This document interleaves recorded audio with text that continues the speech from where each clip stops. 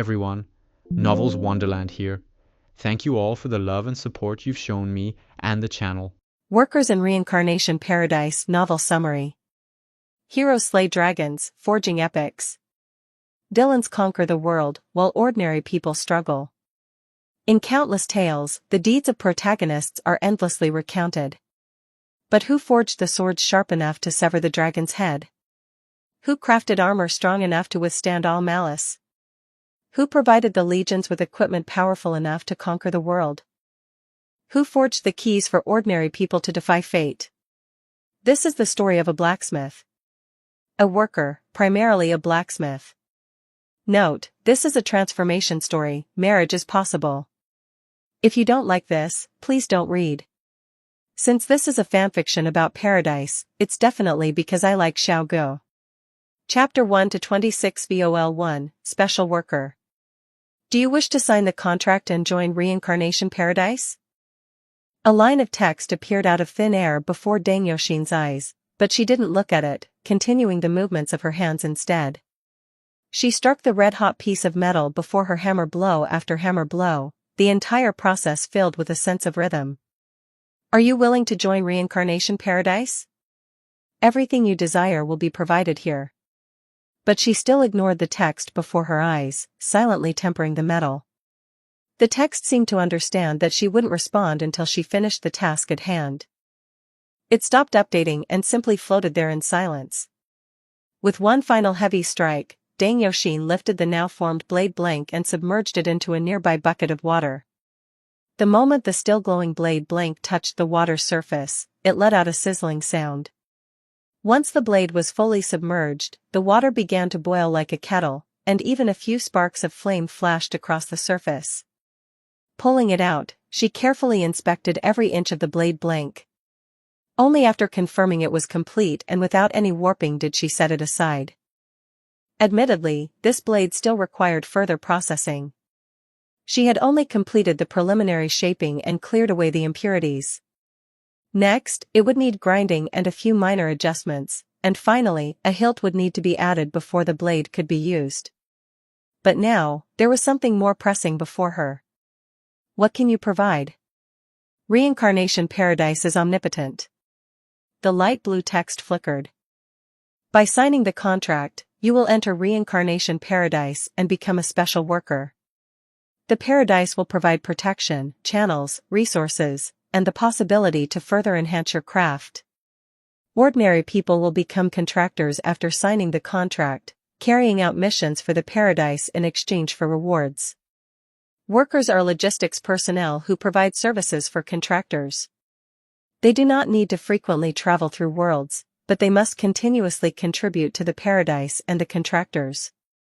Special workers are similar to workers, but they can choose whether or not to travel through worlds, obtain certain paradise permissions, and can stay in the paradise permanently. Please sign the contract with the paradise as soon as possible, or you will lose this opportunity forever. 10 o'clock, 9:59. Deng Yoshin's face showed confusion. She couldn't understand why the seemingly powerful existence would seek her out. She was just an ordinary blacksmith. Perhaps her skills were indeed good, but in the end, she was only at a mortal level. This so-called paradise could travel through worlds. What right did someone like her have to become a special worker? The only thing that could be considered special was perhaps her status as a transmigrator. In her past life, she was also a blacksmith, though that wasn't entirely accurate. Back then, he was a stamping press operator. One day, after waking up, he found he had transmigrated into a blacksmith's family in an ancient world, and his gender had changed. But none of that mattered. In her past life, she had always loved forging and handiwork. However, under the impact of assembly lines, she had been forced to give up her dreams just to put food on the table. Now that she had the chance, she locked herself in the forging room. Every day, except for bathing and using the toilet, her 3 meals and even her sleep were all handled here. Such hard work had also earned her a set of skills. Her parents, who had originally planned to marry her off, now wished that their other daughters could possess such skills as well. Recently, however, she increasingly felt that she had reached her limit, not in terms of skill, but physically. Paradise, do you have a way to improve my physical fitness? Reincarnation Paradise is omnipotent. She wasn't sure if it was an illusion, but she felt the light blue font had become a bit bolder. After thinking it over, Deng Yoshin clicked yes. After all, she didn't feel she had anything to lose. She had already reached the physical limit, and her condition would only continue to decline from here. Rather than watching herself fall from her peak, it was better to try this so-called paradise. Contract established. Beginning repair of the worker's hidden injuries. The light blue text appeared rapidly and then vanished. Before she could speak, she felt a cool sensation spread throughout her body, as refreshing as lying on a bamboo mat in the middle of summer. After a few breaths, that feeling quickly dissipated, replaced by a sense of lightness throughout her body, as if she had taken off a suit of iron armor she had worn for a long time. She twisted her wrist in surprise. Due to long-term, high-intensity forging, she had developed a hidden ailment in her wrist that would ache slightly when rotated, but now it felt incredibly relaxed. The paradise benefits are actually quite good, Deng Yoshin couldn't help but think. In order to intuitively represent the worker's comprehensive qualities, semi-digitalization is enabled. Warning: semi-digitalization is an auxiliary combat ability. If vital organs such as the heart or brain are severely damaged, the worker will still die. Please face all dangers with caution. Exclusive trial for special worker begins. If the trial cannot be completed, the paradise will strip the worker status. You will lose all worker privileges and only retain the right to move freely within the paradise's range. If the trial is completed, initial resources will be allocated based on the score. Teleportation beginning. When Deng Yoshin woke up again, she found herself in a blank space. Just as she was wondering what the so-called trial was, the light blue subtitles surfaced again. Main mission: forging. Mission introduction: forge any item. The worker's rating will be determined by that item. The worker does not need to worry about food or drink and will not feel fatigued. Please do your best.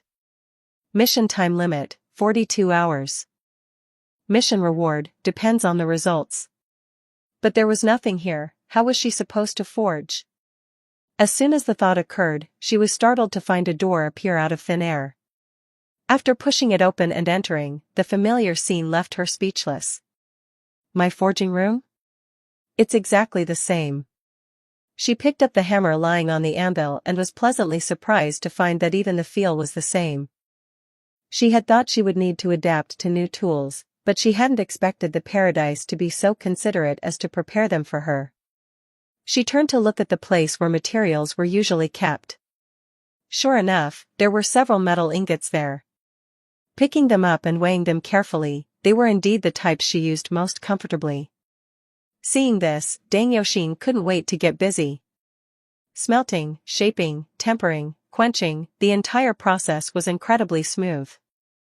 Under the no-fatigue buff provided by the paradise, she felt this might be the most perfect work she had ever created in her life. Setting down the whetstone, she satisfiedly lifted the weapon, which now had its handle fitted. The bright blade clearly reflected her reflection, and the sharp edge made her lose any desire to touch or test it. As she gazed at it, a panel popped up. Obtained unnamed. Unnamed, white rare. Origin: Reincarnation Paradise. Durability: 35/35. Attack power: 615.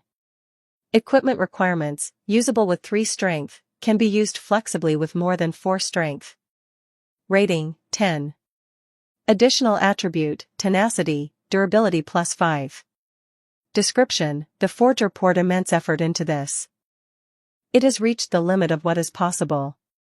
Although limited by the materials and the forger's own inability to go further, it has gained the characteristic of being difficult to damage. Price: 1,000 paradise coins. Worker has completed the main mission, forging. Assessing finished product rating. Assessment complete. Permission determined to be LV.5, worker status officially unlocked. Worker space opened. Main mission completed. The worker will leave this space in 30 seconds and return to Reincarnation Paradise. Please prepare in advance. 5. Inheritance. Chapter 2, Inheritance. When Deng Yoshin regained consciousness, she was already in a room. All 4 walls were completely sealed, without even a vent. The ceiling emitted a faint glow, making the room incredibly bright. The temperature and air circulation were very comfortable, causing her, who had spent years in the forging room, to take several deep breaths. Is this also one of Paradise's benefits? A house? Teleportation complete. Worker has returned to their exclusive room. The exclusive room is an absolute safe zone. Unless permitted by the worker, others cannot enter. Worker has returned to Paradise. Initiating mission reward settlement. Difficulty, LV.5. Overall evaluation, S due to world level exceeding worker LV.4, rewards are additionally increased. Rewards obtained, for attribute points, 16,000 Paradise coins, unnamed, Paradise Shop Authority LV.1, this is the reward after additional increase. Overall evaluation is S-. Worker level +2, upgraded to LV.3, settlement complete. Rewards have been stored in the worker's branding. Deng Yoshin blinked, then searched her entire body, finally seeing a hammer-like tattoo on her right wrist. A stream of information came, telling her that she could activate the branding with her consciousness, which was the tattoo on her hand. Attempting to activate it, it didn't take much effort, and several lines of text appeared before her eyes. 1. Personal information. 2. Missions. 3. Storage space. 4. Skills. 5. Equipment. 6. Friends. Rank too low, others not yet unlocked. Before she could explore this page further, light blue letters reappeared. Unknown cause detected. Spacetime energy is dissipating from the worker. Do you wish to sign an additional contract to sell it? Spacetime energy? What is that? Deng Yoshin looked at the line of text in confusion. She didn't know what spacetime energy was, but it seemed this was likely the ultimate purpose of Paradise signing a contract with her. Will doing this harm me? Worker's abilities detected as special. Partial authority unlocked. Spacetime energy is a special resource, extremely important and indispensable to Paradise. Paradise needs this resource for various activities, such as teleportation, etc. Based on an unknown reason, the worker can continuously produce this resource. Collecting this resource will not cause any conceptual harm to the worker. This resource is useless to the worker. Please sign an additional contract with Paradise immediately. Can I see the contract? As soon as she spoke, a long contract appeared before her eyes. The densely packed words were many times longer than any user agreement from her previous life, daunting to behold. But Deng Yoshin was no ordinary person. She silently sat on the floor and read through the incredibly long contract. I have a few requests. She quietly pointed out a few lines in the contract. I have no objection to long-term extraction, but I hope that if I wish, I can stop and resume at any time. The reason she dared to make demands was not because she guessed that Paradise had to act according to certain rules, but simply because she didn't care. Benefits, while good to have, weren't essential.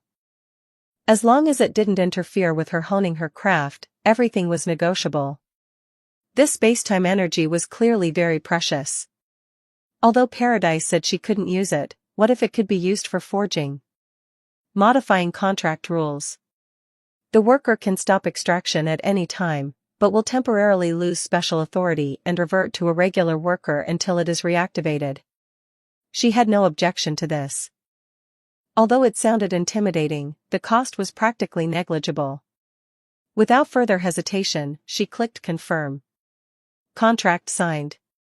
The worker will completely sell all currently accumulated spacetime energy, and future dissipated spacetime energy will be exchanged for special privileges. Please select 2 out of the following 4 items as rewards. 1. An inheritance highly compatible with the worker. 2. 2 million Paradise Coins. 3. Permanent Resource Authority. Forging-related resources are all 20% off at cost price from Paradise, with a limited quota per cycle, increasing based on worker contribution. 4. 5 Random Passive Scrolls. After a moment of thought, she chose options 1 and 3. There was no need to hesitate for option 1, an inheritance highly compatible with her could only be forging, and that was why she joined Paradise in the first place. Option 2 was clearly for early game powerhouses. Although she didn't know what Paradise coins were, judging by the fact that items she forged could sell for around 1,000, 2 million might be a lot, but she would definitely acquire it in the future. Option 4 was purely for gamblers. Dang Yoshi never liked to gamble with luck since childhood. Although she was very lucky, she couldn't understand how anyone could value something as ethereal as luck more than years of accumulated effort. And option 3 not only perfectly aligned with her immediate plans but also seemed very useful in the long run, so she chose it without hesitation. Rewards selected. Distributing rewards. A flash of light, and Dang Yoshin's eyes lost their luster. She sat there blankly, her body trembling slightly. Her consciousness had already arrived in a pitch-black void, a space where there was nothing. No, there was something. The sound of a giant hammer echoed through that space, shaking her until stars danced before her eyes. A successor? A weary voice came. It's about time. Dang Yoshin couldn't comprehend any of this at the moment. She was like someone who had lost her mind, the incessant hammering almost depriving her of the ability to think. And with every word the person spoke, the sound of the hammer grew louder. Accept the inheritance, remember your mission, and do not fall. The voice continued. I will wait for you here. Finally, amidst the resounding hammers, she vanished. When she regained consciousness, she was back in her exclusive room. Her head still hurt, but it was much better than the feeling of being near death and having a swona blown into her ear. Everything that voice said seemed to be etched into her mind. Mission? Fall? Waiting for me here? Dang Yoshin bit her fingernails in confusion, a habit she had when thinking. That voice also mentioned inheritance, but she didn't feel any different at the moment, not even a sense of improved physical fitness. The only thing worth mentioning was the severe headache. Worker status detected as abnormal. Preparing to activate recovery function. Special authority detected. This function is free. Emerald green light appeared, enveloping Dang Yoshin's entire body, especially her head. In just a few seconds, the splitting headache disappeared, and the light dissipated with it. She touched her head, feeling no different, but it became even stranger. What exactly is this inheritance? Was I scammed? Chapter 3, Acting Righteously. Worker number 94692. Name, Dang Yoshin. Level, LV.3, Tier 1. Health points, 100%. Mana points, 420, 10/S. Strength, 7, Attack, Weight Capacity. Agility, 3, Movement, Attack Speed. Stamina, 6, Health points, Defense, Abnormality Resistance. Intelligence, 30, plus 25, Spell Damage, Mana points, Perception. Charisma, 7, Social, Summoning. Luck, 8, this attribute is extremely difficult to increase. Please seize every opportunity to increase it, worker. Note, the standard attributes for an adult male are 5, and luck is 1. Talent, Blacksmith. Each time a perfect forging is completed, an additional 1 to 5 mana points can be obtained, and 1 layer of body tempering can be accumulated. When 10 layers are reached, Strength, Stamina, Intelligence +1. Before this, she had not seen her attribute panel, so she didn't know her previous attributes. But from the +25 in the intelligence bracket, it seems that only intelligence has been improved, although she didn't know that a blacksmith would improve intelligence. And her luck is actually that high? That's quite unexpected, as she doesn't believe in luck. Reward ended, exclusive room activated. After the prompt, a door appeared on the originally seamless wall, but she didn't rush out. Instead, she continued to examine the skill list.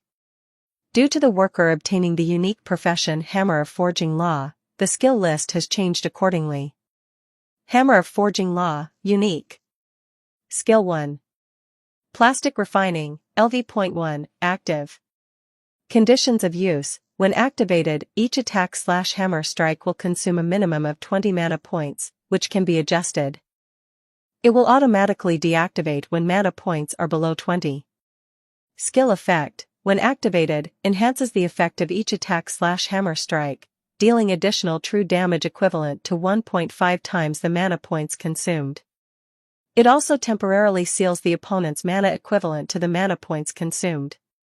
The seal can be broken but requires additional mana points. For attacks on items, it causes additional durability damage based on their rating and has a chance to trigger a shatter effect. During forging, it can improve impurity removal efficiency and further strengthen the metal based on the total mana points consumed.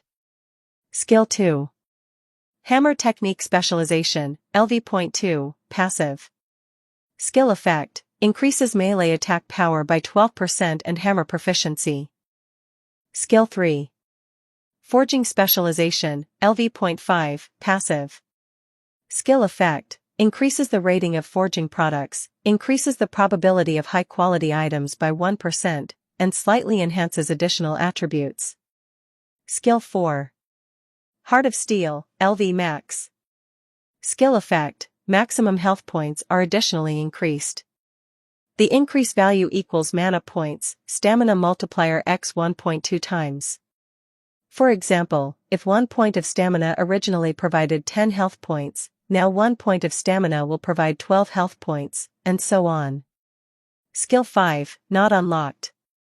Unlocking requires Forging Specialization LV.9, Soul Crystal, small, 1000 Paradise Coins. So, is this good? Dang Yoshin subconsciously bit her nails, carefully examining her attributes and panel. Without a comparison, she couldn't understand the general level of each skill. Plastic Refining seemed very suitable for combat, but she didn't care. After all, she didn't like fighting. She could have stayed in the forging room for most of her life, and now she had no intention of leaving Reincarnation Paradise. After pondering for a moment and realizing she wasn't good at this, she gave up and prepared to go out and look around. Pushing open the door, the noisy crowd rushed in, making her wonder how such a thin door could be completely soundproof. The interior of Reincarnation Paradise was made up of large areas of buildings with various styles. Some were made of metal, some resembled medieval castles, and some looked like the eggs of some disgusting creature, making Dang Yoshin shiver, fearing that a strange monster would suddenly pop out. Although the buildings seemed scattered, they subtly formed streets extending in all directions within Reincarnation Paradise. Not feeling the sunlight, Dang Yoshin looked up in confusion, only to see that the originally clear blue sky was now replaced by a milky white film. The ground beneath her feet was a light yellow gelatinous substance, not soft, somewhat similar to the playground surface for children in her previous life, and very flat. Reincarnation Paradise seemed very large. With her eyesight, she didn't see anything related to an end, but her eyesight wasn't particularly good. After all, although there were no mobile phones in ancient times, constant forging by firelight was not very good for eyesight. For some reason, this was not judged by Reincarnation Paradise as an old injury, perhaps because this degree of myopia made no difference for forging. People dressed in various ways walked on the streets. Most of them wore strange clothes, some wore armor, like medieval knights, some wore long robes and held staffs. She wasn't sure if they were martial monks or mages. Even more, some had strange outfits, and a few of them even looked familiar. Before she could remember where she had seen those few people, a shouting sound came from beside her. Looking for teammates, 3 missing 1, need a tank, require signing a contract. Selling white materials at a low price. All are high quality. Discounts for bulk purchases. Wholesale low-rated melee weapons, 400 Paradise Coins each. The main point is good quality and low price. Dang Yoshin frowned, feeling a little more worried about the future. Although Reincarnation Paradise didn't seem to have any requirements for her contributions, because the power of time and space had already been paid, she still hoped her works would be popular. But from the current perspective, to make a name for herself in Reincarnation Paradise, she would need a good voice.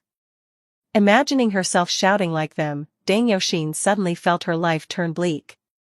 But she quickly cheered up, wandering the streets, diligently gathering useful information, especially about prices.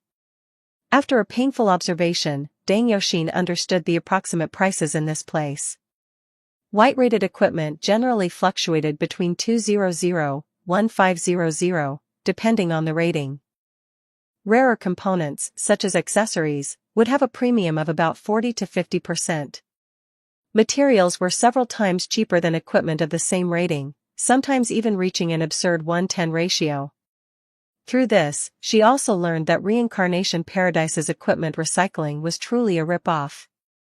She personally saw someone selling an unnamed blade, inferior to the one in her hand, for a full 1,200 Paradise coins, 200 points higher than her unnamed blade. However, this was also good news, as with special authorization, she could directly exchange resources from Reincarnation Paradise at 80% of the cost price. Although there was a certain quota, as far as she had observed, this quota was more than enough for her alone. It's worth mentioning that although she hadn't thought of reselling, Reincarnation Paradise still reminded her in bold red letters when she opened the page that resources exchanged from here could not be resold before being processed into equipment. Aimlessly following the crowd, she suddenly spotted two strange people. A cute little girl and a gloomy-faced man. The little girl was stepping back a few paces, seemingly coerced by the man in front of her. Stop. Dang Yoshin stood in front of the girl, blocking the man's view. Are you with her? The man frowned slightly. I don't know her. Dang Yoshin looked up, saying, but that doesn't mean I'll stand by and watch you bully a little girl. 7 Are mages very strong? Chapter 4, Are mages really that strong? Hearing this, the man froze for a moment. Wait, it seems you've misunderstood. The girl with dragon horns patted Dang Yoshin's back and said urgently. You're a newcomer too, right? I'm actually not a little girl, this is just a disguise. The girl pointed at herself and explained with a smile. Though I didn't originally plan to do business with him, he didn't bully me either. Ding, you have received 50 Paradise coins from contractor number 13013. Well, now I've been bullied. The girl's face immediately fell, and she looked at the man with a somewhat resentful gaze. After some exchange, the three finally cleared up the misunderstanding. It turned out the girl was a worker who had just taken 50 Paradise coins from the man. In exchange, she needed to show him around the paradise. Sorry, I didn't know. Dang Yoshin was slightly embarrassed. This man really didn't look like a good person, and for a moment, she had forgotten that it was absolutely safe inside the paradise. I'm a newcomer too. Can you take me along as well? I'll transfer the coins to you. The girl nodded with a smile. After receiving the payment, she looked at Dang Yoshin with surprise. You're a worker too? The girl enthusiastically circled around her. How about joining our guild? Although it's small, we are very patient with newcomers. Guild? Dang Yoshin repeated the word in confusion. You don't know what a guild is? The girl was also surprised. She looked the person in front of her up and down in astonishment, seemingly realizing something. There are too many eyes and ears out here. Why don't you follow me to a cold drink shop to talk? Saying this, the girl waved her hand, signaling the two to follow. Let me introduce myself first. I'm Shiluoluo, a worker of Reincarnation Paradise. Hello, I'm Dang Yoshin, also a worker of Reincarnation Paradise. Dang Yoshin also introduced herself, and then the two of them looked at the man who had been silent from the start. Bye. The man didn't seem to like talking, but he still squeezed out 2 words under their watchful gazes. Hee, don't mind him too much. These contractors can be quite difficult to get along with sometimes, Luoluo explained nonchalantly. Contractors? Oh, those are the people the paradise mentioned before who carry out missions for it? While lost in thought, the three arrived at a cold drink shop called Cats and Dogs. Welcome, oh? Little she, you actually pulled in 2 customers at once this time? A rather sexy mature woman came forward to greet them. She had a full chest and long legs, and her combination of black silk stockings and high heels made her even more striking. Unfortunately, such an outfit was useless against both the man called Bai Yi and her.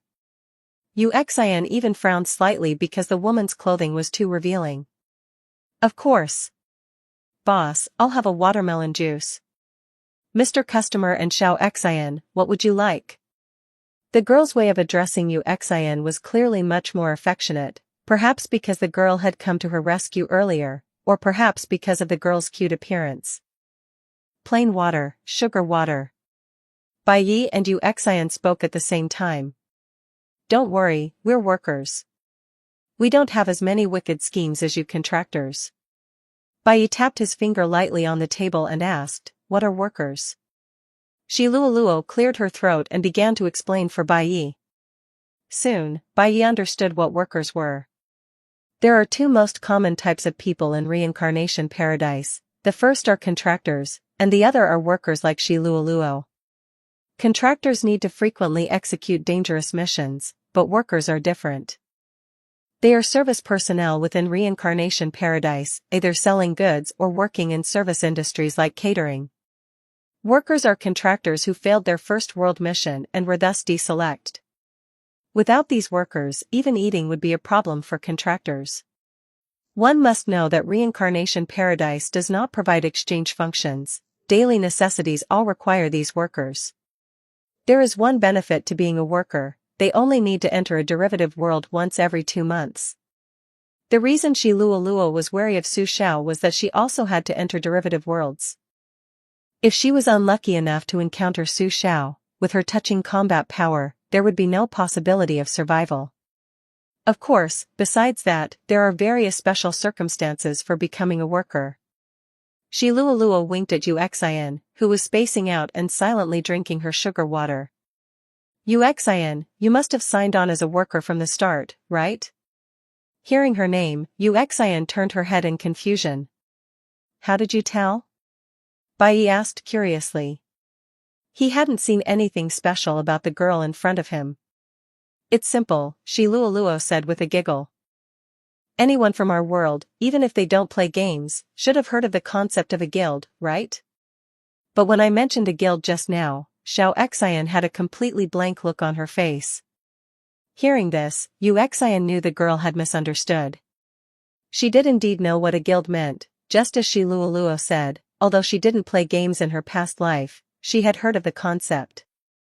It was just that after being in the ancient world for so long after transmigrating, her past memories had become somewhat blurred, and she couldn't recall it for a moment.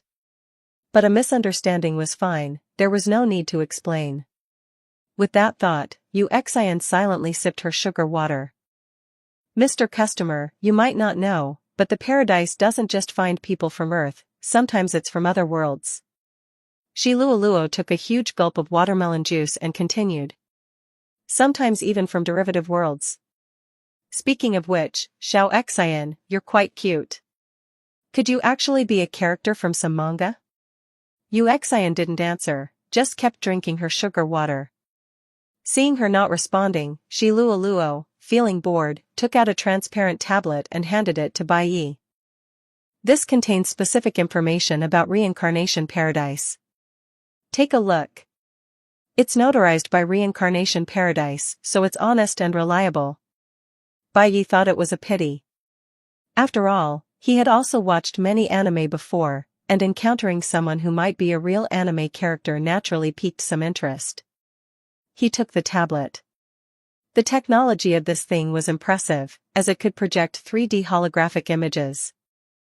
After reading the last piece of information on the tablet, Bai Yi put it down and handed it to Yu Xian. It mentions here that contractors can stay in Reincarnation Paradise for 3 days, after which they return to the real world to wait for the next mission.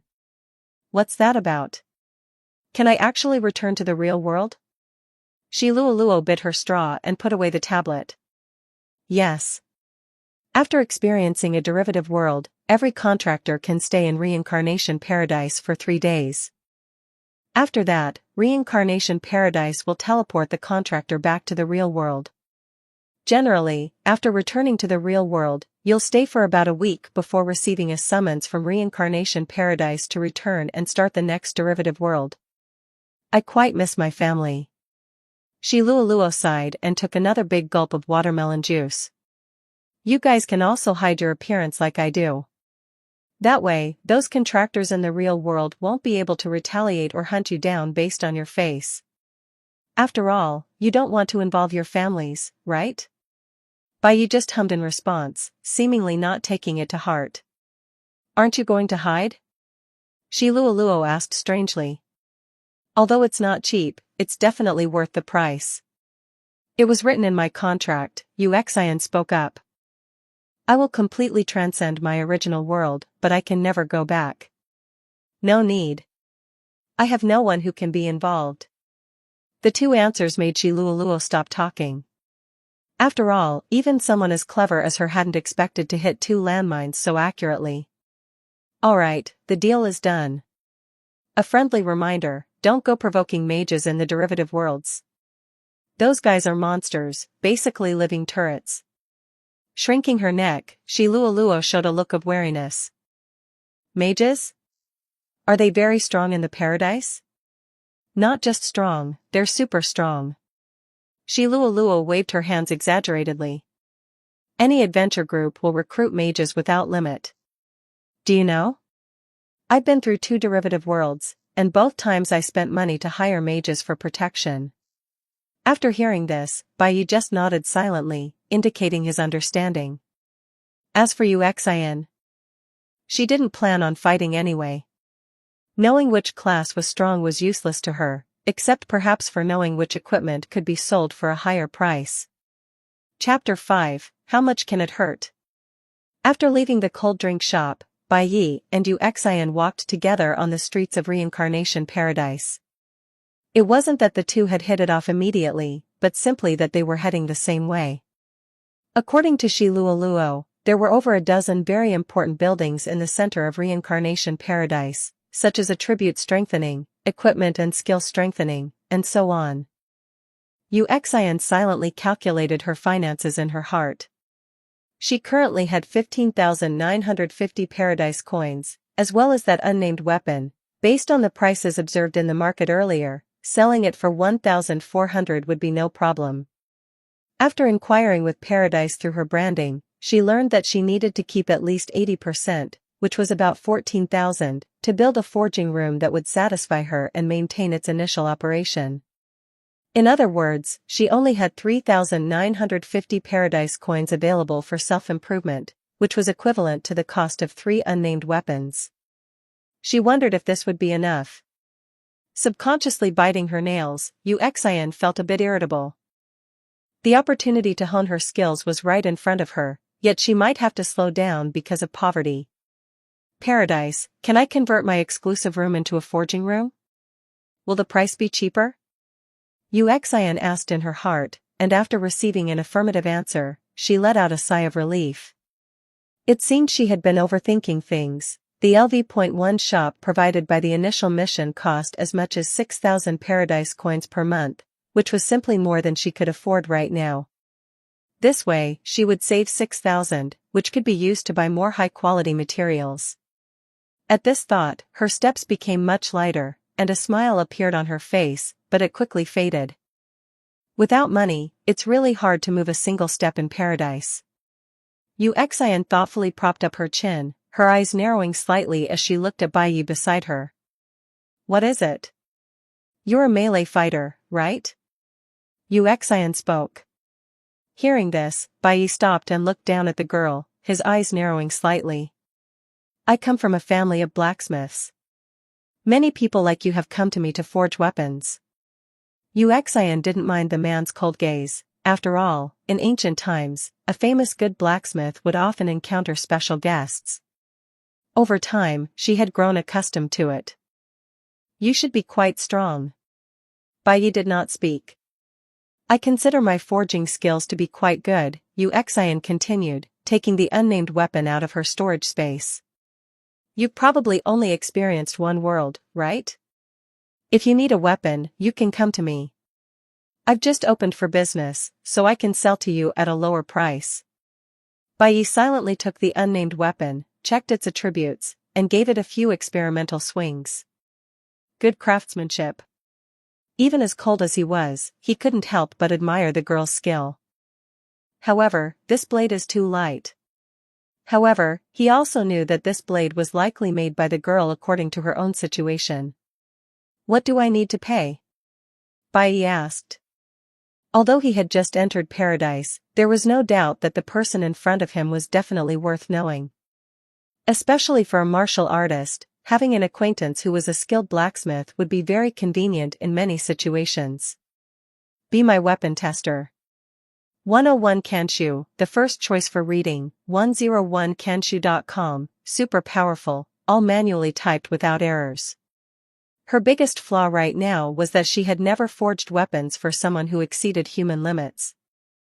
If she could have someone serve as her weapon tester, it would be ideal. Is there payment?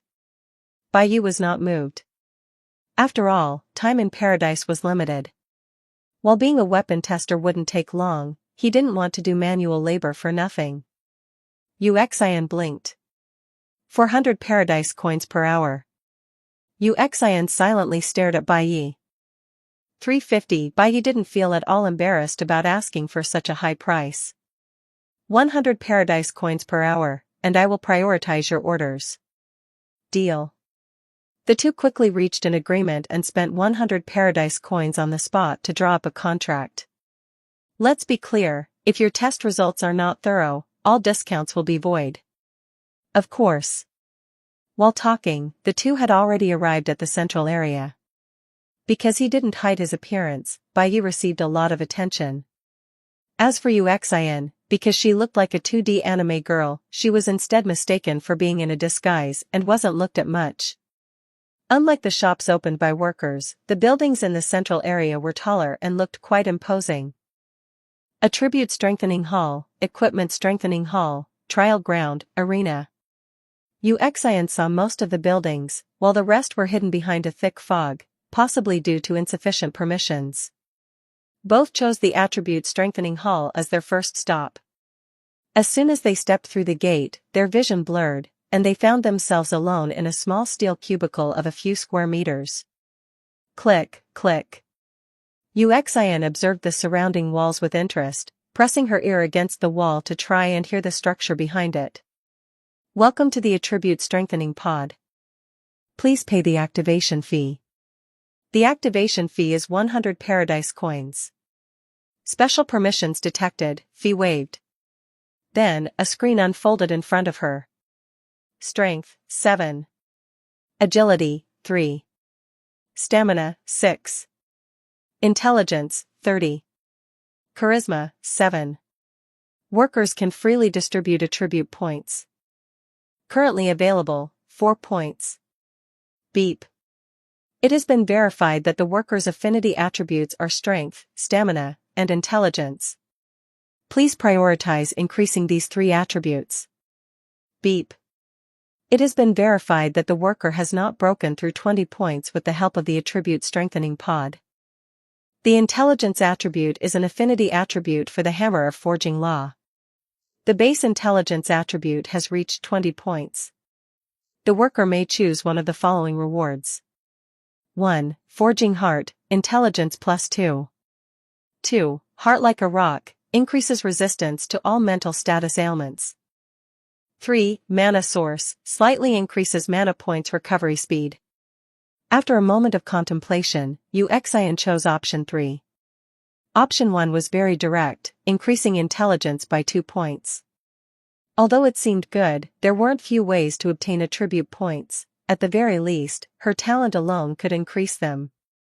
It would be truly ridiculous to throw away this milestone reward for a mere 2 points. The second point was also quite good, but she had no intention of fighting. Instead, the third point, which seemed useless, was quite good for her, as she planned to forge continuously. After all, activating skills that could further improve metal materials required continuous consumption of mana points. If her mana points recovery speed was fast enough, she might be able to keep it on all the time. After making the choice, an indescribable feeling came from her mind. After it faded, she felt as if her brain had been rinsed, feeling very clear-headed. Looking at the panel, she found that her original mana points recovery speed of 10/s had increased by 2 points. Not bad, a full 1/5 increase. Looking back at the attribute distribution, Uxian felt her OCD acting up. The high 30 points in intelligence compared to the other single-digit attributes was such an eyesore. After considering for a while, she distributed 1 point to strength and 3 points to stamina, which looked much better. Strengthening beginning. Since strengthening is accompanied by great pain, would you like to activate the anesthesia function? This function is free. Pain? How much can it hurt? Uxian felt a bit curious. 9 Charcoal Adventure Team. Chapter 6, Charcoal Adventure Group. 10 minutes later, Uxian, covered in sweat, walked out of the attribute strengthening hall. Her face was flushed red, her body soaked in sweat, and her long brown hair clung tightly to her back due to the moisture. Her body trembled slightly, she didn't seem to have fully recovered from the bone-deep pain from before. Raising her hands and clenching her fists, Uxian suddenly smiled as she felt the power coursing through her fair arms. It started as a low chuckle, but it gradually turned into a wild laugh, completely ignoring the strange looks from those around her. Is it another Chunibu newbie? A passing contractor muttered. Sigh, I've seen plenty of people like this. They think they're invincible after leveling up a bit, but they'll learn their place after a few worlds. Uxian heard the comments about her, but she didn't care at all. She didn't think she was invincible, she wasn't laughing because she had become stronger, but simply because she had seen the possibilities. Since her transmigration, she had trained very hard, but due to her gender and limited potential, 7 points of strength and 6 points of stamina were the limits of what she could achieve. But now, this attribute strengthening pod allowed her to break through her previous shackles and become even stronger. Her forging skills could finally take a step forward without being restricted. As for the pain, she had indeed been surprised at first, even letting out a groan of pain, but now that she felt the power within her body, she was even a bit eager to try again. Currently, her strength had reached 8 points, and her stamina was at 9 points. As for why she chose higher stamina, it was because a blacksmith needs stamina more than strength to continuously swing every hammer blow once the strength requirement is met. After all, no matter how strong you are, if you're exhausted after just one swing, you'll only end up with a piece of scrap metal at most. However, she couldn't fully control her suddenly improved physical fitness yet. If she were to perform forging now, she would likely produce defective products with ratings of only 6 or 7, she still needed to adapt. Although her body was somewhat tired from the heavy sweating, perhaps because her 30 points of intelligence and 9 points of stamina were taking effect, her mind was clear at this moment. In just a few breaths, her slightly aching limbs recovered immediately. Where should she go to get used to her attributes? After wandering around the central area for a while, she was disappointed to find that the paradise didn't seem to have a specific place for workers to practice their crafts, there was only a trial ground for fighting. After inquiring and learning the price of mirrors, Uxian was forced to give up the idea of learning skills from them. Unlike combat, practicing a craft requires not only theoretical knowledge but also long-term refinement. Even a genius can only shorten this refinement period, they aren't like some combat maniacs who can quickly temper themselves through life and death struggles. After hesitating for a moment, she didn't choose to open the actual combat mode, which cost 10 paradise coins per minute. Although she didn't like forging defective products, she could still make some profit, so there was no need to spend extra money, even if it was only 10 paradise coins. With a thought, Uxian returned to her exclusive room. This was a unique benefit for every paradise contractor, they could return here from anywhere within the paradise. The room was still empty. Uxian tapped a few options on the panel and bought a full set of forging equipment, spending 5,000 paradise coins just like that. After confirming the payment, a flash of white light appeared, and the empty room was immediately replaced by various forging facilities. It looked no different from the forging room she used at home, which was also her specific request. This ordinary forging room also cost her 5,000 paradise coins, making her afraid to imagine how expensive the better ones would be. Tapping the panel twice more, several metal ingots and wooden blocks appeared out of thin air and landed on the material table. After searching for a while longer, Uxian was surprised to find that the Paradise's channels did not include any weapons. Although things like forging rooms and materials could be purchased and delivered directly, items like hammers had to be bought from others. After thinking for a moment, she contacted Shiluoluo. When they parted, Shiluoluo had enthusiastically added her as a friend. As for Bai Yi, she silently avoided him. "What's up? Xiao Xian? Looking for me?" Uxian frowned slightly. She couldn't quite understand why the girl would call her so intimately after just meeting. Are all girls like this? After all, she hadn't socialized much in either of her two lives. In this life, because she was obsessed with forging, her relationship with her family wasn't necessarily bad, but they only saw each other twice a day, except for the initial theory classes. Perhaps she was more familiar with the guys who delivered materials. But she didn't care. After all, she was an abandoned baby in her first life, and her family in the second life hadn't treated her very well either. Before showing her talent for forging, she could be said to have been raised completely hands-off. The debt of gratitude for her second life parents' upbringing had been mostly repaid by her strengthening the family and the profits from selling her creations. Looking at the pinyin keyboard with a bit of unfamiliarity, Uxian suddenly realized that because she hadn't used it for so long, she didn't seem to remember how to use pinyin. Fortunately, Shiluoluo seemed to realize why she wasn't speaking.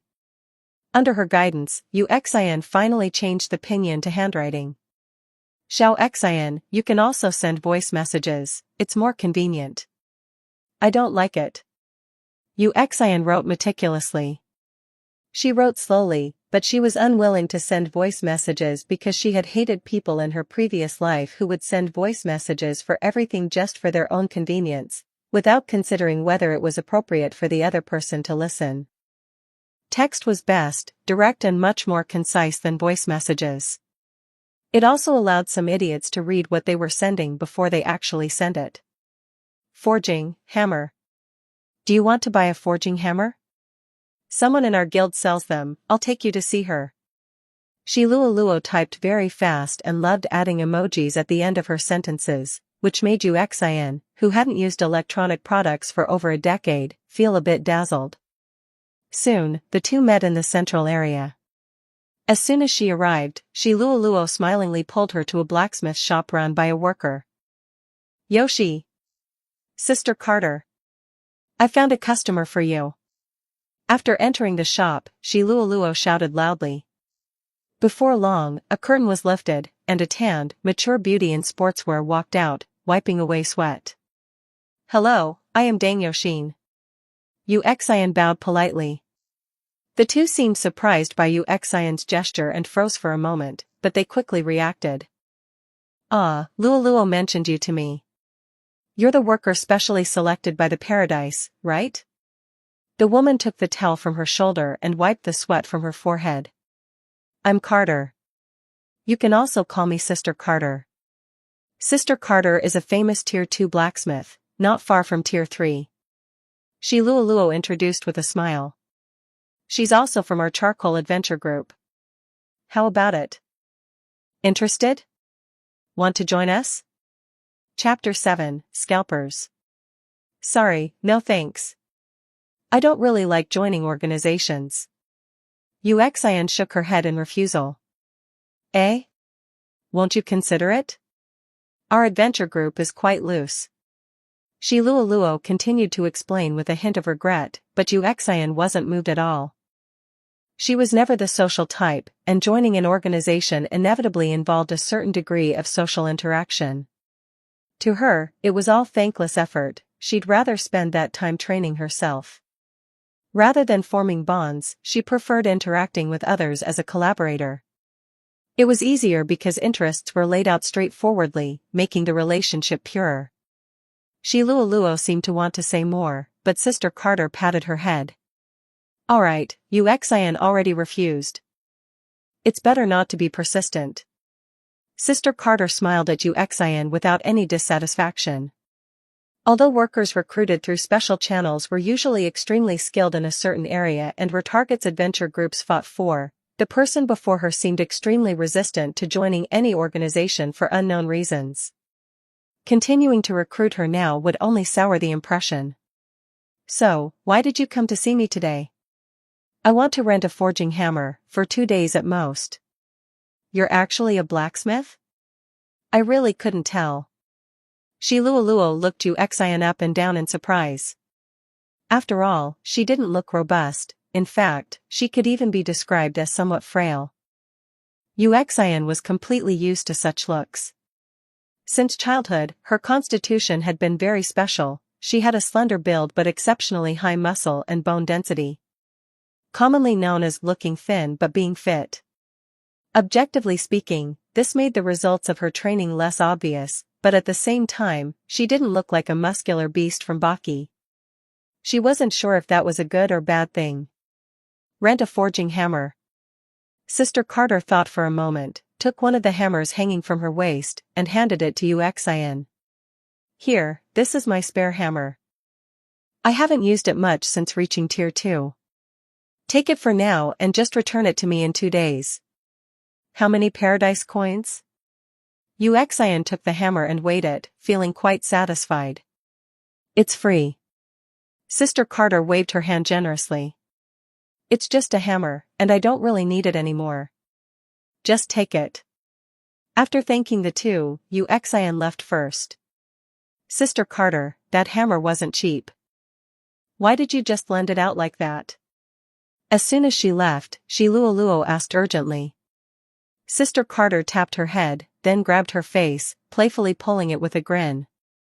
Luo, oh Luo, you've been in the paradise for a while now, it's time you grew some wits. Sister Carter rubbed Luolua's face, her rough hands pinching and kneading. Think about it. Why would a newcomer want to rent a hammer instead of buying one? Because they can't afford it? Veins popped on Sister Carter's forehead. She gave Luolua's face a final rough squeeze before kicking her away.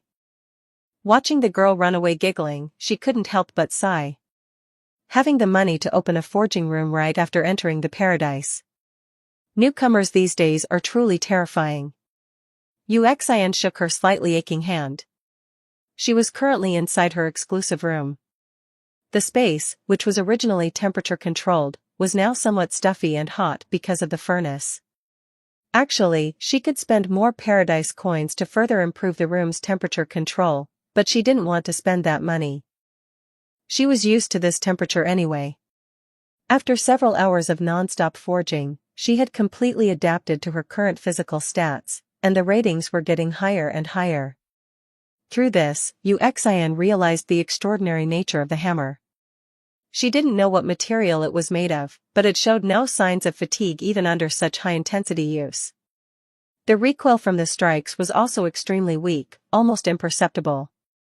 It seemed she owed her a favor. During this time, Xian had spent a total of 700 paradise coins, including materials and fuel costs.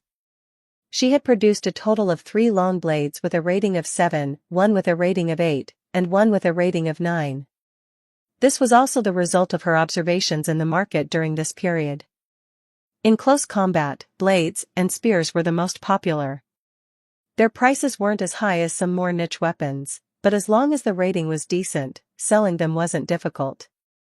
Arriving at the trading street, she spent 10 paradise coins to rent a stall, and then Xian began to ponder the pricing. She wasn't very satisfied with these few blades. After all, they were just practice pieces, so she didn't want to set the price too high. Besides, she wanted to get rid of them as quickly as possible. Holding on to such substandard weapons made her feel a bit ashamed. After editing the item descriptions and prices, Xian quickly slipped away from the stall. Not long after she left, a person cloaked in a black robe with a blurred face seemed to have their attention caught by the items on the stall. After picking up the weapon priced at 800, he froze. Practice Longblade 4, White. Origin, Reincarnation Paradise, worker number 94692. Durability, 30/30. Attack power, 3 to 14. Equipment requirement, 3 strength to use, 5 strength or higher to use skillfully. Rating, 9. Description, an ordinary long blade with decent hardness. Consider it if you're in urgent need of a weapon.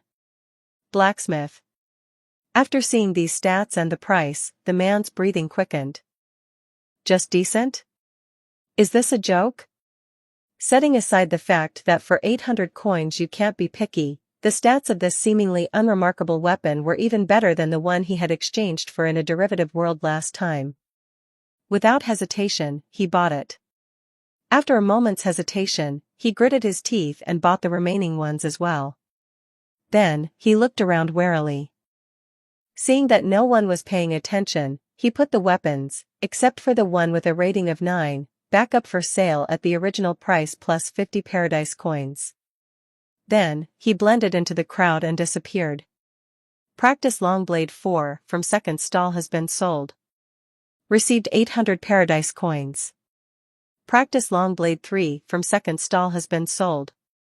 Received 700 paradise coins. Practice Longblade 2 from second stall has been sold. Received. So fast? Uxian looked at the notification that popped up in front of her with quite a bit of surprise, followed by some doubt. Judging by the interval between the transfers, most of these items were bought together.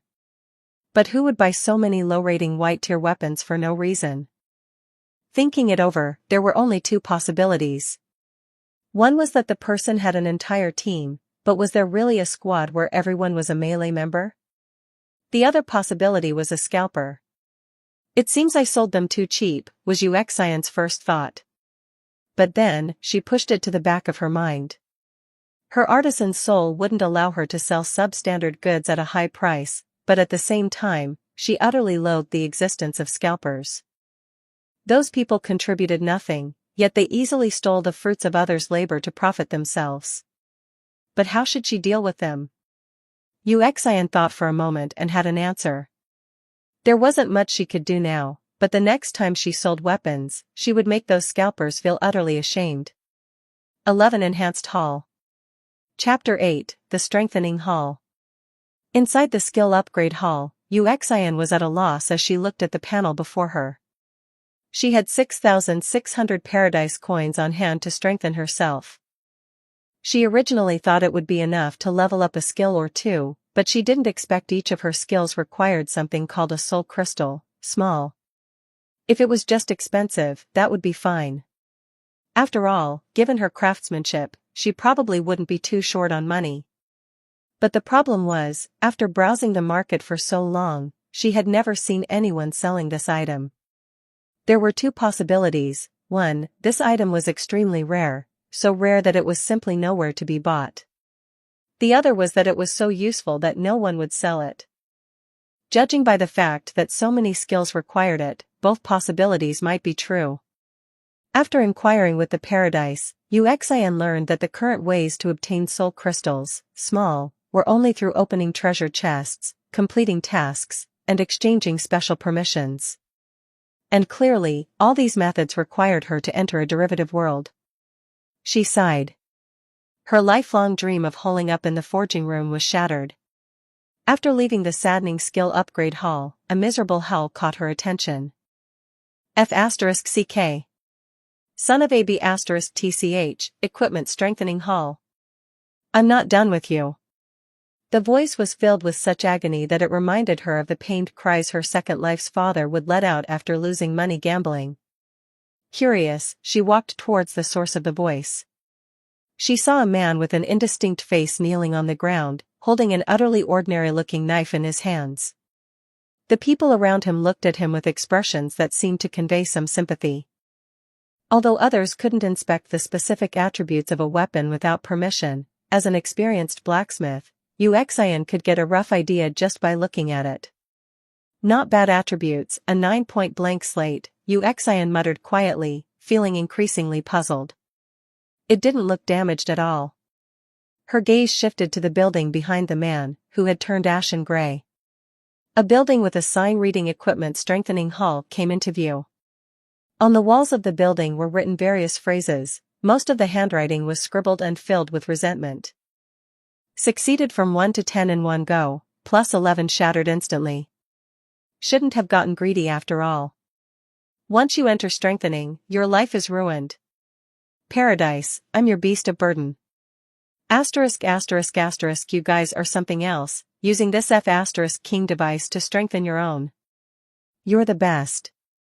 From time to time, people with nervous expressions entered the hall. Those who came out were either overjoyed or pale-faced.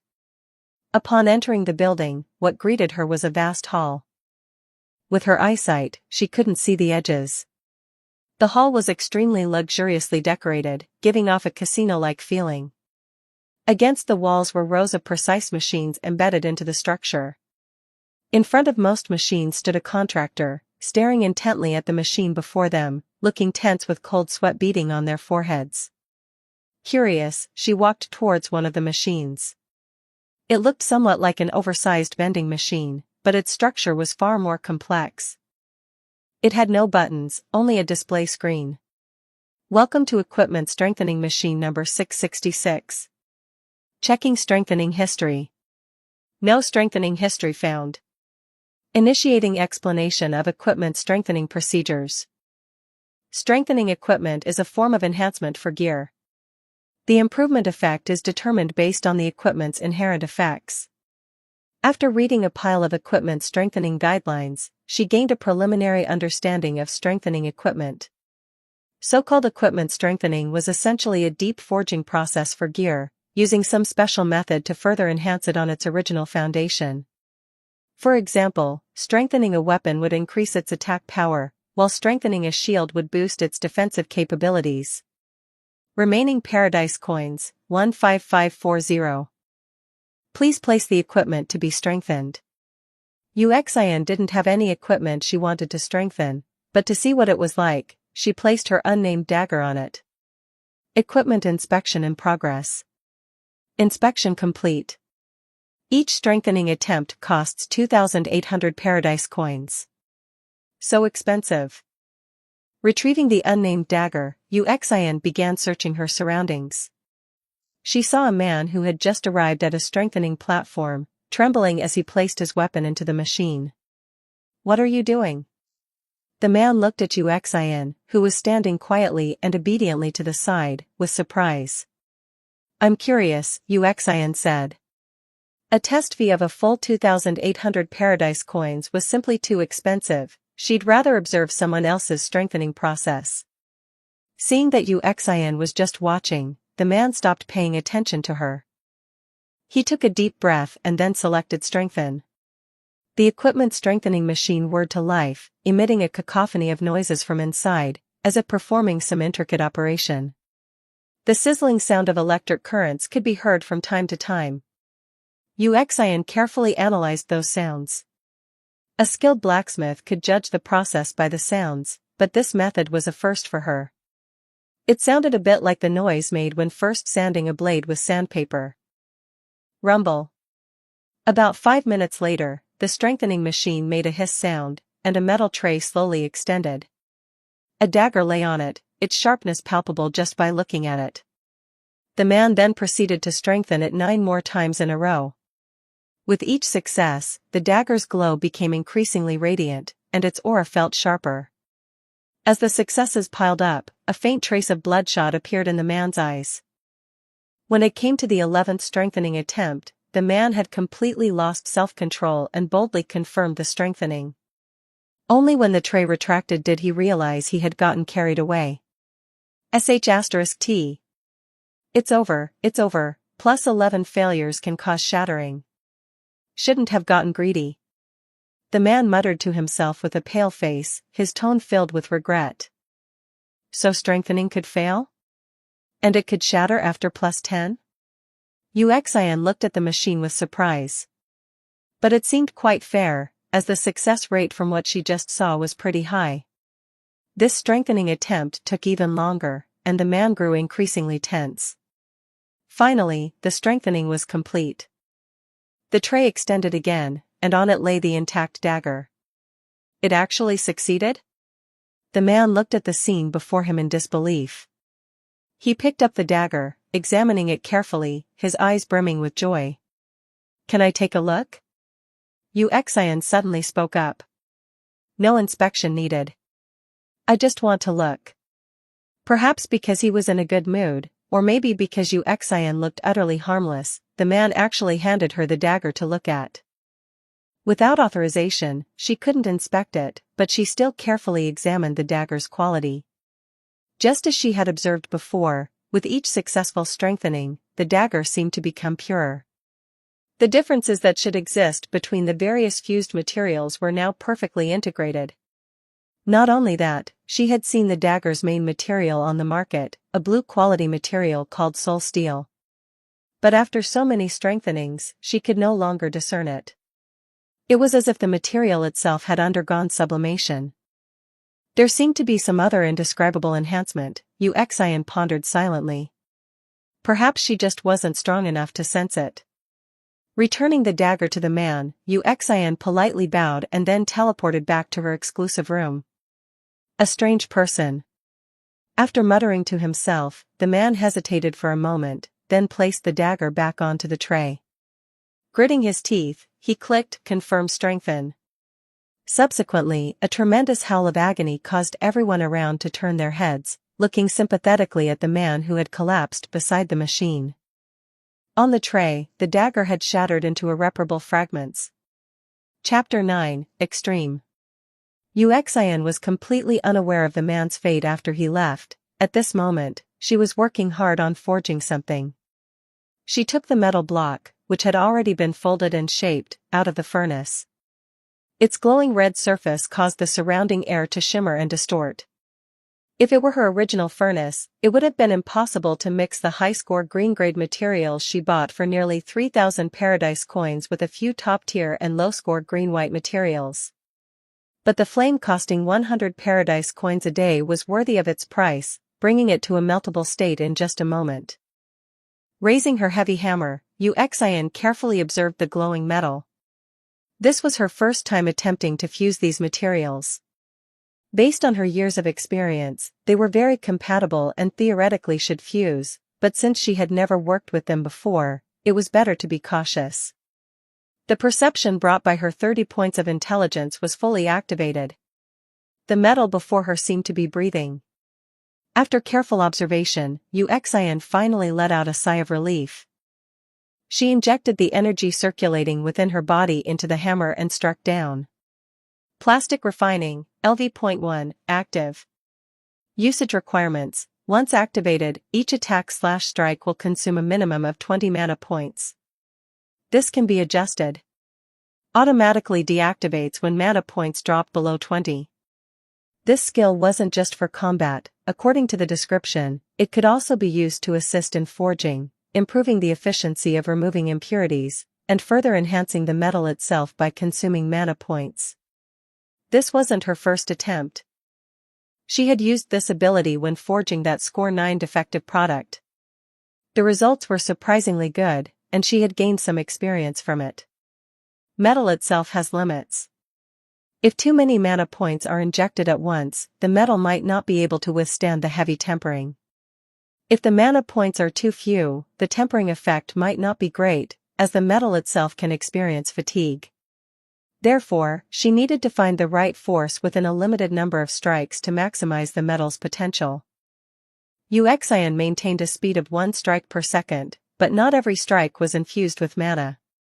On average, she would perform the tempering strike every 3 hits, with the other strikes focused more on shaping. 34 mana points. After a minute, she had completely mastered the limit of this metal. This was good news for her because forging usually took a long time, especially since she wasn't using a mechanical impact hammer. Even though her physique now surpassed that of a human, this metal also exceeded conventional materials and was much larger in volume, she would need to continue forging for at least 2 hours. However, it would be much faster once she had experience. Right now, she was merely familiarizing herself with the properties of the metal. Mana points were being consumed rapidly and then constantly replenished. An average consumption rate of 9/s was terrifying, but her replenishment speed was even faster. Clanging sounds echoed in the sweltering room. Every so often, Yuxian had to put it back into the furnace to soften it with high heat. 1 hour and 57 minutes later, Yuxian quickly thrust the now-formed metal into a nearby bucket. The liquid in the bucket wasn't her usual water, but a coolant provided by the paradise worth 200 paradise coins. Testing showed it worked exceptionally well. This was also the most critical moment. Yuxian closely felt the breathing of the metal. Cooling is a key step in forging. If the rhythm, temperature, and depth of immersion aren't handled well, the metal might warp or even crack, making it extremely difficult to restore to a perfect state afterward. Of course, simply restoring it to a good state wasn't hard, but to pursue the extreme, maintaining the original strength while restoring it, required a lot of effort. Most of the time, it was more convenient to just refine a new piece. Yuxian didn't have the money to try again. If she failed this time, she would have to shamelessly borrow Miss Carter's hammer for a few more days and buy some white-tier weapons to recoup her losses. For someone as thin-skinned as her, this was an unbearable burden. Fortunately, her luck was good. Yuxian pulled the metal out and carefully felt its internal structure. Perfect. No cracks at all, and the materials had fused well. Nodding in satisfaction, she reheated it slightly, used a wooden hammer to fine-tune the shape, and then began working on the handle. The material for the handle wasn't simple either, though it was much cheaper than the metal, costing only 1,200 paradise coins. After all, wood had never been that popular in the paradise. After careful polishing and measuring, Yuxian shaped the top-tier green-grade wood into a handle and fixed it to the bottom of the metal. After gripping and trying a few swings, she nodded in satisfaction. That's right, it was a hammer. Although she could buy one, Yuxian preferred to make her own hammer. This was more comfortable for her and allowed her to understand the hammer itself better. A purchased hammer might have better materials, but one she made herself would definitely be more suitable and much cheaper. Unnamed Extreme. Origin, Reincarnation Paradise, Work or No. 94,692. Quality, Green. Durability, 85/85. Attack Power, 1742. Equipment Requirements, Strength 6 to use, Strength 8 or higher for flexible use. Score, 30++. Additional Attributes. Extreme Effect 1, Max Durability +15, Metal Fatigue Limit +3. Extreme Effect 2, greatly reduces recoil, most effective on blue-grade materials and below. Description, crafted by the successor of the Hammer of Forging Law, its quality far exceeds its limits. Can be modified. Price, 9,000 paradise coins. Looking at this panel, Yuxian was quite satisfied. After all, this was her future forging hammer. Naturally, the higher the attributes, the better. However, she was quite puzzled by some of the information on the panel. Generally, equipment crafted from green materials would only be green tier. No matter how skilled the blacksmith, it would only result in some attribute differences, and the score would still cap at 30, not 30++. But now, her forging hammer not only had the suffix extreme added to it, but also had 2 additional effects. She had never seen this situation before. She didn't think it was entirely due to her forging ability. While she might be quite skilled, she clearly wasn't at the level where she could break conventions. Furthermore, the description specifically noted that it was crafted by the successor of the Hammer of Forging Law, herself. Clearly, the plastic refining skill had played a role. After inquiring with the Paradise, she only received a reply stating her authority was insufficient. Yuxian became increasingly curious about her profession. After thinking for a long time without reaching any conclusion, Yuxian had to give up. After all, she knew far too little right now to deduce anything. Looking at her meager savings, although the paradise coins she had planned to use for self-improvement hadn't been used much yet, the portion for forging now only had 5,000 left. This was despite almost all material sources being through special channels provided by the paradise. Should she take a bit from the improvement fund? This thought popped into Yuxian's head. In the end, she didn't do it.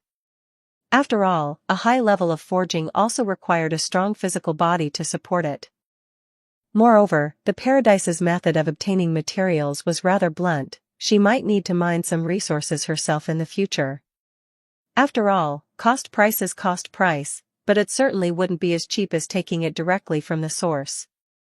There seemed to have been prompts from the paradise during the forging process, but she hadn't been distracted at all back then. Opening them, several notifications popped up. Hammer technique specialization increased by 1 level, current level LV.3. Forging specialization increased by 1 level, current level LV.6. Completed a perfect forge. Talent blacksmith triggered, +1 body tempering layer. Current layers, 1/10. This was an unexpected surprise. Raising an eyebrow, Yuxian looked at these messages with quite a bit of pleasure. Although it seemed a bit sudden, she could roughly guess the reason. It might sound a bit arrogant, but she had discovered from a young age that she had a great talent for forging, and her level improved far faster than ordinary people. While for others, her level of improvement was already fast, she knew clearly that the strength she had at age 17 had already been reached when she was 12. It was just that she couldn't demonstrate it due to her physique. Now it was a similar situation. The various tempering methods she had imagined in her mind could finally be put to use. Years of accumulation had finally turned into reality. Increasing a level wasn't very surprising. But this was also close to the limit. If she wanted to continue, she would have to accumulate slowly, but she clearly couldn't wait. Derivative world, huh? 13 Poor Duo. Chapter 10, The Duo of Poor Folks. Yuxian was troubled over how to name this hammer. Equipment should be named by its user, the blacksmith merely grants it life. These were her exact words to every buyer, but in reality, it was simply because she was terrible at naming things. After thinking for a long time, she eventually just sloppily named it Yuxian's forging hammer, Zenith, or Hammer for short. While she still had the feel for it, she started another batch, spending 1,700 paradise coins to create a green quality saber with a rating of 27. However, the materials used weren't anything special, she only did it to test the performance of the hammer. The result was excellent. The hammer fit her hand perfectly, and its weight and balance were great, much better than the hammer Sister Carter had given her. Pulling out a notebook she had bought at the market for 5 paradise coins, Yuxian silently wrote down the materials used for forging this hammer and named the recipe L3K. This was her usual habit. L stood for green, and 3K meant it cost roughly 3,000 paradise coins. Below that, she wrote down her insights on processing the materials. This was also her habit, recording new recipes and the appropriate processing methods. 34 mana points per use, recommended frequency 1 to 3, 1 additional strike every 3 hammers, traits, hardness, shock resistance. She then turned the page, wrote down the material information for that green saber, and placed the notebook contentedly into the cabinet above the materials table. With a thought, she activated her branding and sent a message to one of the only 2 people on her friend list. "You there?" No response. Yuxian wasn't annoyed. After all, the man named by Yi, number 13013, looked like the type who would forget to eat and sleep to cultivate. At this moment, he was either sleeping or training. It was normal that he hadn't seen it. "Read this." Testing. "Come quickly." Clumsily tapping the panel, she granted Bai Yi permission to enter her exclusive room once and marked it as available at any time. Feeling her sweat-soaked tube top, Yuxian frowned. She spent 100 paradise coins to expand the room and another 20 paradise coins to get a bathtub. After a comfortable bath, she changed into a light brown sports tube top and wraps, tossing aside her old-style hemp clothes and taking out a set of clothes she had bought earlier. A flash of light and shadow passed, and a wave of muggy air hit him, making him, dressed in leather armor, quite uncomfortable. What met his eyes was a fully equipped forging room. The furnace was still radiating heat as if it had just been used, and many weapons of various styles were scattered on the ground nearby. To the side was a rather large tub. From its shape, it looked like the kind of bathtub commonly seen in TV dramas. The water inside was still foamy, suggesting someone had just finished bathing. 2 sabers hung on the wall.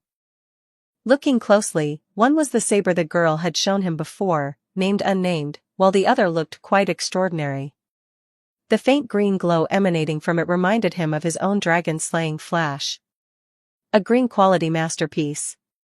Withdrawing his gaze and tugging at his collar, Bai Yi saw the girl, dressed in a white sports bra and black athletic shorts with her hair in a bun, fast asleep on the materials table. Her sleeping posture was quite peculiar. She even knew to use a piece of softer wood as a pillow. This thought flashed through his mind. Bai Yi's eye twitched slightly, unsure whether he was marveling at how carefree the girl was or surprised by her strange sleeping position. "Wake up." Out of politeness, he didn't try to touch the girl's twisted, pretzel-like body, but instead patted her cheek. "Oh, you're here." Opening her eyes blearily and seeing it was Bai Yi, she woke up a bit more. "Let's test. Pick a weapon you like from near the furnace." Yuxian yawned and rubbed her eyes. She had forged many weapons afterward, including one masterpiece, and only stopped after spending all her paradise coins on materials. After hanging her first green masterpiece, besides the forging hammer, on the wall alongside unnamed, she had fallen asleep right where she was. She hadn't expected to be woken up by Bai Yi so soon. "My place is small, there's no room for testing. It's up to you whether we go to the trial ground or the arena." "What about that one?" She looked in the direction Bai Yi was pointing. "Oh, that's fine too." Yuxian brought over a stool, stepped on it, and stood on her tiptoes to take down the green saber. "But let me say this first, nothing hanging on the wall is for sale. I'm keeping them as souvenirs." This one was also a result of perfect forging. Although it didn't get the Zenith suffix because she was too tired, its rating still reached 30. With permission, Bai Yi inspected its attributes and felt increasingly amazed. Although Yuxian had deliberately modified every description to avoid mentioning the hammer of forging law, the outstanding attributes still caught Bai Yi's attention. "You're very impressive." This was the truth. When they met 2 days ago, the girl could only make white-quality weapons, but now she could even make green equipment. His heart, which had become slightly inflated because he had obtained a unique class, settled down. Bai Yi secretly warned himself that this paradise contained all sorts of wonders and that he shouldn't be too arrogant. Although he wasn't an arrogant person to begin with, seeing a living genius now would surely make him more cautious in his future actions. "Thanks for the compliment." Yuxian washed her face with cold water and woke up completely. "Even though this one isn't for sale, the batch on the floor is. If you want any, I'll sell them to you for a lower price." Turning his gaze, Bai Yi was surprised to find that the weapons tossed casually on the floor like scrap metal were, at their worst, green weapons with a rating of 26. There were even 1 or 2 with a rating of 29, which were half-step masterpieces. "How much?" After a brief inspection, Bai Yi picked up a saber with a rating of 29. The others were good too, but dragon-slaying flash was a weapon that had dropped from blue to white. It was only slightly weaker than those, so there was no need to spend thousands of paradise coins on an upgrade. 5,200. Before the discount? Bai Yi's mouth twitched. After the discount, Yuxian said heartlessly. It was the truth. High-rated green-quality weapons usually fluctuated between 6,000 and 8,000 paradise coins. Although this weapon had no special effects, it was extremely sharp and hard. But even so, it was a massive profit since the material costs were only 2,200. It made her feel a bit bad, and she had wanted to lower the price, but the Paradise had warned her for disrupting the market. After hearing the price, Bai silently put down the weapon. Although he knew it was a good deal, he simply couldn't afford it. Yu Xian wasn't surprised by this, nor did she look down on him. After all, as far as she knew, Bai had just passed his assessment. It would be strange if he could afford this saber. The two arrived at the trial ground. The cost of renting a combat training session was naturally borne by Yu Xian. Combat training, 10 Paradise coins. To spectate, please pay an additional 20 Paradise coins. Pay yes/no? Perhaps because she was bringing someone along, the device that was originally free for her now required payment. Bai didn't notice the girl's surprised expression. He only saw her click to pay, and then she froze. What's wrong? Bai leaned in curiously, only to see the pale blue letters clearly stating insufficient Paradise coins. Chapter 11, Weak Bai. Holy crap. Seeing this, Bai muttered subconsciously, looking at the stunned girl beside him in disbelief. How did you manage to not even have 30 Paradise coins? Bai couldn't hold it back and asked. Although his Paradise coins weren't abundant either, he still had a few thousand left. After all, he still needed to rent mirrors and buy recovery items later. Yu Xian bit her nails, looking quite embarrassed. I had a breakthrough in forging earlier and got carried away. The girl's voice grew lower and lower. She had clearly said at the beginning that she wouldn't touch the funds meant for her own improvement, but in her excitement, she ultimately couldn't help herself. Unlike contractors, workers had a large number of small special expenses, such as fuel, coolant, and so on. It wasn't impossible to spend until not a single Paradise coin was left. Then wait a moment, I'll go sell some things. Yu Xian felt very apologetic. After all, she was the one who called him over, yet she had to make him wait because she had no money. But Bai stopped her and paid the money himself. He knew the girl wasn't truly broke. Although he didn't know the cost, selling that pile of weapons on the ground would easily net 30 or 40,000 Paradise coins. There was no need to waste more time over such a small amount. Anyway, it was written in the contract, so he wasn't afraid of the girl backing out once she had money. The surrounding scene began to change, transforming from the original hall into a desert. The combat mode had begun, and it wouldn't end until Bai died in battle. Of course, dying inside the trial ground did not mean actual death. Wild winds blew the yellow sand, making the surroundings a murky yellow. A silver-white iron ball emerged from the sandy soil. Then, a mechanical doll entirely made of silver-white metal rushed out from underground. One after another, mechanical dolls made of steel burrowed out of the sand, dozens of pairs of red electronic eyes staring intently at Bai. In the swirling sand, one red light after another flickered. Soon, over 100 dolls had completely surrounded him. Yu Xian stood right beside Bai, but her body was transparent, like a ghost on a television screen. Can you hear me? Yu Xian spoke. I can hear you, but I can't see you. Familiar with the trial ground, Bai calmly looked at the dolls surrounding him that were not attacking. It seemed that when two people entered, the dolls would not initiate an attack without the consent of both parties. That's good. Yu Xian pulled out another notebook and gave a light cough. Next, I will carefully observe your entire combat process. I need you to open certain data permissions for my observation. I need to keep the attribute panel visible, but skills don't matter. I will not disclose anything I see during this process. This is a necessary procedure for testing weapons. If you have any objections, please raise them now. The entire sentence was spoken very fluently. The girl's reading voice was very flat and lacked emotion. I know, it was mentioned in the contract, Bai said indifferently. Although he was reluctant to reveal his combat process to avoid being targeted, the detailed clauses combined with the Paradise's strict punishments made him not mind letting the girl watch. Besides, it would be too foolish to hide this data from a potential future weapon supplier. I didn't expect you to actually read it. Yu Xian raised an eyebrow. It's just a disclaimer. Since there's no objection, let's begin.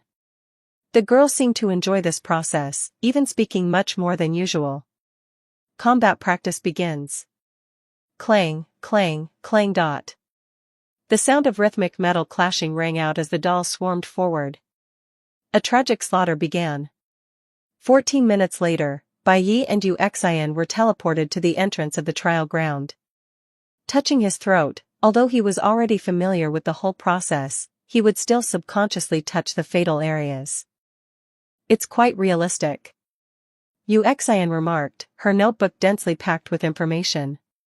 While it wasn't exactly flesh and blood flying everywhere, the rather tragic battle reaffirmed her resolve to dislike fighting. However, she was also filled with admiration for Bai Ye's brilliant performance. Your performance was very good, exceeding my expectations. Yu Xian closed her notebook with satisfaction, then tried to pat Bai Yi on the shoulder. Finding she wasn't tall enough, she withdrew her hand. However, you need to pay attention to reasonably increasing your stamina attribute. You are currently a bit. Yu Xian looked up, searching for a suitable word. A glass cannon? Bai Yi silently lit a cigarette. He had lived a normal life before becoming an assassin, and as someone who often played games, he knew what Yu Xian meant. Yes, a glass cannon. Yu Xian nodded and said quite seriously, this might be redundant, but you need to realize that blindly increasing combat power won't work. Your body simply cannot support long-duration battles. And you want to be a lone wolf, right?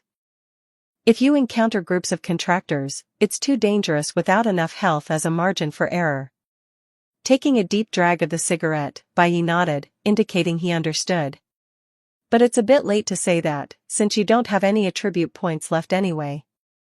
Yu Xian gave a small bow and turned to leave. Farewell. You're a good tester. Don't die.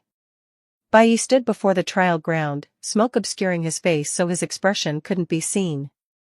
In the blink of an eye, 3 days passed. Yu Xian's savings had now reached an unprecedented 40,000 paradise coins, and this was even after her repeated failures in testing new formulas. Her goods were very popular. After all, she could make most conventional weapons, and she had already gained some fame in Tier 1. Many newcomers would camp out at her stall, and some adventure groups had even come to recruit her, but she didn't agree. It's worth mentioning that the phenomenon of scalping had basically disappeared because she listed the selling price and her usual stall location in the description. This largely eliminated most scalpers, and those remaining could only earn a little money from people who were in a hurry and couldn't find her. During this period, she had accumulated enough perfect forgings. While her stamina, intelligence, and strength each increased by 1 point, her mana points reached 485. Subtracting the mana points from the 10 points of intelligence, out of 12 perfect forgings, except for 5 times that only gave 4 points, almost every other time gave her the maximum increase. Just as she placed a batch of weapons on her familiar stall, the Paradise's notification appeared. Ding, a new derivative world is about to open. Detected that the worker possesses permanent Paradise residency, may refuse the mission. There is no penalty for refusal.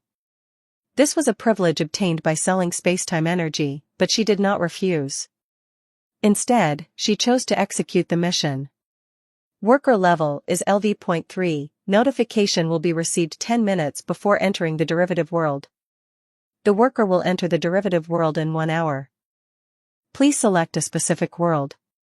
Following that was a long table that made Yu Xian's eyes swim. The names of those worlds seemed somewhat familiar, as if they were the names of anime, but watching anime was something from over 10 years ago, she had long since forgotten. But there was no rush for that yet. Closing the window, Yu Xian arrived at a circular plaza in the trading market, which was a gathering place for most contractors. Because the derivative world was about to open, most stalls at the moment were selling recovery items. This was also why she hadn't bought any before, although the price would be slightly more expensive now, it was more convenient to buy them. Although workers would raise prices slightly at this time, they wouldn't go too far. They also had to enter derivative worlds, And it wasn't unheard of for workers to be retaliated against by contractors for selling too dearly. If possible, she also preferred to buy items from workers because those were often fairer, especially consumables.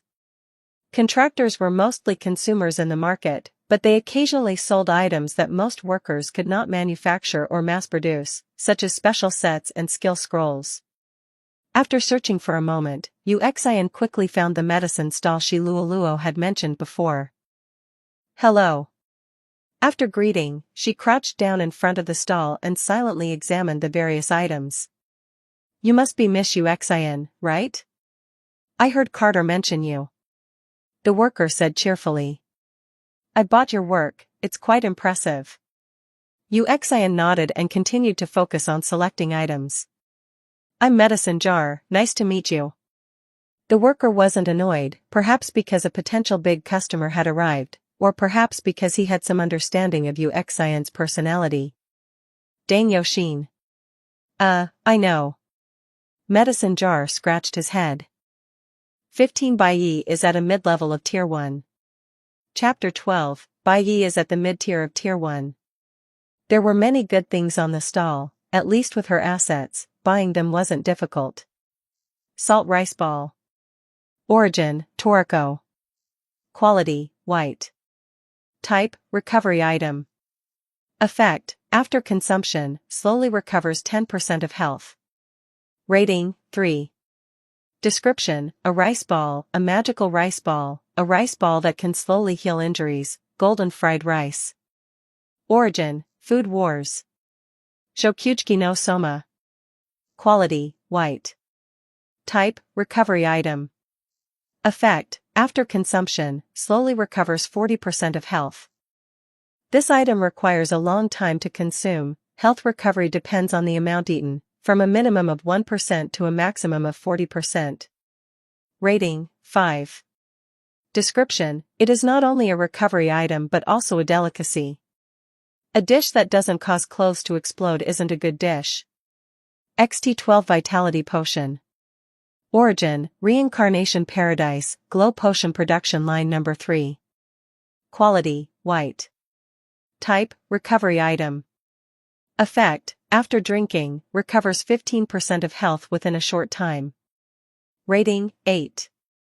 Description, manufactured by workers, audited by Reincarnation Paradise, safe. Lesser Healing Potion. Origin, Terraria. Quality, white. Type, recovery item. Effect, after drinking, immediately recovers 10% of health. Cannot be used consecutively, cannot restore large areas of missing tissue, and no recovery items can be used for 1 minute after use. Rating, 10. Description, a mushroom, a glass bottle, and a little bit of slime gel are enough to get a decent recovery effect. It really makes one wonder if they've been parasitized by fungi. I'll take these 4. Among these 4 types, 2 could be used during battle if time allowed, while the golden fried rice and salt rice ball were items for post-battle use. Perhaps someone could eat them in a few bites, but that was a bit difficult for her. Salt rice ball 100 paradise coins, golden fried rice 200 paradise coins, XT12 vitality potion 700 paradise coins, lesser healing potion 850 paradise coins, totaling 1,850 paradise coins. This price is definitely discounted enough. If you buy more, I'll give you another discount, just consider it making a friend, how about it? Uxian wasn't dissatisfied with the price, it was indeed quite affordable. Although the last 2 recovered less, their prices were several times higher because they were more convenient to use and had faster effects, clearly being life-saving items for combat. Okay. Uxian didn't haggle. First, she wasn't short on money, not only did she have nowhere to spend it, but she also earned it quickly. Second, she didn't like bickering for a tiny bit of profit, it only made her mentally tired. This was why she never stayed at her stall when selling things, simply marking the price and leaving. In the end, she spent 4,500 coins to buy 8 rice balls, 5 plates of fried rice, and 2 bottles each of the vitality potion and healing potion. Medicine Jar's eyes widened when he completed this order. You weapon dealers are really rich, he sighed. However, he also knew in his heart that this profession was a bottomless pit. Only the group with good skills made a lot, while those with average skills were just scraping by. Happy, he hurried to explain the effects of the recovery items. However, unless specifically marked, most consumables didn't have a cooldown time. If you had a large stomach, it was fine even if you swallowed it all at once. But continuous consumption in a short time would lead to diminishing returns, and using too much at once might even cause the effects to be lost entirely. Oh right, you're a worker.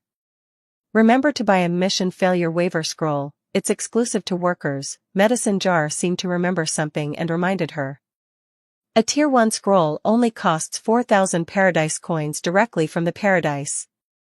You can't skimp on this. Uxian nodded, she already had 4 in her bag. Although failing would grant immunity to penalties, there would also be no rewards. Even so, this item was incredibly precious for workers, who generally had weak combat power.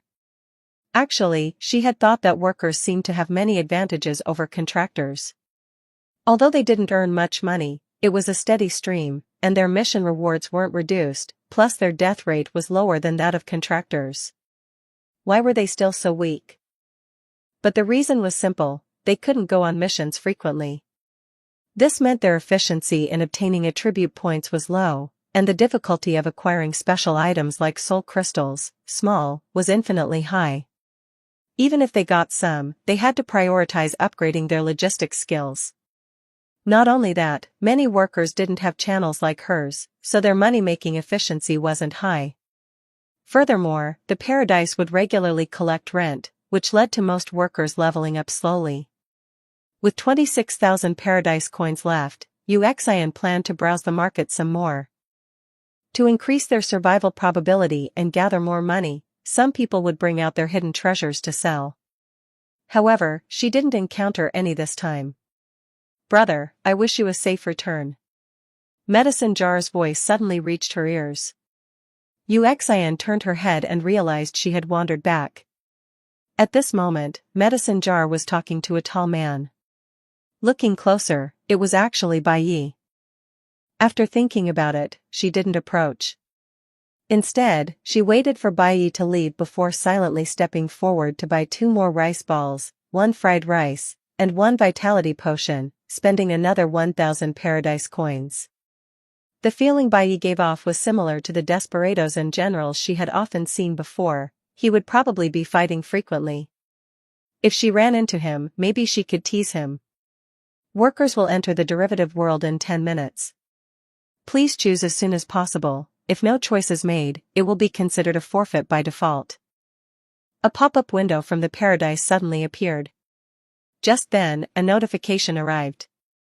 Communication from contractor number 4252, note, Shiluoluo. After opening it, the girl's lively voice came out, though it faintly revealed a hint of nervousness. Xian-chan. Which world are you going to? It seemed that others likely didn't have the power to choose. After a thought, Uxian didn't reveal that she had this privilege. I don't know. Oh, I almost forgot you probably don't know the concept of anime. The girl sent an apologetic emoji. Anyway, the world I'm going to is Tokyo Ghoul. It's quite dangerous. While you still have time, hurry up and search for the name of the world you're going to. Good luck. Lost in thought, Uxian closed the pop-up and looked around. Most contractors' expressions remained unchanged, while a few showed excitement. In the distance, someone seemed to be shouting something loudly. She couldn't hear clearly, only catching fragments like Hunter x Hunter, Temporary Adventure Group, and so on. That should be a very dangerous world. Uxian thought for a moment. She didn't know the approximate strength of contractors, so she could only use Bai Yi as a standard. Since Bai Yi felt very dangerous, she defaulted Bai Yi to be at the top tier among newcomers and mid-tier among Tier 1 contractors. Xian-chan? You're here too? A familiar voice came. Turning around, it was indeed Shiluoluo. She looked at Uxian in surprise, then walked over with a look of joy. Which world are you going to? If we're going to the same one, let's stick together. If the two of us team up and ask for a carry, it might even be cheaper. The girl leaned in affectionately. Yuxian didn't resist. After all, Shi Luoluo had helped her several times. Although she wasn't used to such actions and didn't like the strange nickname Xian-chan, it would be too hurtful to avoid her. Tokyo Ghoul. After a quick search, she finally decided to go to the same world as Shi Luoluo. She didn't want to risk worlds that were too dangerous, like One Piece or Bleach. As for worlds that were too peaceful, like Frieren, beyond Journey's End, where the main group was exceptionally strong from the start, it would be hard to gain much.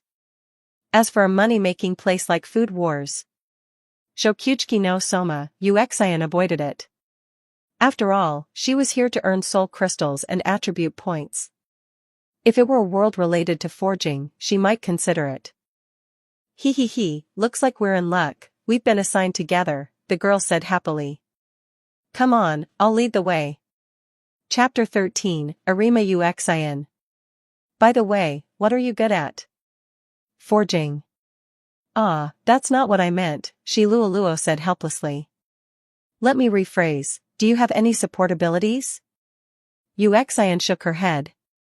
In that case, it might cost you a bit more. Shi Luoluo sighed, not feeling surprised. After all, rookie workers couldn't hold on to their first sum of money, how could they have the chance to acquire support abilities? You're quite unlucky, getting assigned a mission so soon. Patting Yuxian's arm comfortingly, Shi Luoluo said with a sigh, the fee for a guide will be at least 3,000 paradise coins for you. Do you have enough? If not, I can cover it for you first. She quite liked this kind girl. In a paradise full of lunatics, she was as rare as a giant panda. Besides, Sister Carter had also mentioned helping her out whenever possible. No thanks, I'm not joining a team. Yuxian's lips curled slightly. She also felt that the girl in front of her was decent, although not entirely selfless, she was definitely a good person. Who doesn't like a good person? Shi Luoluo tried to persuade her to stay in surprise, but Yuxian had no intention of being tied down in a temporary adventure group. She understood how it worked. Workers not only had to pay but also had to follow the guide's commands, and the guide wouldn't prioritize the tasks of those they were leading. She was here to earn attribute points, the exemption scroll was just a safety net. Her goal was to secure as many rewards as possible. Seeing her firm attitude, Shi Luoluo stopped trying to persuade her. She only urged her to find her if she encountered danger. Although joining a team inside the world would be much more expensive, it was still better than losing her life. Then, she took a deep breath and shouted loudly. Remember us at 101 Reading Network. Worker seeking a guide for a high reward. Obedient, won't cause trouble, has support abilities. Yuxian silently took several steps back. Hearing the voice, Bai looked over. Seeing Shi Luoluo talking to a group and Yuxian trying to blend into the crowd, he felt slightly surprised. The same world, huh? Although they had some history, he didn't approach. He was a hunter with a hunting mission, he couldn't take anyone along. Besides, he wasn't good at that sort of thing. Time is up. Derivative world, Tokyo Ghoul is opening. The derivative world needs to be reset. Timeline is refreshing. Refresh complete. Consume 0.03 ounces of spacetime energy. Due to the consumption of 0.03 ounces of spacetime energy, the contractor's minimum comprehensive evaluation for this world must reach grade C. The crowd became noisy, and several contractors looked grim. Someone seemed to swear, but Yuxian didn't care. Note, since workers provide their own spacetime energy, there is no minimum comprehensive evaluation score requirement for workers in this world. Workers can obtain treasure chests in Tokyo Ghoul. Since the spacetime energy is provided by the worker personally, treasure chest rewards are increased by 50%, chest quality remains unchanged, only the rewards upon opening are increased. Resources obtained by workers through normal means will be notarized by Reincarnation Paradise. Once the worker completes the main mission, world settlement can be performed to obtain attribute points. Workers can trigger a large number of side missions in this world, with a certain probability of triggering hidden missions. Then, a strange sensation spread throughout her body. After only a moment of daze, Uxian arrived in a familiar white space. Since the worker paid for the space-time energy, please choose from the following starting identities. 1. CCG Senior Investigator. Does not include combat power, provides a quinqua that cannot be taken out of the world. 2. S-rated Ghoul. Does not include combat power / Kagun, includes Kakugan camouflage. 3. Only daughter of a wealthy merchant. 4. CCG Researcher, quinqua, and first-class investigator. 5. Head instructor of the Ghoul Investigator Training Academy, quinqua. Recalling the information she had looked up recently, this seemed to be the weapon used by Ghoul investigators. From the snippets she had seen, it was quite unique, and she felt like researching it. Without hesitation, she chose option 4. Uxian felt her consciousness blur for a moment once again. Teleportation complete. Language proficiency for this world has been provided, temporary. Entering world, Tokyo Ghoul. World difficulty, LV.3. Hard, difficulty lowered due to the average strength of ordinary contractors. Source of the world, 0%, will increase through exploration or interaction with characters in the current world. During world settlement, it will be calculated alongside mission difficulty to form the final score. World introduction. In a chaotic modern society, a type of man-eating monster spreads through Tokyo, known as ghouls. Their appearance is no different from normal humans, but when the RC cells in their bodies become active, they display red eyes. Ghouls maintain the activity of their RC cells by consuming humans, and these cells also grant them physical capabilities far beyond those of normal people. Main mission, none, must be triggered by the user. Warning, do not mention anything regarding paradise in this world. If the warning is ignored, you will be forcibly executed. Hint, the more missions completed and the higher the difficulty, the higher the comprehensive evaluation score will be. Hint, you can leave this world at any time. The maximum stay is 3 months. Leaving requires being out of combat for 10 seconds. Her unfocused eyes sharpened, and what came into view was a tall, white-haired man with glasses, wearing a white coat over a black shirt. Looking around, she was now in an office. The man before her seemed to be the owner of the place, currently sitting behind the desk and looking at her in confusion. Uxian? The man asked, his voice tinged with concern. Are you all right? She wasn't familiar with the original work, but she could recognize the person in front of her as Arima Kishu, one of the strongest combatants in the original story. Uxian? Uxian didn't speak. Arima seemed to know her, but she had no related memories. So giving an identity really just gives the identity? She complained silently in her heart. Is your old condition acting up again? Not showing any surprise at the girl's abnormality, Arima sighed, opened a desk drawer, took out a bottle of medicine, and handed it to her. Seeing that Uxian didn't take it, he frowned. You are Arima Uxian, my adoptive sister, Arima continued. Your illness is getting worse, you've even forgotten this. What do you still remember? CCG.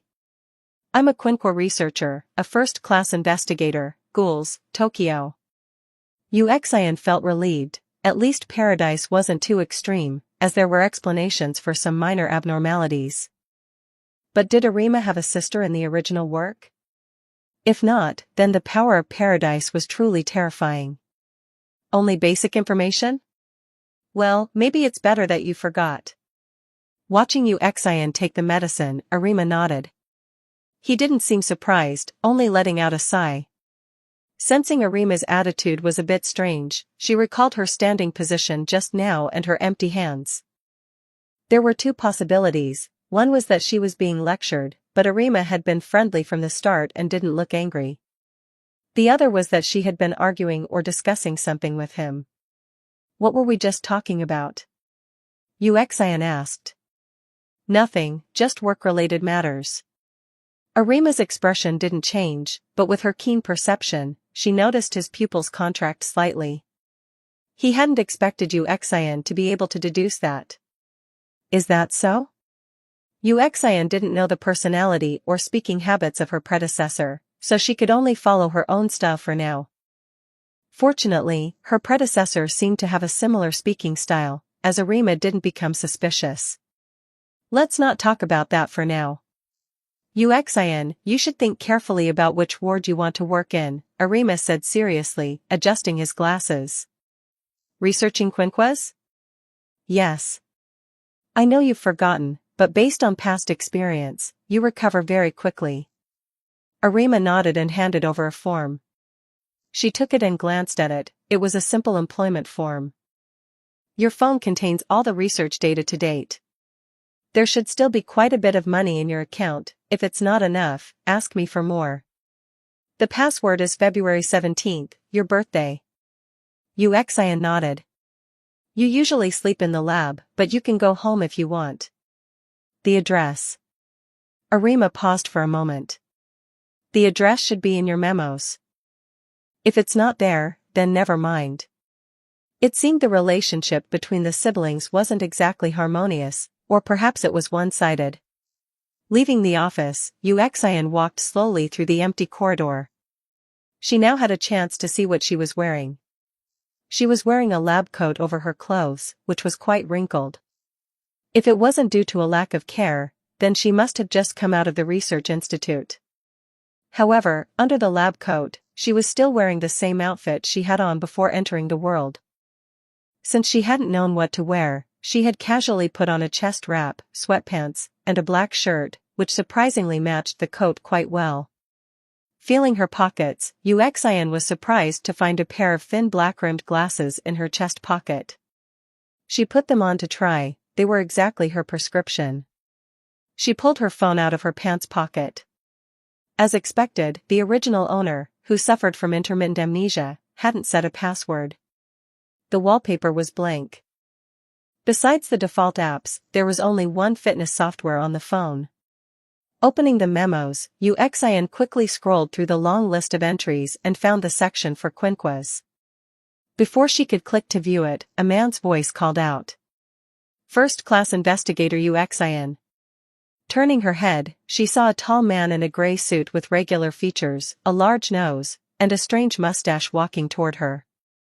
Uxian recognized him, Shinohara Yukinori, the head of the CCG's 14th Ward branch in the original work, a special class investigator, and one of the former instructors at the Investigator Academy. Special class investigator Tsujihara, Uxian greeted him, then quietly waited for his next words. Shinohara Yukinori gave a gentle smile. Have you made up your mind? The 14th Ward is definitely the best place for you. We're not short on Kagun, though it's a bit dangerous. My illness flared up. Shinohara Yukinori looked surprised and then scratched his head. Ah, sorry. I saw that you remembered me, so. He chuckled and then continued. You're currently choosing which ward to work in. I still recommend you come to the 14th Ward, after all, our requirements for researchers aren't that high. Ah, sorry, I didn't mean to doubt you, but it will take time for you to recover to your original level, and we don't mind waiting.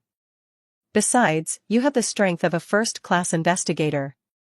Coming to the 14th Ward, where there's no shortage of Kagun, is definitely worth it. Shinohara Yukinori explained quickly. From his tone, he seemed very keen for her to come. Why was that? Was it because of the scarcity of researchers, or did the 14th Ward need combat power? Or perhaps, he wanted to use me to attract support from Arima Kishu? Special Class Investigator Tsujihara, Uxian interrupted him. Shinohara was getting a bit talkative. Since the 14th Ward is so welcoming, I'll gladly accept. 17 Human Parasites. Chapter 14, Parasites of Humanity. That's good then. Shinohara Yukinori seemed to breathe a sigh of relief as he warmly took the entry form from Uxian's hand. I'll fill this out for you. You must have many questions right now, remember to check the memo. He walked away quickly. It was hard to imagine a burly man standing 1.8 meters tall walking with the light-footed pace of a little girl going to school. Yuxian didn't resist. After all, filling out an entry form was a complete waste of time. Although she could stay for 3 months, she had no intention of staying here for long. She hadn't received a main quest yet, which meant she had to trigger one. But how? While thinking, she reached out and stopped a passing staff member. As soon as the person saw it was her, they didn't even wait for her to speak before leading her to a door. Arima First-Class Investigator, this is your research lab. After thanking them, Yuxian pushed open the door. The interior wasn't as high-end as she had imagined. Although there was various research equipment, she was surprised to see an anvil-shaped platform among them. Closing the door and searching the room for a moment, it turned out to be exactly what she thought, a forging room equipped with some research gear. What exactly was the original owner researching? Yuxian couldn't help but mutter. Sitting casually on the anvil, Yuxian began flipping through the lengthy memo. By the time she flipped through it until she felt sleepy, she had gained a general understanding of the basic information. She was Arima Yuxian, the adoptive younger sister of Arima Kishu. She had been adopted by Arima when she was 8. Since the age gap wasn't too large or too small, they simply referred to each other as siblings. She had shown a talent for manufacturing since childhood. After graduating early from the academy with extremely excellent grades, she immediately began her research on quinquina. Arima Yuxian didn't spend much ink describing herself, just passing over it briefly. However, the research on quinquina was detailed to the extreme. This world had man-eating monsters called ghouls. They looked no different from humans on the outside but were far more powerful. Simply put, they could control organs in their bodies called cocoon to form cocoon as predatory organs. Their bodies were filled with RC cells, allowing them to heal wounds quickly and making them difficult to harm with ordinary weapons. To hurt them, besides heavy firepower, one needed weapons called quinquina. These were made from a ghoul's cocoon. They were usually stored in briefcases but could be activated via biometric authentication when needed, transforming into various weapons. However, due to their solidified state, quinquina were not as flexible as cocoon and could not change shape freely. Furthermore, because the material was biological, they were difficult to repair once damaged. It was worth mentioning that Yuxian, as a first-class investigator, also possessed a quinquina. Looking at a briefcase on the table, that should be her quinquina. According to the data, it was a long-range type quinquina made from an S-rank ukaku, named Type 1. It had impressive power but couldn't be used for long periods and required charging. This was also her first work.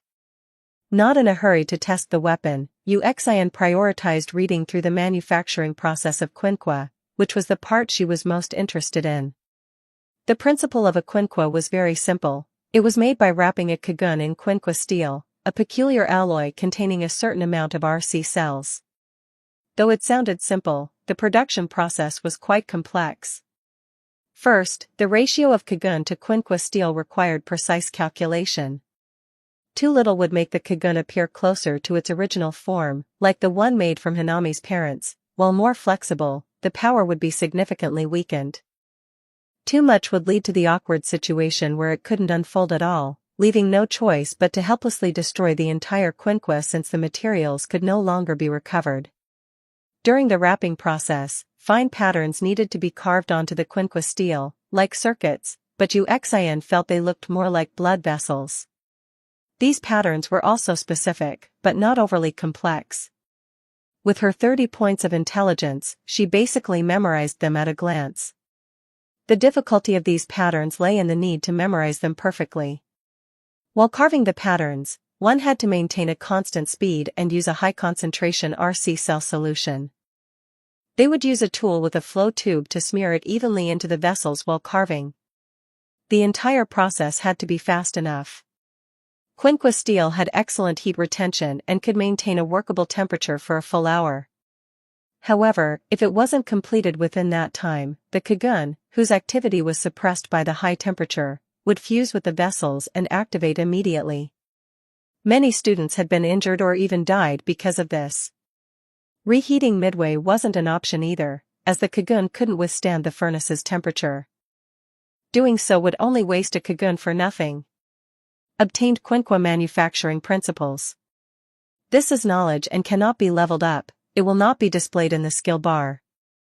The Paradise's prompt indicated that Uxin had already mastered how to make a Quinqua, she just lacked experience. After reading the remaining miscellaneous items in the directory, Uxin made a summary. From what she could see, this identity was very convenient.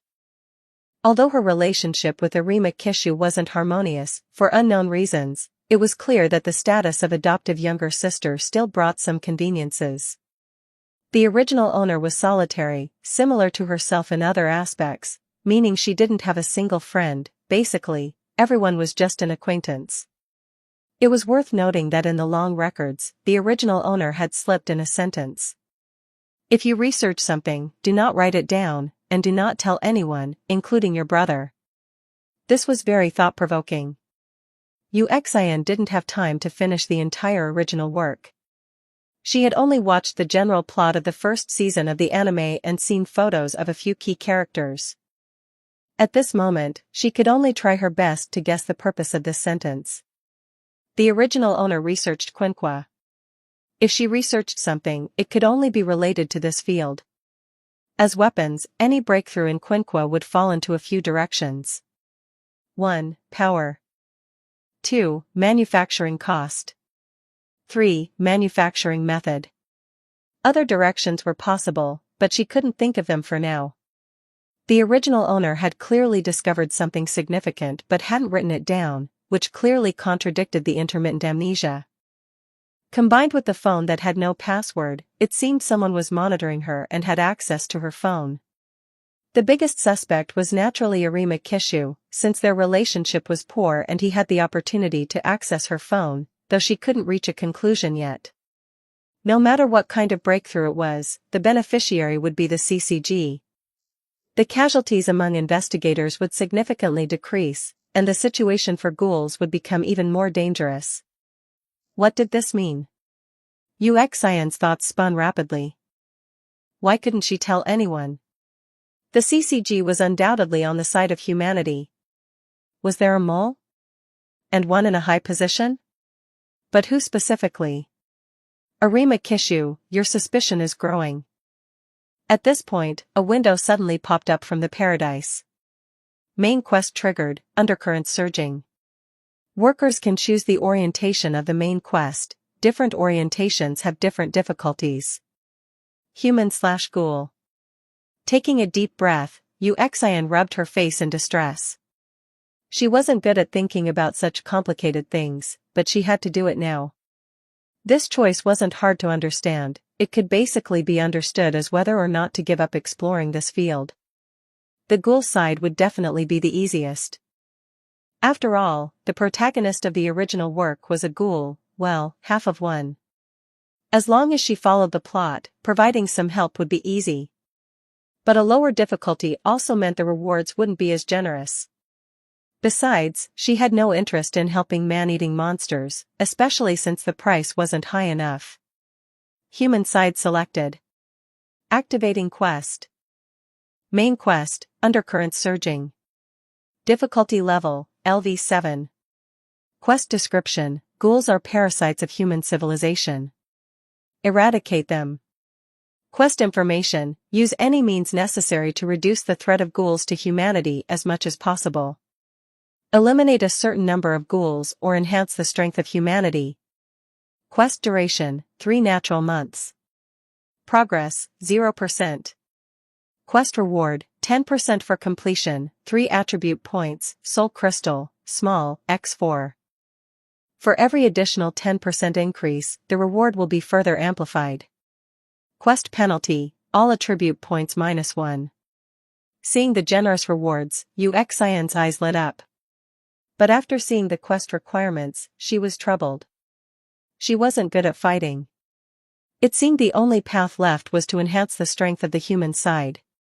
That meant she needed to operate under the nose of Arima Kishu, who was almost certainly one of the strongest combatants in this world and where a mole definitely existed. Chapter 15, SSS plus Combat Power. At 8 o'clock the next morning, the door to the research room was knocked upon. Arima First-Class Investigator, the car to take you to Ward 14 is here, a strange female voice said. After opening the door, Uxin, sporting heavy dark circles under her eyes, looked tiredly at the person in front of her. "Ah, Miss Arima, didn't you sleep?"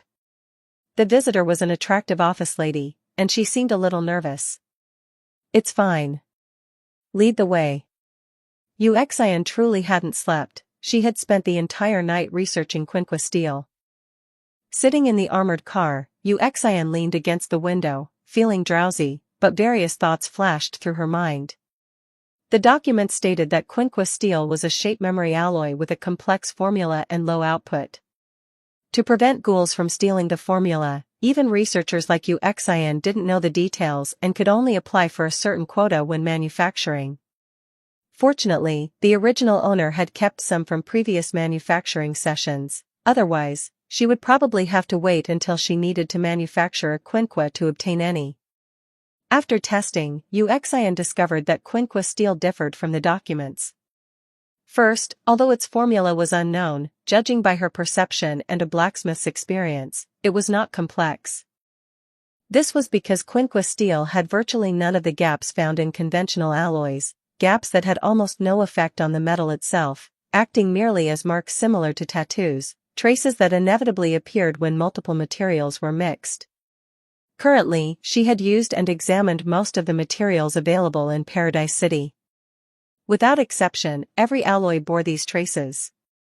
The only exceptions were the materials produced by the Equipment Enhancement Hall previously, and the metal she forged using plastic refining. Since Tokyo Ghoul was just an ordinary derivative world, it was impossible and unnecessary for them to specifically develop technology to eliminate these traces. This meant it was not a complex alloy at all. She already had a preliminary guess as to what it was, but it required some experimentation. Based on this conclusion, the suspicion surrounding the CCG higher-ups increased significantly, making her feel increasingly irritated. It was impossible for her to take the medicine given by Arima Kishu, it might be problematic. Besides, even if the original owner was truly sick, she herself was not. Once she reached Ward 14, even if she had to take action herself, she needed to quickly acquire a Kagun as an excuse to apply for Quinqua steel. The piece she had secretly kept was nowhere near enough. She fell asleep in the car, and when she woke up again, the armored vehicle had just arrived in front of the CCG branch in Ward 14. "How long did I sleep?" 5 hours. "We encountered a ghoul on the road, which caused a slight delay," the driver replied. Saying goodbye to the driver, Uxin stood refreshed in front of the door, carrying a white briefcase in her left hand and pulling a small travel suitcase with her right, looking very peculiar. Just as she was about to enter, a smell of blood wafted over. Turning around, she saw Shinohara Yukinori also carrying a briefcase, with some bloodstains on his clothes. "I'm not hurt, I just finished patrolling," Shinohara Yukinori explained, sensing Uxin's gaze. "But this is quite a coincidence." Uxin nodded and prepared to report in. But Shinohara Yukinori stopped her. "Don't go yet. I'll report in for you.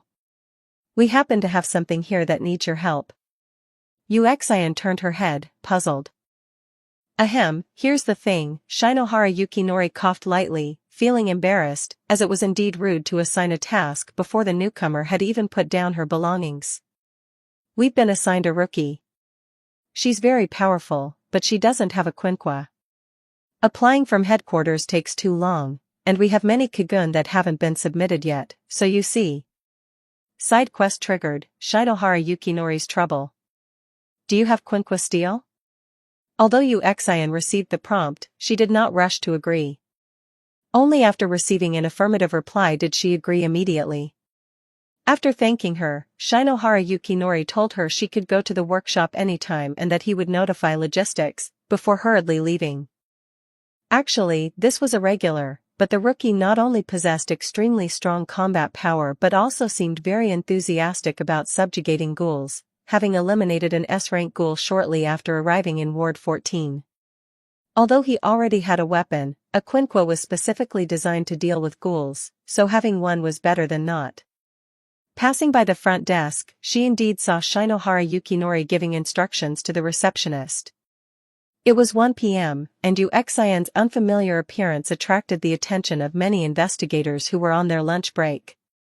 After noticing her youthful look and figure, their gazes intensified. Frowning, Uxian didn't particularly like such stares, but she didn't react too strongly. After all, when she was still a boy, she occasionally checked out attractive women too, just not so blatantly. How could she have known back then that she would one day become the target of those stares? After all these years, she had gradually gotten used to it. These gazes were merely appreciation of beauty, and most people wouldn't act on them. But she still underestimated the thirst level of these bastards at the CCG. In the CCG, an organization with a severely imbalanced gender ratio, female investigators were always a rare resource, especially beautiful ones. Although her demeanor was cold, coupled with her slightly youthful face, it gave people the feeling that she might get embarrassed and make sundry remarks, making them want to tease her. Seeing that someone had already stood up under the encouragement of his companions, Uxian couldn't help but quicken her pace, stepping into the elevator before they could approach. Fortunately, those people weren't brazen enough to follow her directly inside. She had underestimated the impact of her appearance. After all, having become female in an ancient setting, ordinary men could not see her, and the few who did dared not look directly due to the difference in status. Coupled with spending years cooped up in the forging room, she truly had no experience being hit on. This unfamiliar experience made the already unsociable person feel slightly uncomfortable. Letting out a slight sigh of relief, she pressed the button for the B1 floor. After showing her credentials, Uxian smoothly entered the workshop. She quickly scanned the side quest. The reward was 1 attribute point, the difficulty was LV.2, but the deadline was very short, only 2 days. The penalty for failure was losing a portion of Shinohara Yukinori's favorability. This mission was not difficult. The main challenge lay in quickly mastering the method of manufacturing a Quinqua. If she had only started studying after arriving in Ward 14, she might have had to pull an all-nighter. A staff member led her to a room. This was the research room/manufacturing room assigned to her. The internal space was much larger than her previous one, but the facilities were not much different. That made sense. After all, Ward 14 was quite dangerous, and most researchers didn't have much combat power, so having ample space was normal. I need 10 kilograms of Quinqua steel, along with the user's data. This. Is there a problem? Uxian calmly turned her head to look at the staff member who had spoken. Although I don't particularly understand how to manufacture them, isn't the amount you're requesting a bit too much? The staff member said cautiously. Yes, it is too much, Uxian said. But before he could breathe a sigh of relief, she spoke again. Then make it 8 kilograms. Special Class Investigator Tsujihara mentioned that my treatment here would be quite good. I hope he wasn't lying. My lady, 8 kilograms is still a lot. He wore a bitter expression internally, but didn't show it outwardly. After all, Ward 14 desperately needed logistics personnel capable of manufacturing Quinqua. Give me that person's data. Taking the sheet of paper, Uxian quickly scanned it. Name, Bai, 3rd class investigator, 20 years old, relative of Shirakawa, combat power SSS+, uses bladed weapons. Seeing this, Uxian knew exactly who it was. She hadn't expected such a coincidence. He had entered this world too, and they were even on the same side. Looking at the SSS+ combat power rating, Uxian couldn't help but feel surprised. Although she knew Bai was strong, she hadn't had a concrete standard, but now she did. So this is the top combat power of this world. 19. A Terrifying Blow. Chapter 16, The Terrifying Blow. The black sedan drove along the road. Mato Akira was in the driver's seat, Baiyi was resting his eyes in the passenger seat, and Yu Xian was curled up in the back seat looking at her phone. If an uninformed person saw them, they might think this was a family of 3 going out for a stroll. Major mistranslation implied. Arima Yu Xian. Yu Xian looked up at Baiyi, signaling him to continue. What can you do?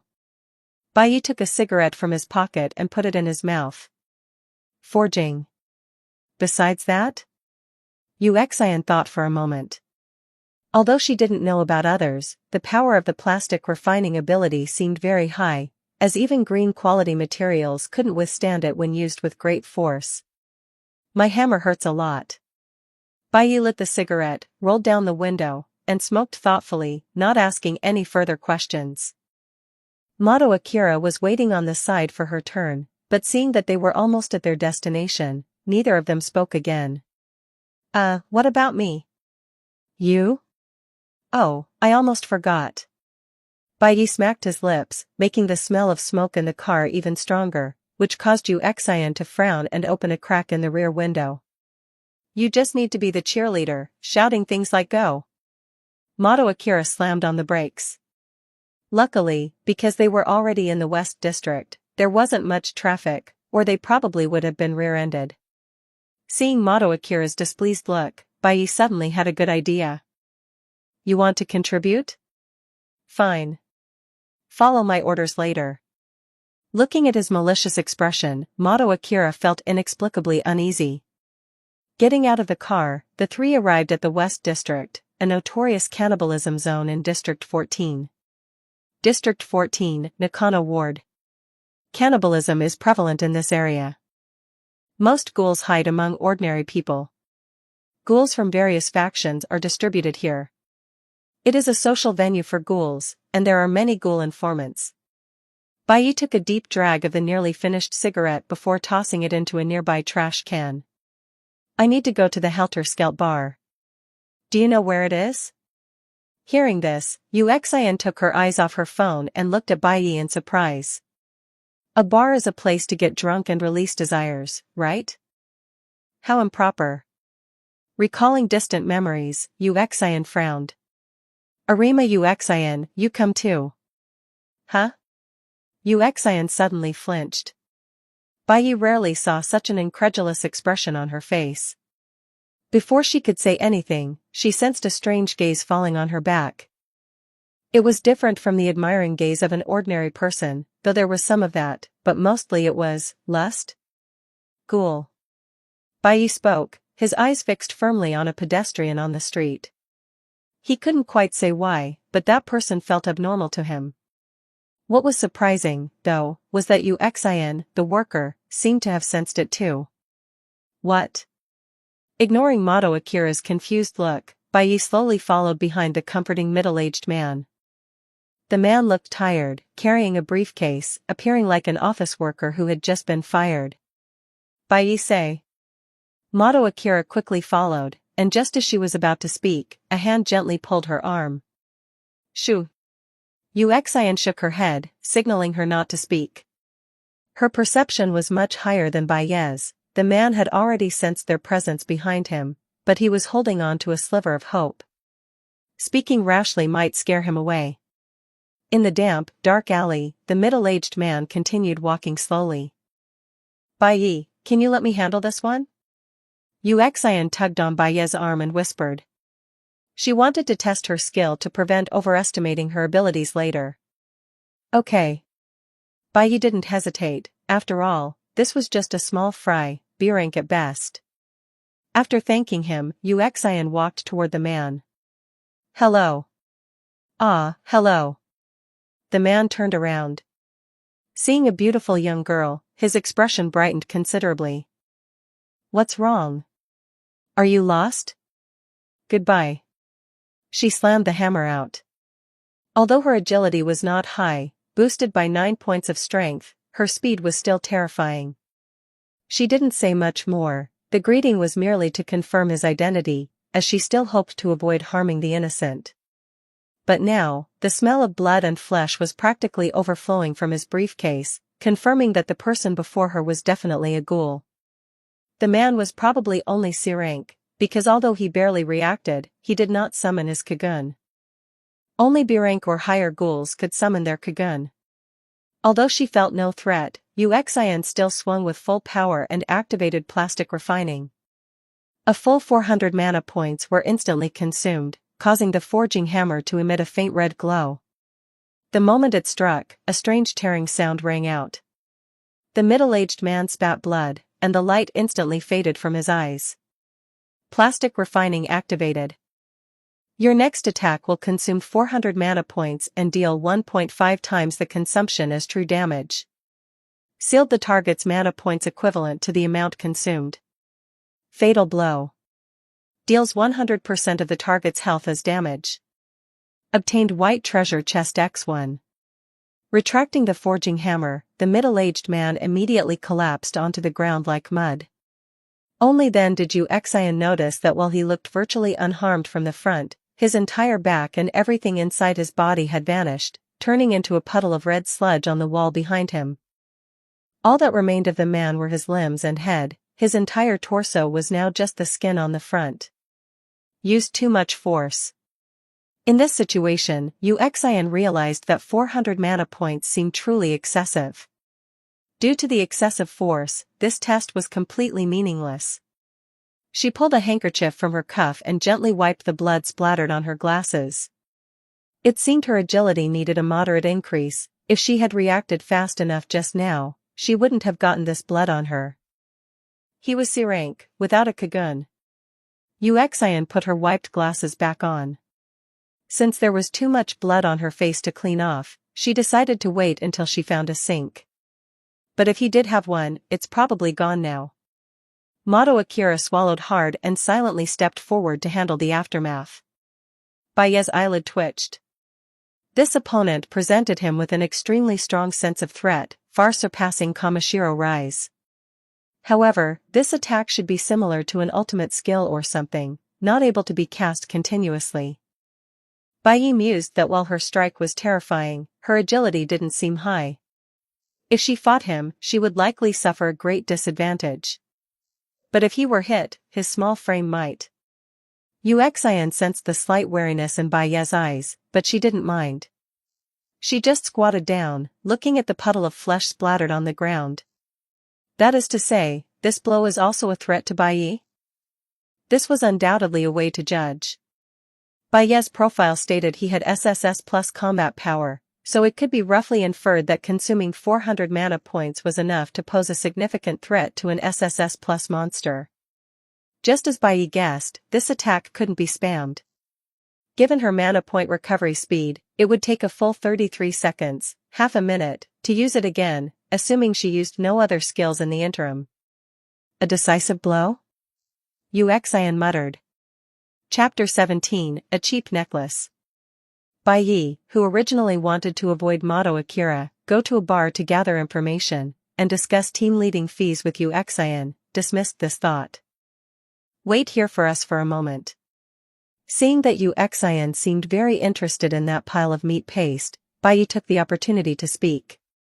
We'll be right back. Uxian nodded, indicating she understood. After the two left, she silently picked up a branch from the side and began sifting through the bloody mud, looking for something. Don't misunderstand, this wasn't because she was a pervert. Uxian was very interested in the so-called sealed mana points.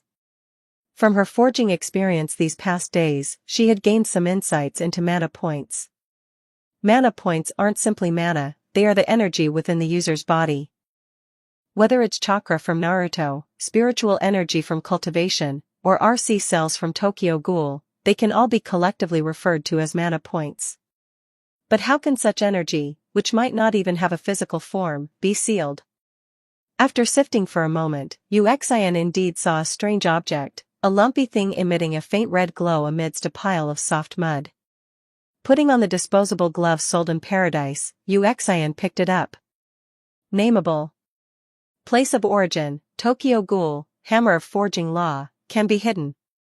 Quality, white. Type, material. Rating, 4. Description, highly concentrated RC cells, forcibly condensed into a solid state by unknown means. Use unknown. Selling price, 300 paradise coins. Gazing at the lumpy object in her hand, after pondering for a moment, Uxian prepared to rename it XXX Polymer and hide the hammer of forging law from its place of origin. It seems this is the materialized form of sealed mana points. However, looking at it this way, the skill description isn't entirely accurate. After all, she didn't believe the other party would feel nothing if such a lump was stored inside their body. Or perhaps, only after the other party's death would this masterless energy gather together? After contemplation, Uxian stored the RC polymer away, planning to study it properly after returning to CCG. Then, she took out the treasure chest obtained from killing that ghoul and opened it without hesitation. You have opened a treasure chest, white, and obtained the following items. Increased by 50%. 5 million yen, only usable in this world. Cheap necklace, white. Obtained 800 paradise coins. Cheap necklace, white. Place of origin, Tokyo Ghoul, an unknown street stall. Category, accessory, accessory type equipment is rare. Durability, none, no durability, no need for repair, permanently damaged once broken. Equipment requirement, anyone can equip it. Equipment effect, strength +1, stamina +1. Rating, 9. Description, Dad, happy birthday, I miss you so much. Price, 2,000 paradise coins. Staring at the slightly worn necklace in her hand. The necklace's craftsmanship wasn't fine, the main materials were iron and copper, with a faded heart pendant hanging below. Opening it, inside was a yellowed photo of a gentle-looking lady and a smiling young girl. First Class Arima, thank you for your hard work. The CCG personnel handling the corpses had arrived. Uxian nodded and showed them the photo inside the necklace in her hand, letting them take a picture. This should be this ghoul's family, most likely also ghouls. Handle it. Yes. Then, Uxian put the necklace on herself. Seeing this, the man didn't say anything, as the necklace was obviously cheap, the only important thing was the photo inside. Since there was already a backup, it wasn't unacceptable for the investigator to take it.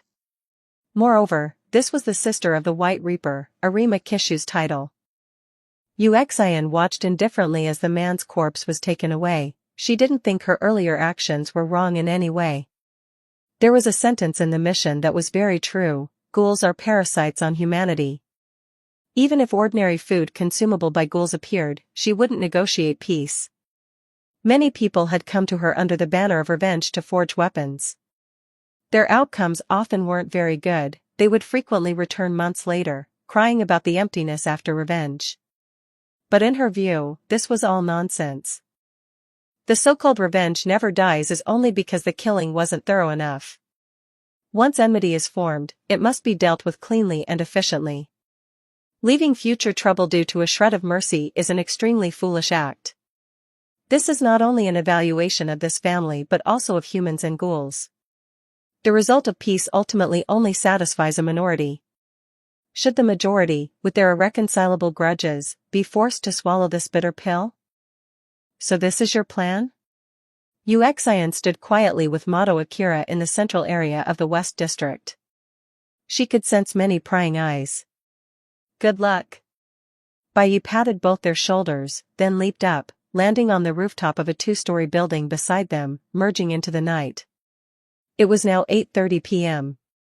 The ghouls gathering here for cannibalism had already arrived, several pairs of crimson Kagun eyes appeared in the darkness.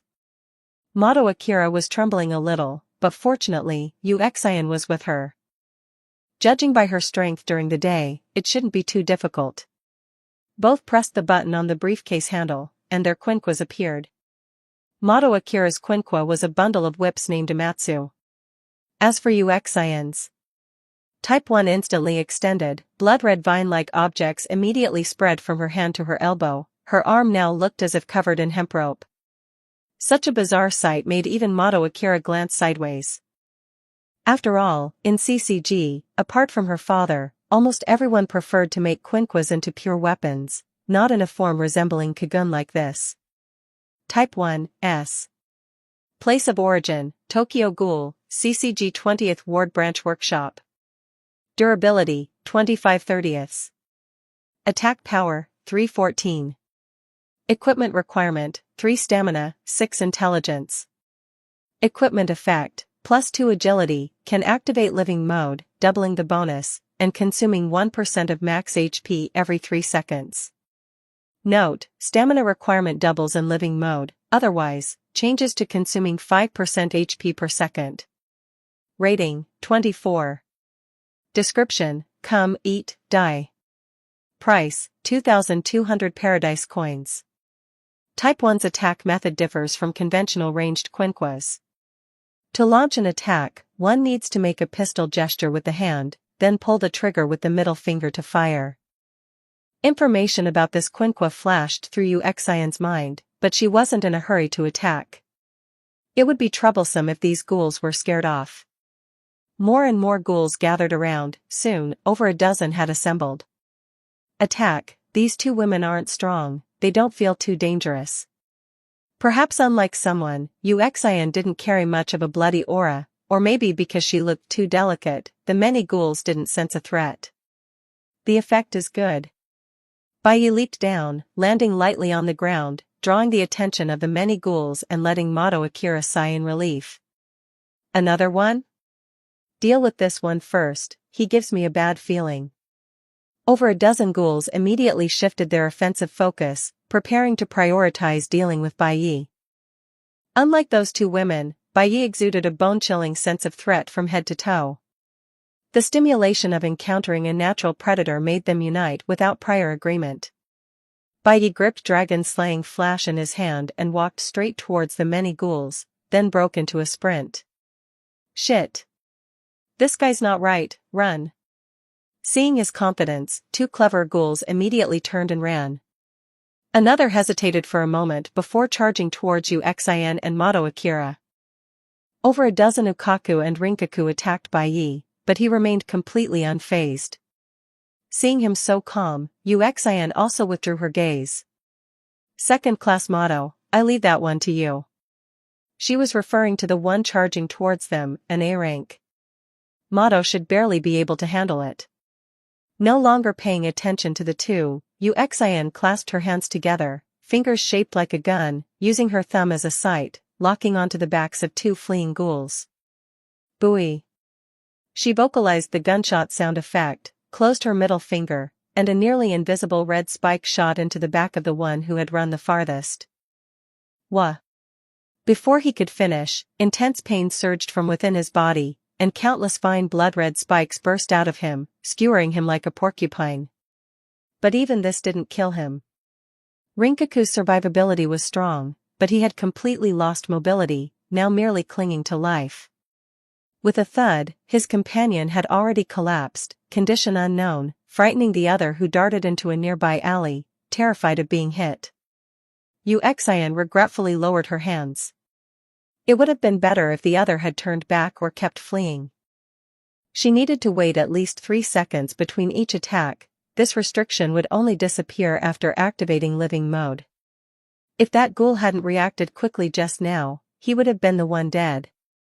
Turning her head, Baiyi was still fighting those dozen or so ghouls, while Mato Akira was struggling hard under the assault of the A-rank ghoul. That ghoul glanced distractedly and saw Baiyi had already killed several companions, with an efficiency higher than a butcher slaughtering pigs, while Yuxian was also watching him intently. Baiyi stopped, not chasing those who ran too far. Keeping 7 was already good, the ones who escaped were also caught by Yuxian, 1 or 2 of them. Please, please, let me go. The A-rank ghoul, terrified, begged for mercy. He was extremely frightened now. If he couldn't escape, he could only hope Baiyi would be the one to kill him, at least he didn't seem as cruel as that woman. Suddenly hearing the plea for mercy, Mato Akira couldn't help but pause. Looking around, she saw the 2 had already finished and were watching her fight with amusement. Keep going. Baiyi sat on the corpses of 2 ghouls, smoking a cigarette, casually tearing off a piece of cloth to wipe dragon-slaying flash in his hand. 21 She is so big. Chapter 18, She is just too big. The moment dragon-slaying flash appeared, Uxian's gaze was drawn to it. Seeing that the two greatest threats were delayed, the ghoul immediately turned and fled. Uxian had just raised her hand when she saw a long blade, accompanied by a whistling sound, fly past. Ignoring the ghoul pinned to the ground, Uxian turned and glared fiercely at Bai. What? Bai felt a chill, the other's gaze was full of malice. He quickly strode toward dragon-slaying flash. What a pity for such a fine blade. Uxian ultimately just muttered a complaint and didn't press the matter further. After all, first, she didn't forge this blade, and second, it wasn't hers. However, such a unique blade still piqued curiosity. Clearly just a white weapon, yet it gave off a rather extraordinary feeling. Feeling the threat gradually fade, Bai was somewhat baffled. Ignoring the ghoul's pleas for mercy, he severed its limbs. This level of injury wasn't life-threatening for a ghoul. Continue, kill as many as come. Mato Akira was somewhat tired but still obeyed the order, obediently collecting the surrounding corpses. Bai casually tossed the limbless ghoul into the center of the street. It was excellent bait, the scent of blood and the weakened ghoul could attract its companions. Although it looked suspicious and probably no one would approach, they only needed to show themselves. With his agility, escape was unlikely. The three began cleaning up the corpses. The scent of blood would only attract more ghouls, but if the streets were littered with bodies, it would clearly indicate the work of investigators. Uxian casually picked up a white treasure chest that had dropped from a ghoul she killed. Bai glanced over. If he remembered correctly, she had only killed 4 and had already gotten 2 treasure chests. Am I just that unlucky? Or is she just lucky? Having killed dozens of ghouls so far but only obtaining 2 treasure chests, he pondered his life. Noticing Bai's seemingly envious look, she also noticed that Bai seemed to have terrible luck, killing many monsters without dropping treasure chests. She put away the treasure chest, not in a hurry to open it. After all, opening each one as she picked it up was too troublesome. The three had only waited a minute when another ghoul came, drawn by the scent. It was an elderly ghoul. Seeing the three's stance, it immediately turned and fled. Bai advanced with his blade. Soon, he had dealt with the corpse and returned to his spot, waiting for the next prey. A west wind blew.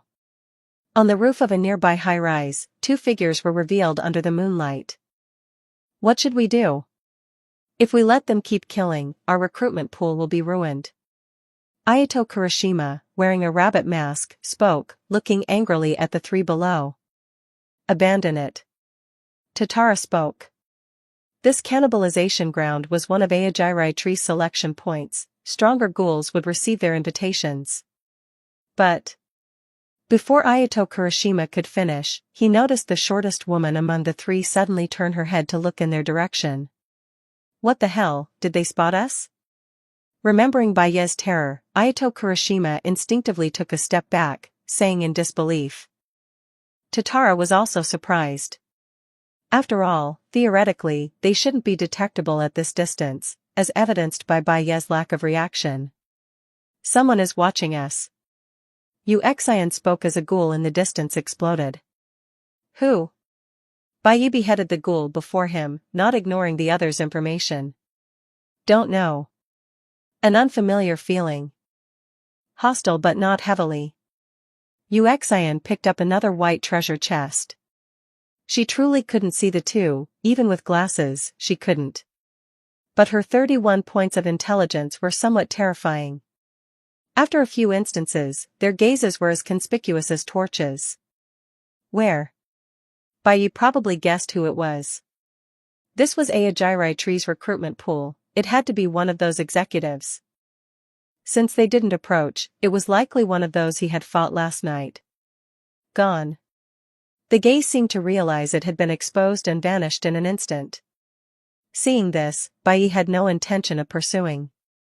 Too much effort for possibly no gain, better to continue killing conveniently in the West District. The sun gradually rose, illuminating the blood-covered streets. Bai sat tiredly on the street, but his expression was alert. He wasn't completely at ease with Uxian yet. Mato Akira, on the other hand, collapsed ungracefully to the ground. She didn't care about the nauseating scent of blood in the air, gasping for breath. Uxian silently sat nearby Yi. This distance was just right. After all, she had ranged methods, Bai Yi wouldn't let her create distance. Too close, and he'd have to be wary of a sudden attack. Better to maintain this distance and let him rest properly. The unusually thick scent of blood made all ghouls in the West District wary. They regarded the central area as a forbidden zone, not daring to approach again. Bai Yi carefully wiped dragon-slaying flash, but the distant girl's gaze still made him uncomfortable. Here it comes again. Every time he draws the blade, there's this reaction. Slightly more alert, Bai Yi swore again that he'd allocate more points to stamina when he returned.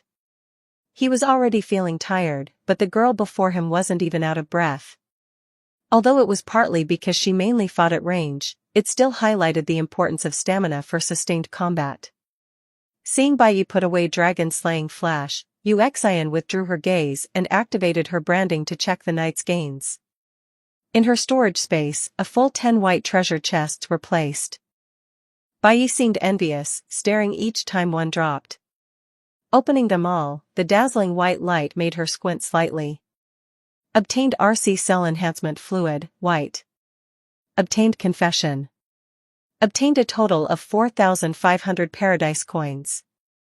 Obtained soul crystal, small, X1. Obtained Japanese yen from this world, RC cell enhancement fluid, white. Origin, Tokyo Ghoul. Quality, white. Type, enhancement drug. Injection requirement, stamina greater than 13, intelligence greater than 20, or possess ghoul bloodline. Effect, after injection, permanently increases agility by 2, strength by 1, with a low probability of decreasing intelligence by 1. Rating, 10. Description, only by abandoning reason can one gain power. Selling price, 4,000 paradise coins. Confession. Origin, Tokyo Ghoul. Quality, white. Type, letter. Description, a long strip of paper with many names written on it. Description, written by a heinous criminal before death. Is it fear of a lifetime of sins? Or genuine remorse? Price, 100 paradise coins. Good stuff. She put away the RC cell enhancement fluid, she couldn't use it yet. If not for the harsh requirements and the possible -1 intelligence, this would likely be green grade. As for confession, she unfolded the paper strip, carefully examining the names. Most started with Washu. Huh? What's this? Uxian's knowledge of the original work basically stopped at the first season of the anime. Seeing this paper strip that seemed to hide some secret, she couldn't help but turn to look at Bai Yi. Bai Yi, let's form a temporary adventure group. Bai Yi was curious about the white light flashing when she opened the chests. Suddenly receiving a team request, he raised an eyebrow in surprise. He pondered for a moment. Fine, but you have to pay. Uxian hesitated, then held up one finger. 1,000? That's too little. Bai Yi frowned, but the others' combat prowess was indeed impressive. They had some prior cooperation foundation, and she knew her boundaries. He hadn't planned to earn much anyway, but this was really stingy. Work or no? 94692 has applied to form a temporary adventure group with you.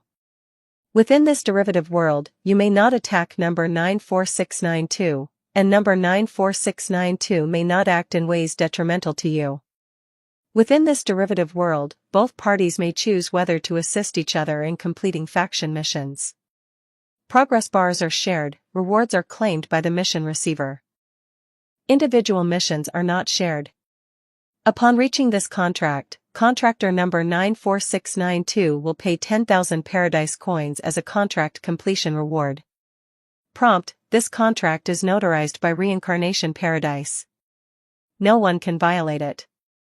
Prompt, the contract is drafted by the initiator. Please read carefully, Hunter. After signing the contract, if actions violate the contract, Reincarnation Paradise will impose penalties. Contract violation penalty, deduct 300,000 Paradise coins. Yes/no to agree to sign the contract. Wait, how much? Bai stared blankly at the 10,000 Paradise coins contract reward, then turned to look at Yu Xian beside him, his gaze changing. Too little? Yu Xian rubbed her chin. I'll give you a small piece of information too. He opened his mouth but ultimately couldn't bring himself to refuse. When he clicked agree, feeling her innocent gaze, he could almost feel a non-existent conscience aching faintly. I don't like teaming up, but she is just too big. Referring to sincerity. After resting a while, the three arrived at Mato Akira's home. Mato Akira lived in a single apartment. From Yu Xian's perspective, it could be said to be very comfortable. Before the two could do anything, Bai quickly took off his shirt and occupied the bathroom. Hey, wait. Yu Xian didn't mind. This amount of sweat was nothing compared to what she endured in the forging room. She wasn't in a hurry to wash now. But Bai's figure was quite good. The glimpse of his robust physique flashed in her mind, well-defined muscle lines, not overly bulky like some fitness enthusiasts, giving a very healthy impression. Ah, envy. Unfortunately, even if she wanted to train now, she couldn't achieve such a physique. Yu Xian silently lay on the sofa like a salted fish, while Mato Akira anxiously knocked on the bathroom door. Fortunately, Bai washed quickly. Soon, he changed into casual clothes and walked out of the bathroom. Since Yu Xian wasn't very tall, there was enough space on the sofa. He plopped down. Leaning back on the sofa, as he prepared to rest briefly, Yu Xian handed him a paper strip, interrupting him. Here, the information I mentioned. After saying this, she lay back down. Chapter 19, Indomitable Shinohara. Bai took the confession with a puzzled expression and read it carefully. This is the intelligence you mentioned? Bai returned the note to Yu Xian with a wry smile. At first, seeing it was white, he thought it was important intelligence. Oh right, you haven't watched the anime. In short, the Washu clan are most likely ghouls, and so are the high-ranking CCG officials. Huh? I thought. I need some entertainment when I'm idle.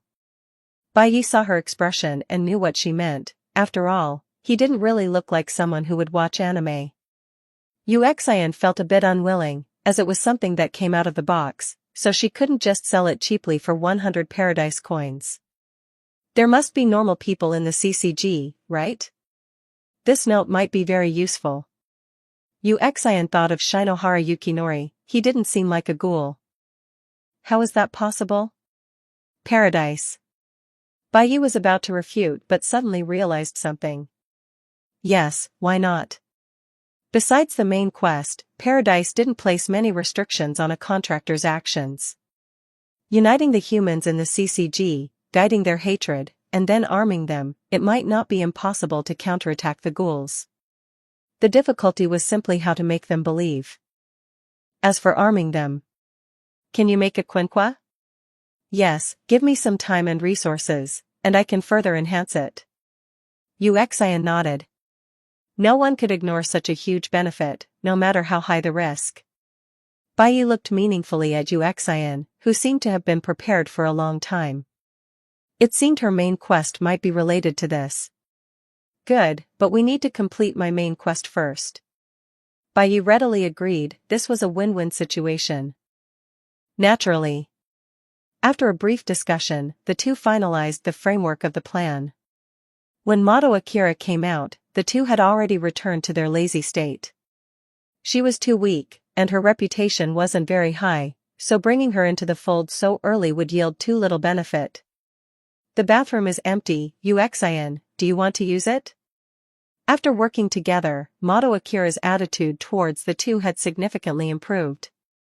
In the afternoon, Bai woke from a deep sleep. Both women had already left. He casually ate the delicious food Mato Akira had left for him and looked at the note on the table. Mato Akira had returned to the branch to deal with the aftermath of the ghoul incident, while Uxian had gone back to make her quinqua.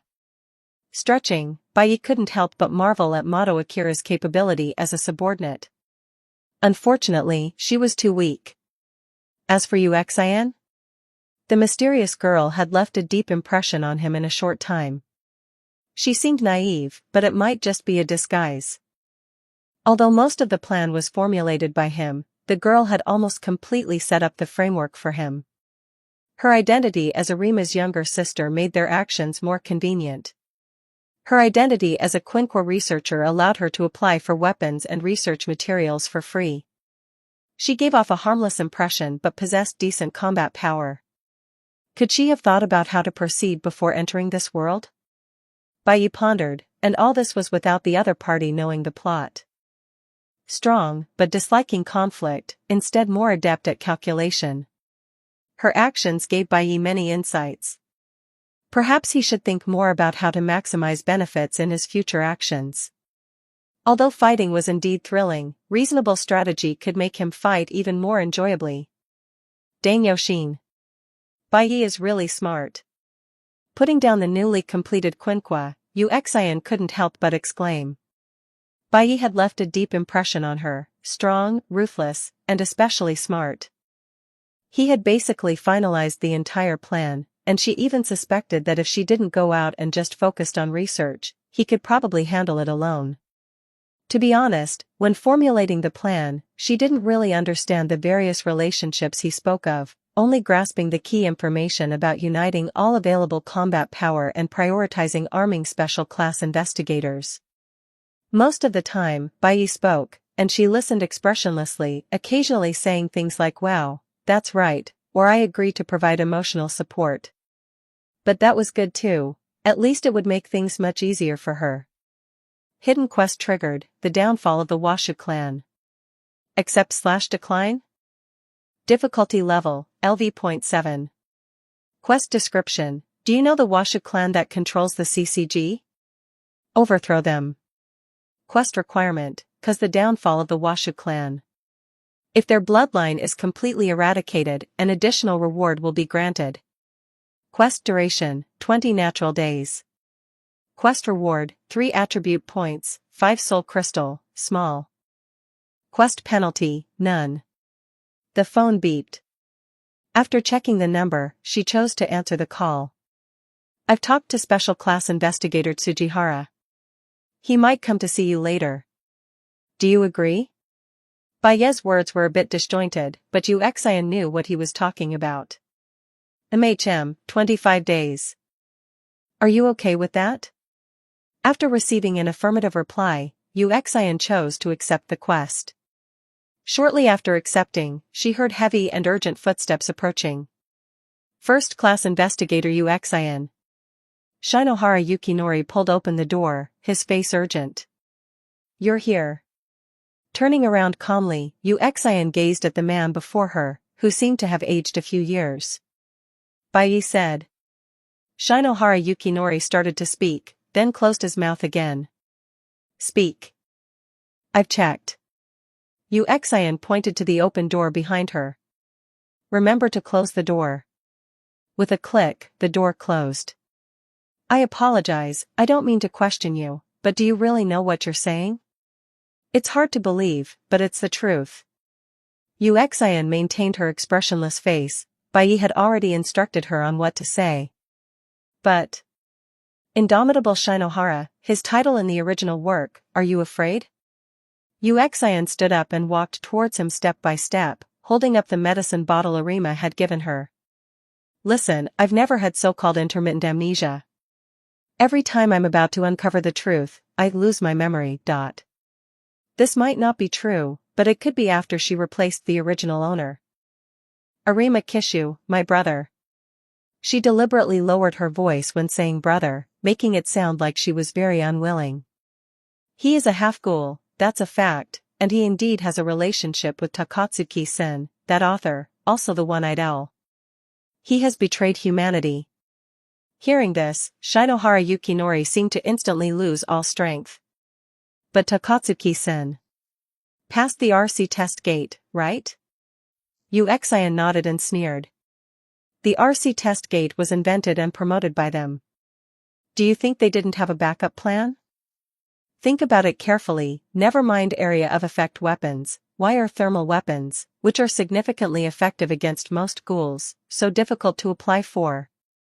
I research Quinqua. Below SS class, except for a few rare Kukaku, they have no power to fight back against armed forces.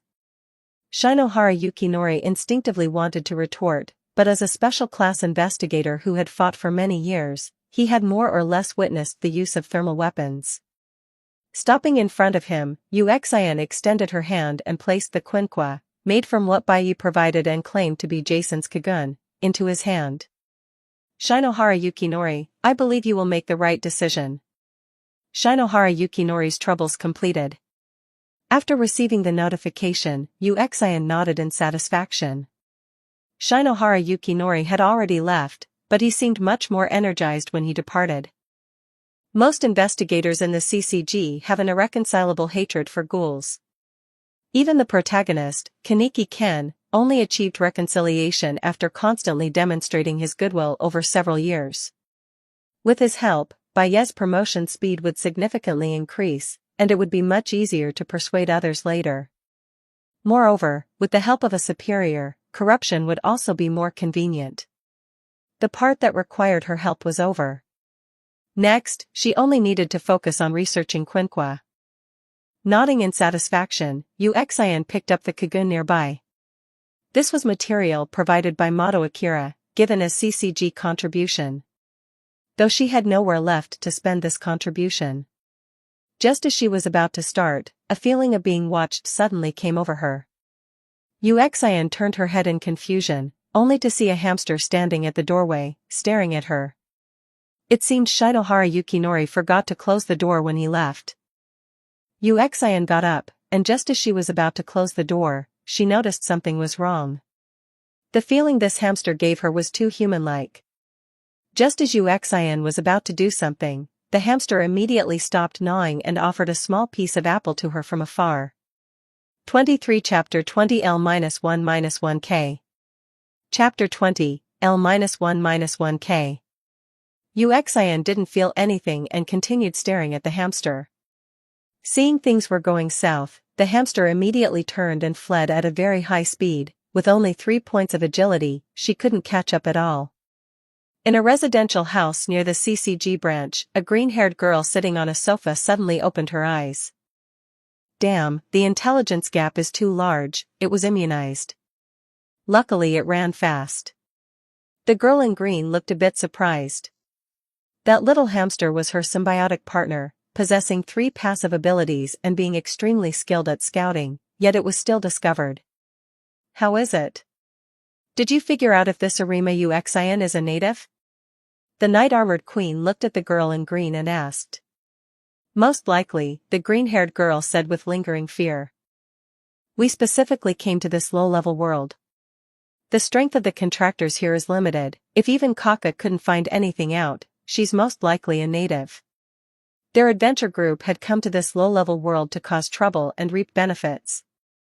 They had originally targeted Baiyi, who had shown great prowess at the start, but they unexpectedly discovered Uxian's existence. After searching for a while, they only obtained the information that she was Arima Kishu's younger sister. This character, who didn't exist in the original work, made them suspicious.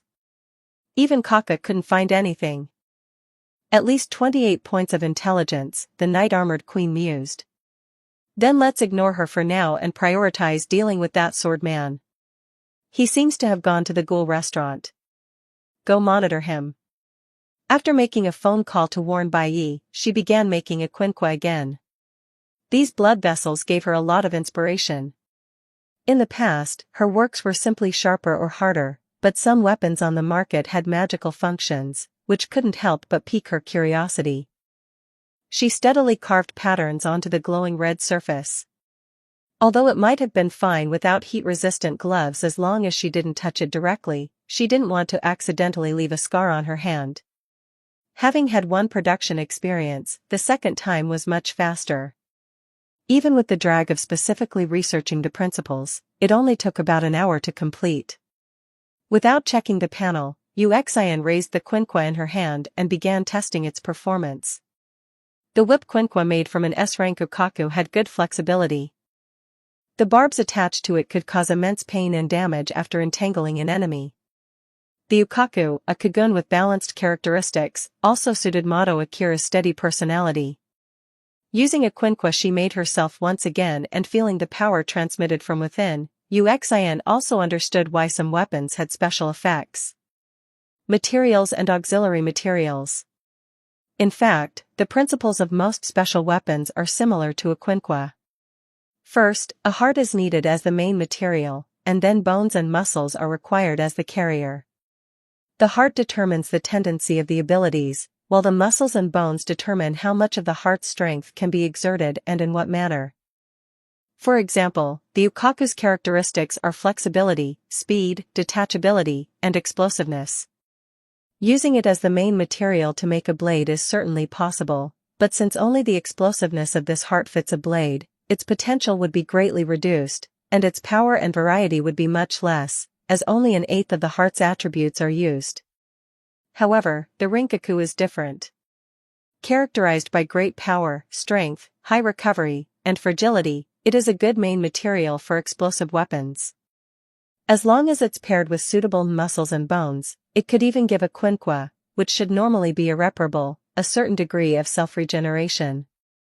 As for why things like her Type 1 and the Erida made by the CCG can provide extra attributes, it's because their special structures allow the heart and the user to fuse to a certain extent. Specifically, the Type 1 wraps around the entire arm, while the Erida bites the user like an octopus. Looking at the Type 1 in her hand, Uxian became increasingly amazed. This should be one of the clues left by the original owner, hoping she would make associations through biological characteristics. In other words, to enhance the power of a quinqua, one needs to find ways to strengthen the heart or the bones and muscles. Touching the pieces of quinqua steel beside her, Uxian wore a satisfied smile.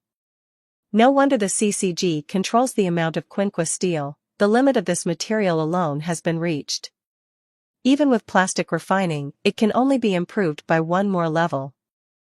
To have a qualitative leap, one needs to find more and better auxiliary materials. After all, you can't just have muscles and bones, the two must help each other to form a complete person. Without quinqua steel as a reference, groping for compatible materials from scratch is purely a pipe dream. As for the blood vessels, she hadn't fully figured them out yet and could only take things one step at a time for now. Time to start testing materials, Uxian muttered. This was also the part she used to hate the most. Because when testing mixed materials, the most convenient method is the exhaustive method. However, there's one more thing she could try. Taking out the RC polymer she had obtained before, based on her research on quinqua steel during this time, Uxian was certain that this material contained a certain amount of RC cells. In other words, this so-called quinqua steel is, in a sense, a very hard muscle, which is why it has such strong extensibility. Although she didn't know how the Washu clan integrated RC cells into metal, she didn't need to search for it slowly. Because she could take a shortcut. She lit 2 furnaces and placed the RC polymer and a piece of metal that looked right into them. She hoped this polymer was indeed as she suspected, turning mana into a physical entity, and physical entities have melting points. Otherwise, for the sake of the test, she would have to go out and get another piece herself. The melting point of the RC polymer was unexpectedly low, perhaps related to the fact that it used to be cells. When both reached a forgeable state, she stacked them using the conventional folding method and raised her hammer to strike. Clanging sounds rang out, and the splashing sparks made one instinctively want to stay away. Minutes later, Uxian satisfiedly picked up a piece of metal that was reddish overall. With the help of plastic refining, the two had fused together well. L-1-1K, green. Origin, Tokyo Ghoul, hammer of forging law hidden by default. Quality, green. Type, material. Rating, 30. Description, a peculiar metal containing trace amounts of RC cells. It has strong ductility and plasticity. Other uses are unknown. Price, 1,200 paradise coins. The one in the middle represents that one piece of polymer was used. Specifically, which piece it was is recorded in the forging notebook she never left without. Picking it up with satisfaction, Yuxian felt an uncontrollable joy surge through her body. Previously, her forging techniques were still limited to the materials themselves. Green materials couldn't break through their original rank. But now, she had found a new direction. Two materials with white attributes had become green after her fusion. This was a new breakthrough. Discovering how to create weapons with special effects was the path to stepping into the extraordinary. Of course, she had no doubt that even if she only pursued sharpness and hardness, she could still step into the extraordinary. In fact, deep down, she might even prefer that sense of purity. However, having an extra path is always good. A good blacksmith needs to be able to fulfill any special requirements a client has for a weapon. Suppressing the joy in her heart, Yuxian quickly tested the new metal. The results were excellent. Although the metal named L-1-1K was softer than quinquis steel, it didn't mean it was more fragile. On the contrary, this softness would make it harder to damage when sustaining impact. The key point was that this type of metal had a good compatibility with quinquis steel. Under testing, a 3G/4G ratio was found to be optimal, providing the best balance between flexibility and hardness for a weapon, though it could be adjusted according to needs. An enthusiastic Yuxian stood up, preparing to go out and get some materials. But just as she reached the door, it was pulled open yet again. The visitor was Mato Akira, who looked anxious, having lost her usual composure. Yuxian. Something's happened to Bai. Chapter 10, The Unlucky and the Lucky. Awake? When Bai woke up, these were the first words he heard. The hospital room was pitch black, with the desk lamp on the temporary office desk beside him being the only source of light. Behind the lamp base, a young girl wearing glasses was quietly flipping through a book. Under the soft glow of the light, her brown hair and blue eyes gave her the texture of an oil painting. Seeing this, Bai's subconscious reaction was to grip his blade, but he stopped himself once he realized it was Yuxian. "How long was I out?" he asked, his voice somewhat raspy. After all, he hadn't had a chance to drink water after the bitter battle. "Most of the day." Yuxian closed the book in her hand. Bai's excellent dynamic vision allowed him to catch a glimpse of the title as it flashed by. "Dear Kafka, Takatsuki-sen's debut work," she explained, noticing Bai's gaze. "Waiting for you was boring, so I used it to pass the time." Bai straightened up and leaned against the hospital bed. Although his wound still throbbed with pain, having slept for over 10 hours, he was now full of energy. "Why wait for me?" Yuxian looked over, puzzled. "Because you're very strong. Someone who could beat you into this state wouldn't find it too hard to kill me. For safety's sake, it's best to be by your side." This was the truth. Originally, she had wanted to go out and get some polymers, but she was afraid that the group who fought Bai might finish her off in passing. Without polymers, she couldn't proceed to the next step, so she simply waited in the hospital room. Bai nodded. Although that was the most likely reason, for some reason, he had still asked. It seemed he hadn't completely adapted to the high-pressure life of being alone. "Once you're better, take me with you on missions. Also." She reached out her hand, and several familiar items appeared.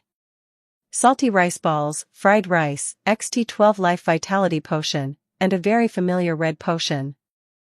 "You used quite a few recovery items, didn't you? I'll sell these to you at cost." In the end, he still spent 2,000 paradise coins to replenish his stock of recovery items. His savings of paradise coins, which had grown because of opening chests, plummeted to the bottom once again. Yuxian put away the remaining medicines in a good mood. She hadn't made a single cent on these things, but seeing the usually aloof Bai bargaining like an old man or lady at a vegetable market over a few bottles of medicine was quite interesting. Though it pained him, Bai had nothing to complain about. He had indeed nearly run out of recovery items, and she was selling them to him at actual cost. No matter how you looked at it, buying them was definitely not a loss. Although he had become much more cautious after his baptism by Uxian, that contractor named Queen had still given him quite a bit of trouble. But the most thrilling part was at the end when he killed that healer. He hadn't expected there to be a skill in this world that could execute someone at 20% health. If it hadn't been mitigated, he might not have come back. Thanks. It's nothing. I bought a lot and can't use them all yet, Uxian said casually, returning to her book. Silence returned to the hospital room. After hesitating for a moment, he finally pulled out a green treasure chest and a scarlet card, preparing to open them in front of Uxian. Noticing the movement, she glanced over and looked at the scarlet card with curiosity. What's this? Uxian narrowed her eyes, carefully examining the card she had never seen before. A scarlet card, dropped by the contractor who attacked me. Did anyone escape? Seeing Bai Yi shake his head, Uxian breathed a sigh of relief. However, she wasn't in a hurry to leave. After all, Bai Yi was currently in a weakened state.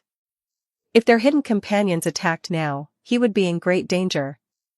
Seeing that Uxian had no intention of snatching them, Bai Yi felt much more at ease. After a slight hesitation, he chose to open the green treasure chest first. A piercing green light illuminated the entire hospital room, making Bai Yi subconsciously close his eyes. This is? Bai Yi had only seen similar scenes when Uxian opened treasure chests, but those were always white light. As for him, he had never encountered such a situation until now. After the light dissipated, a heavy, smooth-surfaced object fell into his hand. A lighter? Something good? Seeing Bai Yi dazed while holding the item, Uxian asked curiously. Yeah, something good, Bai Yi replied, his hand trembling slightly as he held it. During the last cleanup of the West District, he had clearly killed several times more people than she had, yet she had obtained twice as many treasure chests. He had realized then that he was simply unlucky. From this situation, it seemed that when something good was drawn, the treasure chest would emit a bright light. He temporarily named this phenomenon flash. He gave a light chuckle, just about to lament his good luck, when his face stiffened again. What's wrong? Are the attributes not good? Uxian was a bit confused.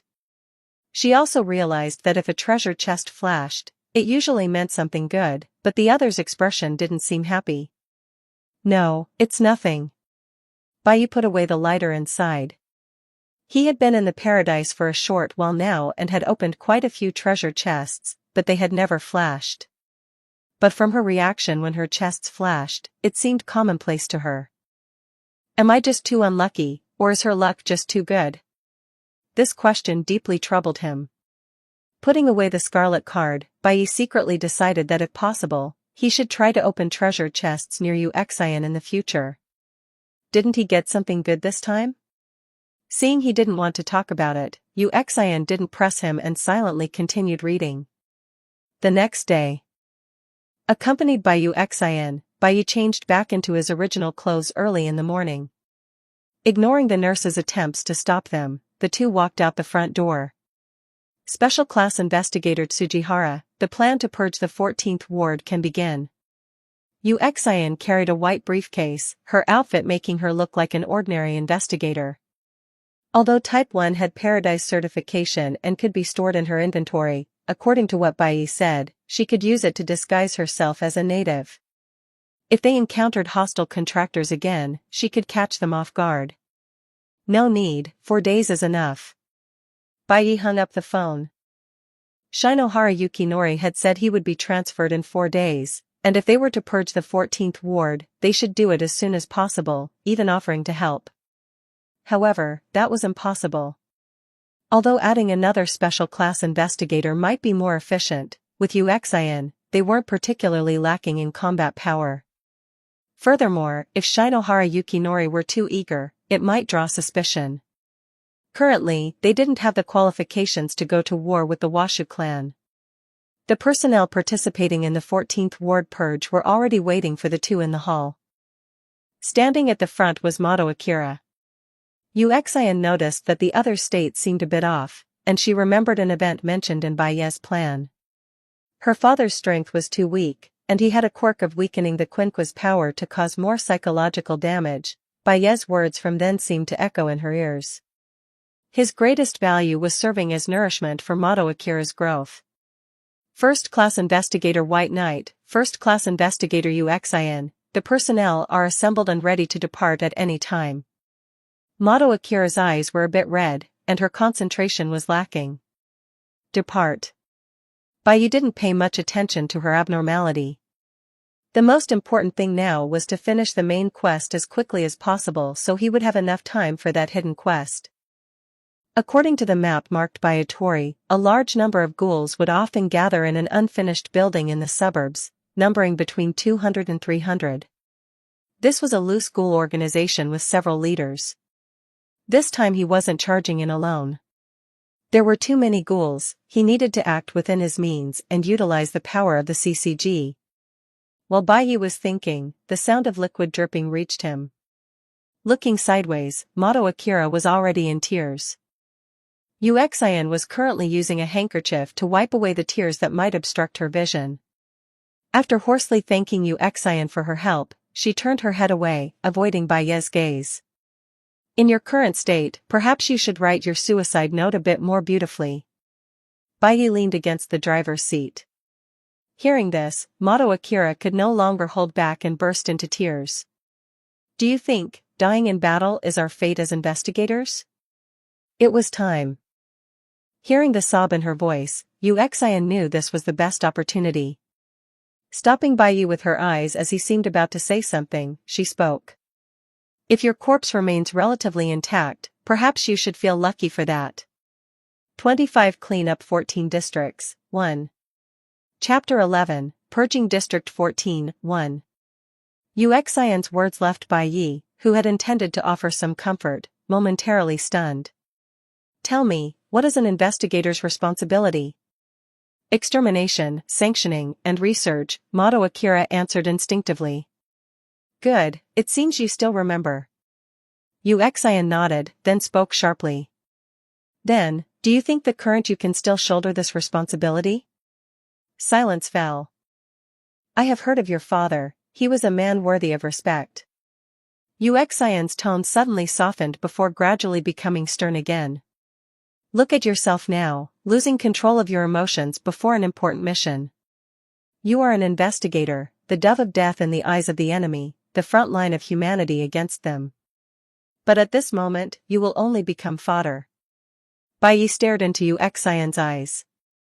Although her tone was impassioned, her eyes were completely the opposite, giving off an eerie feeling. Once you collapse, you lose more than just your life. What follows are the resources consumed over years of training, your colleagues, and the people who could have been saved. Your corpse will even become their food, giving them the strength to cause more destruction. So pull yourself together. Don't let down the colleagues who trust you, don't let the citizens who rely on you die, and don't let the resources spent on you go to waste. Most importantly, Uxin gripped Mato Akira's trembling shoulders, her tone becoming incredibly gentle. Don't let the sacrifices of Mr. Mato Kiryu and Ms. Mato Kasuka be in vain, okay? Through the rearview mirror, Uxin watched with satisfaction as Mato Akira's expression gradually became steadfast. After getting out of the car, she thanked the two of them solemnly and then headed toward her assault team, her steps appearing incredibly steadfast. At this point, I hope readers will remember our domain, read novel selection 101kanshu.com, super smooth. I didn't expect you to speak so harshly. Uxin turned her head for some unknown reason and glanced at Baiye. Her combat strength isn't weak, she just hasn't found her way yet, Uxin explained. Strengthening their hatred is an effective method. Baiye, you are too kind. Around the abandoned building, a large number of figures slowly approached. Team 1 on the left flank, Team 2 on the right, Team 3 responsible for the frontal assault, and Team 4 blocking the large rear exits. Uxin, charge with me. Uxin crouched as she walked through the grass, with Baiye practically crawling on the ground beside her. They were currently heading toward the abandoned building. No fewer than 100 monsters gathered in the building long term. This place was somewhat like a market where they shared information, sold food, and even looked for mates. Perhaps because the restaurants and danger zones had been purged, there weren't as many as the 300+ people mentioned in the intel. According to the thermal scanners, there were only about 250 inside the building. Bai prepared to lead the charge, with the investigators providing cover from behind. As for Uxian, she naturally followed him. Uxian silently carried a ballistic shield. Type 1 had already covered her free hand, and a pistol hung from her waist. After revealing the source of the polymers and her urgent need for them, Bai ignored her subtle hints and ordered her to charge with him. Action! Bai whispered, the command reaching the ears of each group through their headsets. Bang, bang, bang. Dozens of canister-like objects, similar to tear gas, were fired into the abandoned building. Boom! They exploded simultaneously, and a cloud of white mist covered the monsters before they could react. CRC gas can effectively suppress RC cells' activity. The weaker ones might not even be able to release their Cogun. At this concentration, perhaps even an A rank would need a little stimulation to activate their Cogun. Uxian and Bai took the opportunity to rush into the building, with the investigators following closely behind. They were still struggling under the suppression of the CRC, but Uxian had already pulled out her hammer for a heavy strike. To test its power, she specifically sought out an A rank and swung a blow fueled by 100 mana points at its head. The head exploded like a watermelon, and a solid mass fell to the ground along with flesh and blood. Picking it up, she knew she had used too much again, or rather, the attack on the weak point was overkill. CCG. It's the doves. Run. The monsters were caught off guard by the sudden attack. Most of them couldn't even use their Cogun to fight back due to the gas suppression. In the chaos, Uxian harvested many more polymers. She deliberately controlled the frequency and amount to test the differences in polymer formation. Unfortunately, the abandoned building wasn't an enclosed structure, and the white mist was thinning rapidly. Dense gunfire, the clashing of weapons, and screams echoed from within the abandoned building. The battle quickly entered its bloodiest phase, the back line firing without regard for those in front. Fortunately, the investigators were well trained. While they weren't exactly perfect marksmen, they at least didn't shoot their own people. The battle lasted a long time, partly due to the monster's powerful survival capabilities and partly because the humans lacked area of effect means. She had originally thought that with Shinohara Yukinori's support, they could apply for heavy weaponry. However, she hadn't expected the Washa clan to be so cautious. Even in a disaster area like District 14, there was no heavy weaponry, and even grenade launchers had to be requested in advance. What was even more extreme was that despite the assault being in the suburbs, a confirmed disaster area where no ordinary people would approach, the higher-ups still rejected Shinohara Yukinori's personal application on the grounds of fearing civilian casualties. However, this only made him stand even more firmly on Uxian's side. Removing the polymer from the body of the dying monster before her, Uxian silently crushed its throat. Based on today's tests, the quality of the polymer depended on the strength of the source and the total amount of mana points sealed at the time of the kill. Furthermore, species with a certain level of survival capability could continuously produce polymers, but live harvesting seemed to permanently lower the target's maximum mana points. The specific source was the unlucky fellow in front of her. Initially an A rank, it had been vigorously swinging its Ukaku. But under her control, after she harvested 3 attacks worth 50 mana points each, it could no longer even release its Cogun. Nearby, Bai was once again wiping his blades in a very crude manner. However, seeing as he was currently discussing the next move with Mato Akira, Uxian eventually looked away. The monsters in this small area had been completely purged. However, the human casualties were not small. The death rate was around 20%, 10% were seriously injured, and there were too many minor injuries to count. It was worth mentioning that after being encouraged, Mato Akira seemed to have unlocked her potential. After one battle, she not only had a record of 2 A ranks but hadn't even been injured. Uxian, can you still fight? Bai walked over. Yuxian nodded.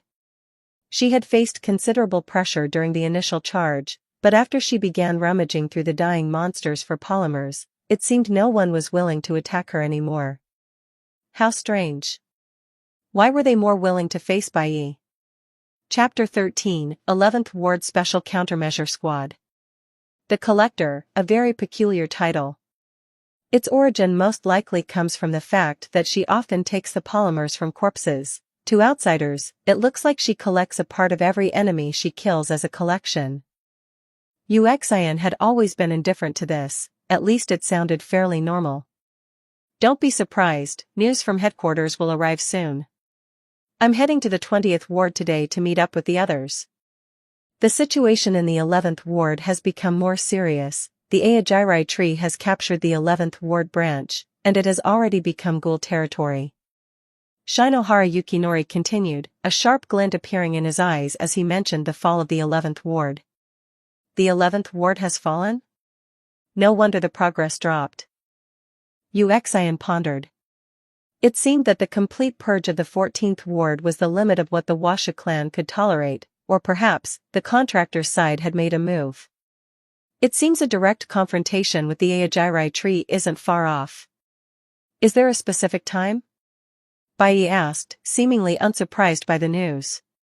The plan hasn't been finalized yet, it's still in the deployment phase. Bai, you come with me to the 20th Ward as well to attend the Special Countermeasure Squad meeting.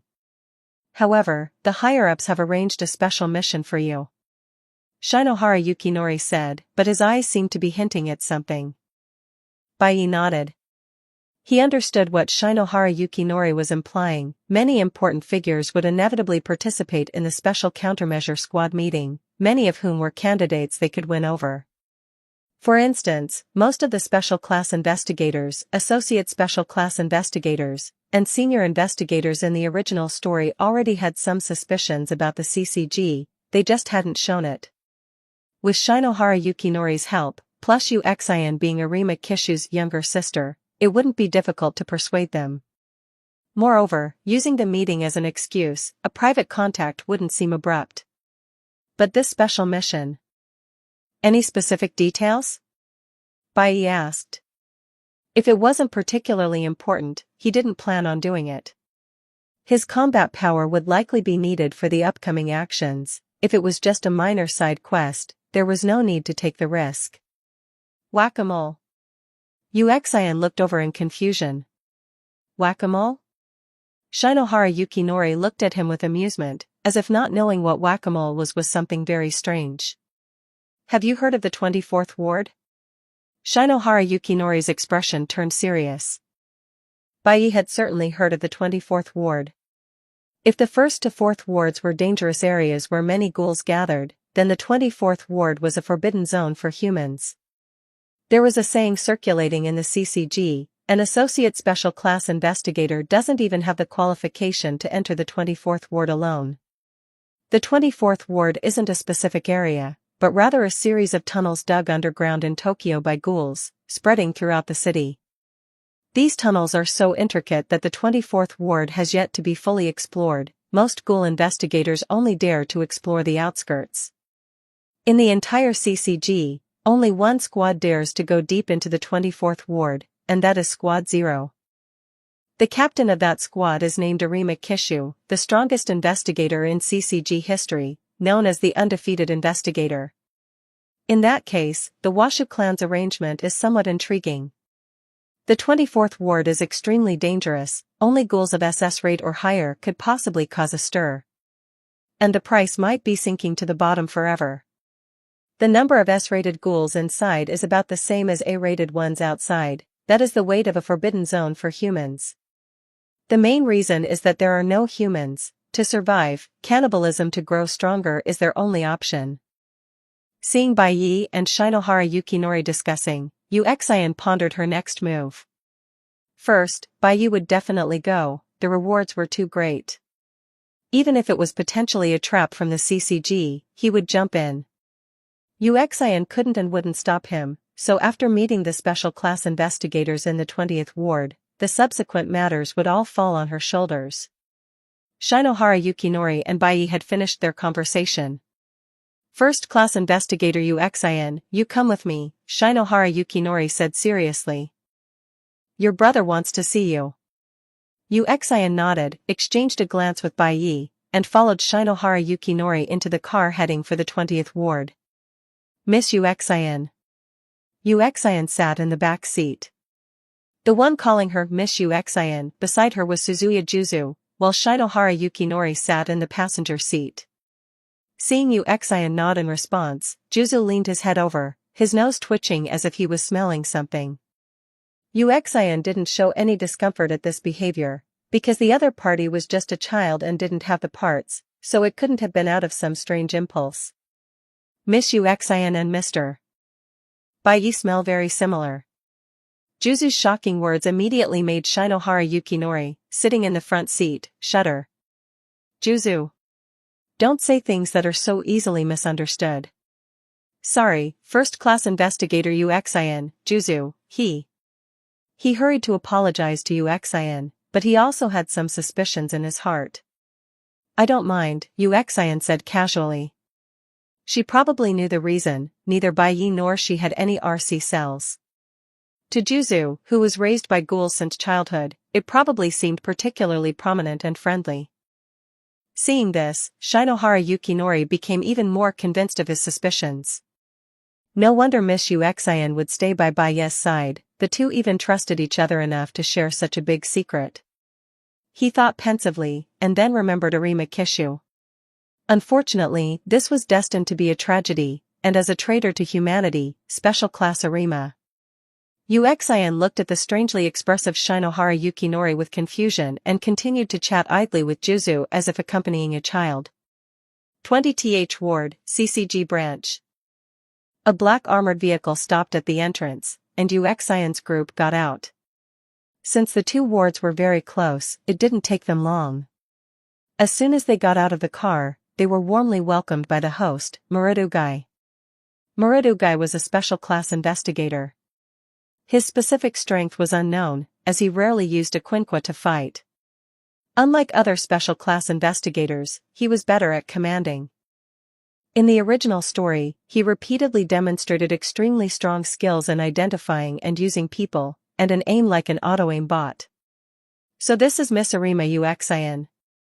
Oh, and his sarcasm and sharp tongue. Looking up at Muradugai's very unique appearance, eyebrows like tadpoles, a face as gaunt as if he'd been up for 3 days and nights, pupils like dead fish eyes, and a very well-coordinated middle-parted hairstyle. TSK, average. You're still a far cry from your brother. He scanned Uxin as if inspecting her and commented. As expected, he saw Uxin's hand holding the quinqua tremble slightly. Chief Murad, you should fix that bad habit of yours, Shinohara Yukinori hurried to smooth things over. However, what he didn't know was that Uxin was just pretending. After all, there was someone in the welcoming party she least wanted to meet. Uxin. Arima Kishu stepped out from the crowd, his gaze behind his glasses seeming to be searching for something. Hearing his voice, Shinohara Yukinori's body stiffened imperceptibly for a moment before returning to normal, continuing to chat with Muradugai in front of him. Hearing his greeting, Uxin didn't answer. She wasn't the original owner, nor did she truly have amnesia. Saying one more word at this moment might expose something. Bai, I look forward to meeting him. Seeing her not responding, Arima sighed and left after leaving those words. Is he implying something? The plan couldn't have been exposed, but with his observational skills from the original story, it's normal to have some suspicions. Uxin thought quickly, it seemed she would have to warn Bai later. 27 Donate your heart, not really. Chapter 14, Dedicate your heart, not. Shinohara Yukinori was chatting animatedly with the other special class investigators. With Uxin's intentional yet subtle cooperation, the topic gradually shifted toward a group dinner. Mr. Arima. Are you coming? No, I still have a mission. I'll be going now. Watching Arima Kishu walk away, Shinohara Yukinori couldn't help but breathe a sigh of relief. Although he knew that, given Arima's personality, There was a high probability he wouldn't attend a dinner at a time like this. Getting a definite answer still put him at ease. On the way there, Moridugai whispered to Shinohara Yukinori. Shinohara, why did you insist on bringing Uxian along? With us guys gathering, having a girl there might make things awkward, right? During the conversation just now, several colleagues had also hinted at not bringing Uxian. This wasn't out of exclusion, but purely because it felt awkward. To this, Shinohara Yukinori gave a vague response. After all, this car was provided by the CCG, and there was a risk of it being bugged. Seeing him like this, Moridugai frowned but ultimately said nothing. At an unknown restaurant, Uxian leaned against the private booth, guarding against anyone approaching to eavesdrop. She could faintly hear that the room behind her had gone from cheerful at the beginning to silent now, with only Shinohara Yukinori's voice faintly drifting out. The above is the truth about the CCG. The Washu clan. Moridugai's face stiffened, and he slammed his fist on the table in anger. Shinohara Yukinori, do you know what you are saying? An elderly man with white hair and a wrinkled face, yet a robust expression, spoke solemnly. Mr. IBA, please believe me, this is all true, Shinohara Yukinori said respectfully. This was IBA Fujishige, a retired special class investigator and his mentor. Old man, you might be muddled, but I'm not. Having used a gun for so many years, how could I not know its power? The Washu family has been humoring me for years. I thought they were just consumed by a lust for power, but who knew? Moridugai's words were harsh, but they spoke the inner thoughts of every special class investigator present. I understand all of this. IBA Fujishige sighed. I just hope you understand the weight of this news. If it's true, what we are going to face next is the entire power of the CCG. Teacher, you're wrong. Shinohara Yukinori tapped the table and said with a grave expression. The Washu family has never represented the CCG. From beginning to end, the CCG has existed to protect humanity. That is the fundamental reason we can constantly recruit new investigators.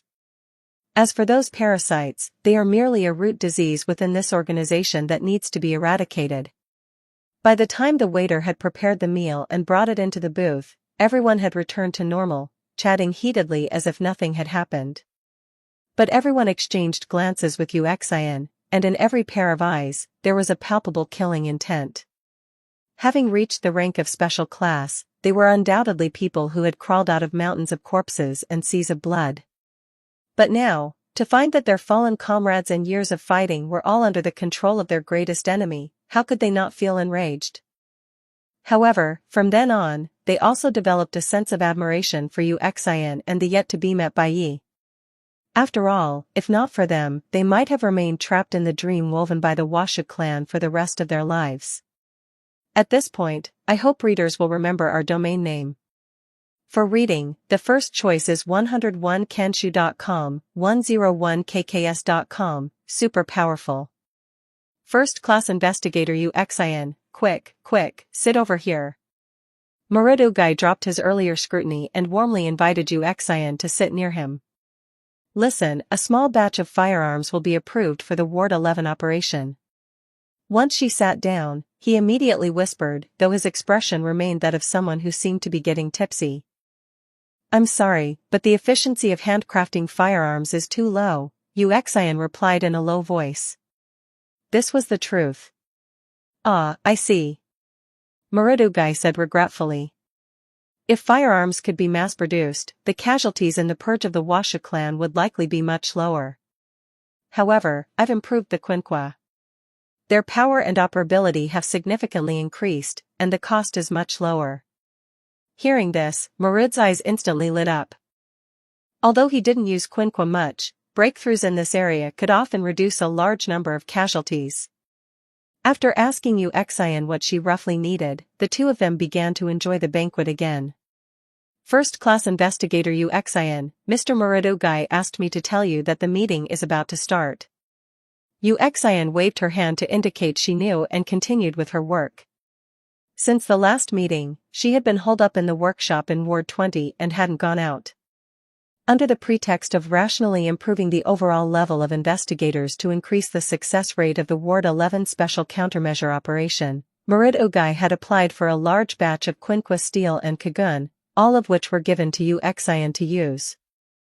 It had to be said that as the commander-in-chief, Murid Ugai's power had undoubtedly reached a temporary peak. The Washu clan would not refuse such a reasonable minor request. By the way, Ms. Uxian, thank you for your contribution. Turning her head, she saw the investigator at the door stand respectfully at attention, his right fist thumping his left shoulder, somewhat similar to Dedicate Your Heart from Attack on Titan, only it was shifted to the shoulder. With a friendly nod, the man smiled and left. This gesture was also proposed during that banquet.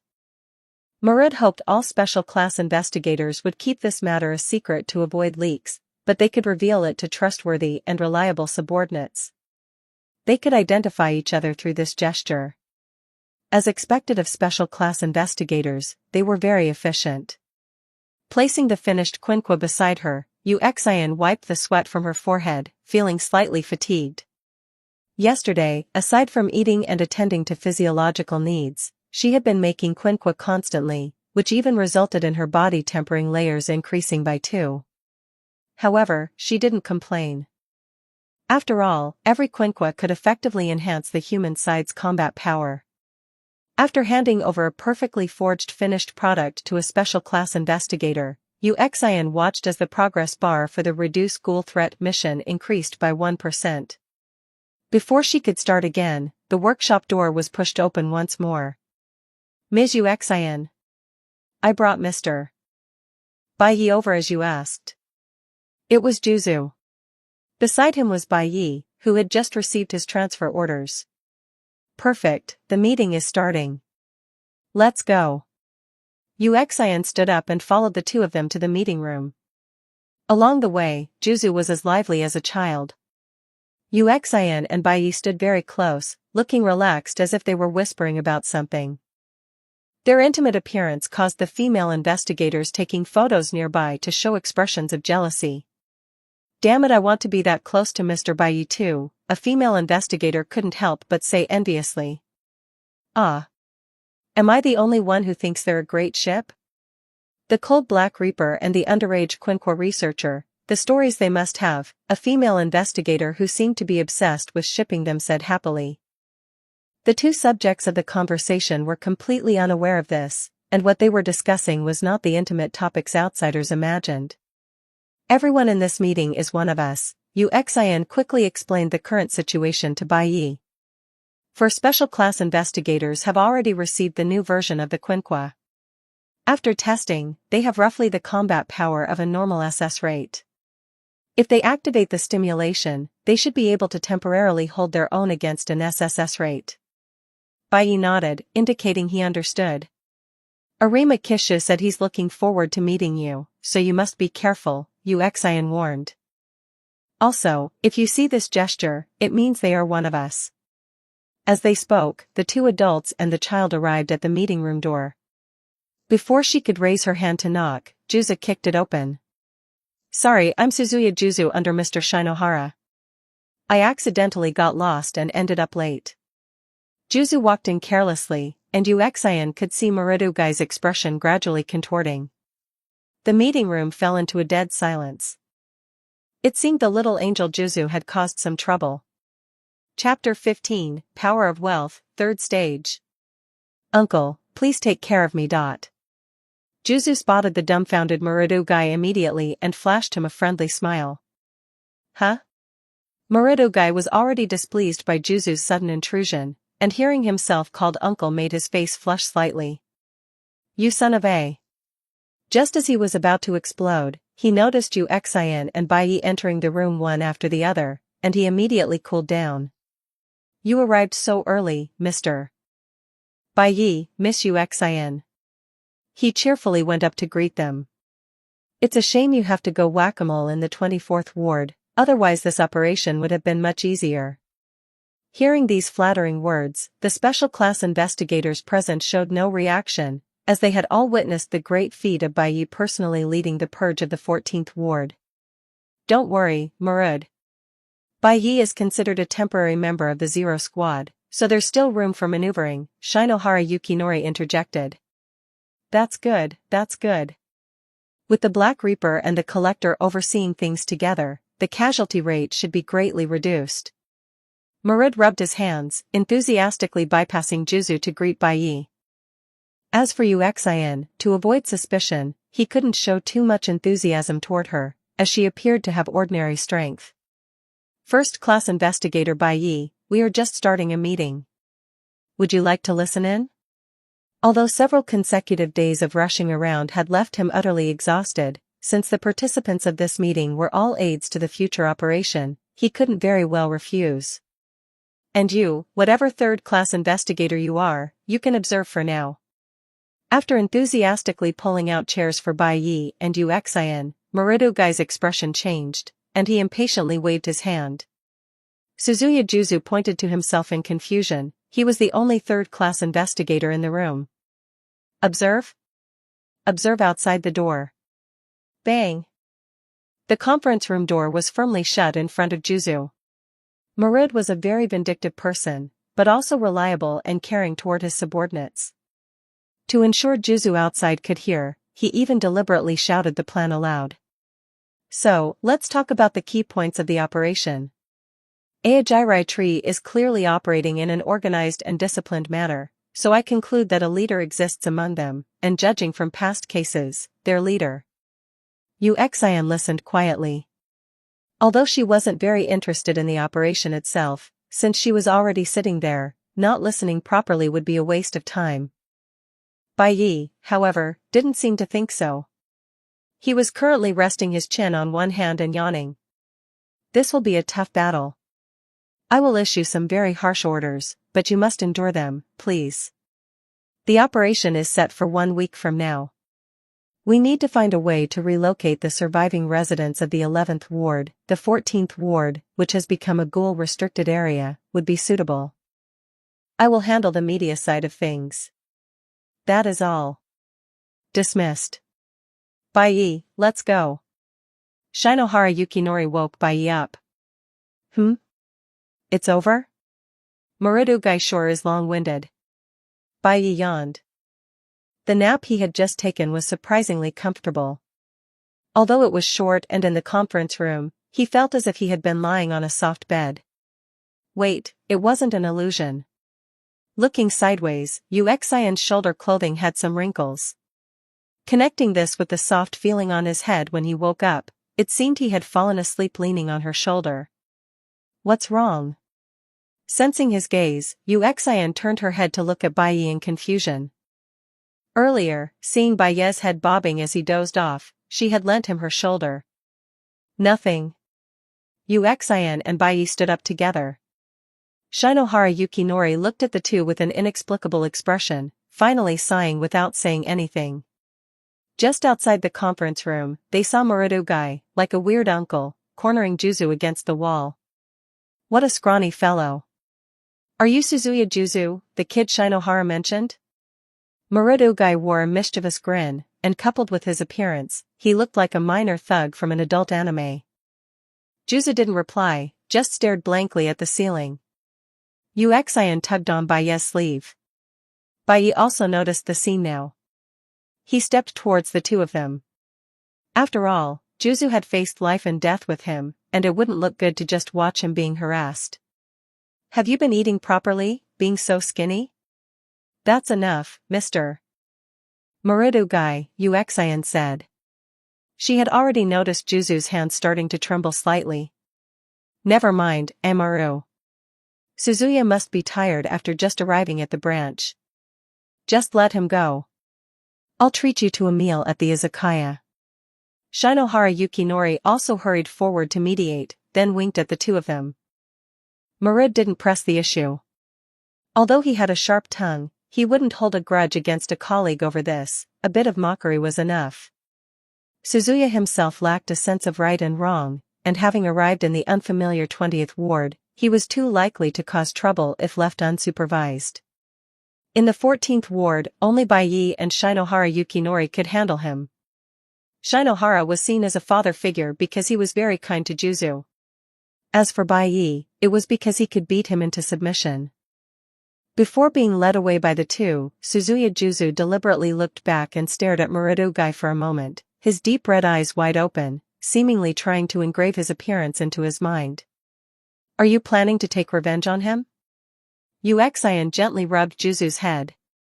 In her eyes, the childlike innocence of Juzu was very cute. Bai Yi lit a cigarette. How are you going to take revenge? With your current fighting power, Muradogai could easily kill you. Hearing this, Suzuya Juzu withdrew his gaze. Sister Uxian, I'm hungry. Uxian turned to look at Bai Yi. Let's go. Bai Yi led the two around the perimeter of the branch office and found a decent barbecue restaurant. The interior decoration was quite luxurious. The intense pressure of wealth made ordinary office workers pale upon seeing it, not daring to step within 3 feet of the place. This kind of atmosphere, it must be a terrifying forbidden zone where the average consumption exceeds 20,000 yen, a man dressed in office worker attire said seriously. Indeed. Scraps from the bottom of society like us feel short of breath just getting close. The man next to him loosened his collar, his expression poor. Wait, that guy. The two men looked at Bai Yi, who was leading Uxian and the other person into the barbecue restaurant, and their expressions changed. Damn it. How enviable. One office worker angrily slapped his thigh. I also want to drink cold beer and eat grilled Wagyu beef surrounded by beautiful girls on a Saturday. Sirs, your lunchboxes are ready. Just then, the clerk from the convenience store across from the barbecue restaurant walked out, carrying a small bag of lunchboxes. Oh no. His legs went numb, and one of the lunchboxes in the bag instantly spilled onto the ground. Sumimasen. I will immediately get you. No need, one of the men suddenly spoke up. Are you crazy? This is meant for the master. He holds the power of life and death over us. His companion looked at him in disbelief. No, I have made my decision. The man's face became resolute. He silently bent down and put some of the spilled food back into the lunchbox. It seems you have come to a realization. Seeing his determination, his companion stopped trying to dissuade him, merely staring silently at his tired lower back, as if trying to etch it into his mind. What if you never return? Then I shall never return. Then, under the clerk's bewildered gaze, the two men carried their lunchboxes and walked towards the adjacent office building as if marching to their deaths. Ma'am, here is your grilled steak. Uxian looked with satisfaction at the sizzling grilled meat on the rack in front of her. Juzu was still agonizing over what to order. Finally, unable to resist the aroma of the barbecue, he ordered the same super expensive steak as Uxian, and then stared at Bai Yi, grinning foolishly. Bai Yi didn't mind this. His salary was already high, and coupled with the funding brought in by the purge of the 14th ward, he was certainly not short of money. Not to mention, recalling how Uxian had casually transferred him an 8-figure sum before ordering, this feeling of somehow being kept was truly strange. Whether inside or outside the paradise, she could definitely be considered a rich woman. Looking at Uxian, who was intently staring at the sizzling steak, Bai Yi couldn't help but sigh with emotion. Aren't you eating? It's almost done. Bai Yi cut a small piece from the steak and put it in his mouth. The flavor was indeed good, the texture was delicate, the meat tender, and paired with the special sauce provided by the restaurant, the aftertaste was endless. It was just that the griller's skill was too poor. If he had done it, he could have made it better. Can it be eaten already? Uxian looked at the beef, which still had traces of blood inside, with a look of disdain. Expensive steak is meant to be eaten for the texture of the meat itself. Seeing her expression, Bai Yi knew she couldn't cook and hadn't eaten this kind of food before. He casually cut a piece, placed it on a plate, and handed it to her. Uxian hesitated for a moment but finally ate it. It's alright, but I don't like it. After chewing for a moment, Uxian frowned and commented, I still prefer my meat well done. After a satisfying meal, the three walked contentedly along the streets of the 20th ward. Strolling down the street and listening to the hustle and bustle of the surrounding crowd, Yuxian felt somewhat relaxed. She had been continuously busy for a long time. Even steel gets fatigued, let alone a person. Although she was obsessed with forging, maintaining a proper work-life balance would allow her to better refine her skills. Turning to look at Bai Yi, his expression seemed somewhat lost. This state was familiar, she had gone through a similar experience a few years ago. Don't hold yourself too tightly. Bai Yi turned his head to Yuxian in surprise and smiled. Yuxian looked very young, perhaps not even an adult. Being comforted by her felt rather strange to him. How did you manage it? Bai Yi asked, not feeling ashamed about seeking advice from the younger Yuxian. Forging itself is a form of relaxation for me, and I also like to read books in my free time. Yuxian knew he was asking how to relieve stress, as it was obvious Bai Yi was the kind of person who constantly walked the line between life and death. My experience might not work for you, but you could try meditation. Otherwise, if you keep going like this, you'll go crazy. Hearing this, Bai Yi felt a bit helpless. He was already meditating, so this suggestion wasn't very helpful to him. Still, hearing someone genuinely care about him made him feel slightly relaxed. 29 Antique. Chapter 16, Antiku. While the two were chatting, they unknowingly arrived at the entrance of a coffee shop. Want to go in and sit for a bit? Seeing Bai Yi staring at the coffee shop, Yuxian suggested. Look closely. Hearing this, Yuxian finally took a proper look at the coffee shop in front of her. Antiku. Based on the shop's name, Yuxian realized this was the organization Bai Yi had mentioned before, where the protagonist group stayed during the early stages. What do you think? Want to try fighting them?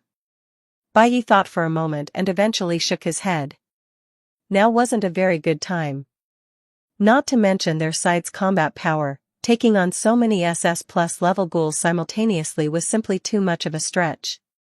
As the protagonists, Kurashima Tuka and Kaneki Ken hadn't grown enough yet, killing them now would yield too low a profit.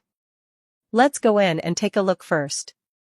Bai Yi stepped in first, not worried about the other side attacking. After all, they still wanted to live here. With the chime of a bell, Hanami Fueguchi instinctively turned around and greeted the guests in a soft, childish voice. Welcome. Before she could finish, she saw the appearance of the newcomer. Bai Yi was wearing a black coat, unlike the usual white ones worn by investigators. Combined with his cold face and the thick aura of blood surrounding him, to a child with keen perception like Hanami, he was no different from a man-eating beast. Don't come over. Hanami backed away in fear, falling onto her bottom, her voice tinged with a slight sob. What's wrong? Yuxian stepped inside. Her beautiful and gentle appearance calmed Hanami down a little. Seeing Hanami slumped on the ground, Yuxian stepped forward, wanting to pull her up. Don't get close to her. Tuka stood in front of Hanami, warily watching Yuxian's outstretched hands. These two guys are. Comparing their traits in her mind, Tuka felt increasingly horrified and became more wary of Yuxian's hands. As far as she knew, the collector had a habit of taking and collecting parts from prey. Even among ghouls, she was considered a pervert. As for Bai Yi, he was even more of a heavyweight. Yuxian's hand paused. She stared at Tuka silently, her emotionless gaze making Tuka's skin crawl. It was as if she were evaluating the quality of a product. Fine. Retracting her hand, Yuxian silently stood back beside Bai Yi. Kurashima Tuka, the female lead of the original work, was a ghoul. The ghouls of Antiku were different from others. They generally didn't hunt humans, only consuming the corpses of those who had committed suicide. It sounded absurd, but in a high-pressure city like Tokyo, the bodies of suicide victims could actually support every member of Antiku, with enough left over to distribute to other more law-abiding ghouls. Hesitating slightly, Tuka tucked back her light blue, yes, light blue, no matter how you look at it in the anime, it's purple, short hair and stepped forward, acting as a waitress.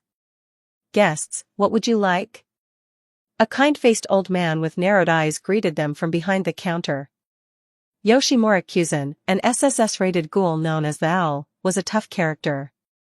Having committed too many killings, he opened this cafe in the 20th ward in his old age.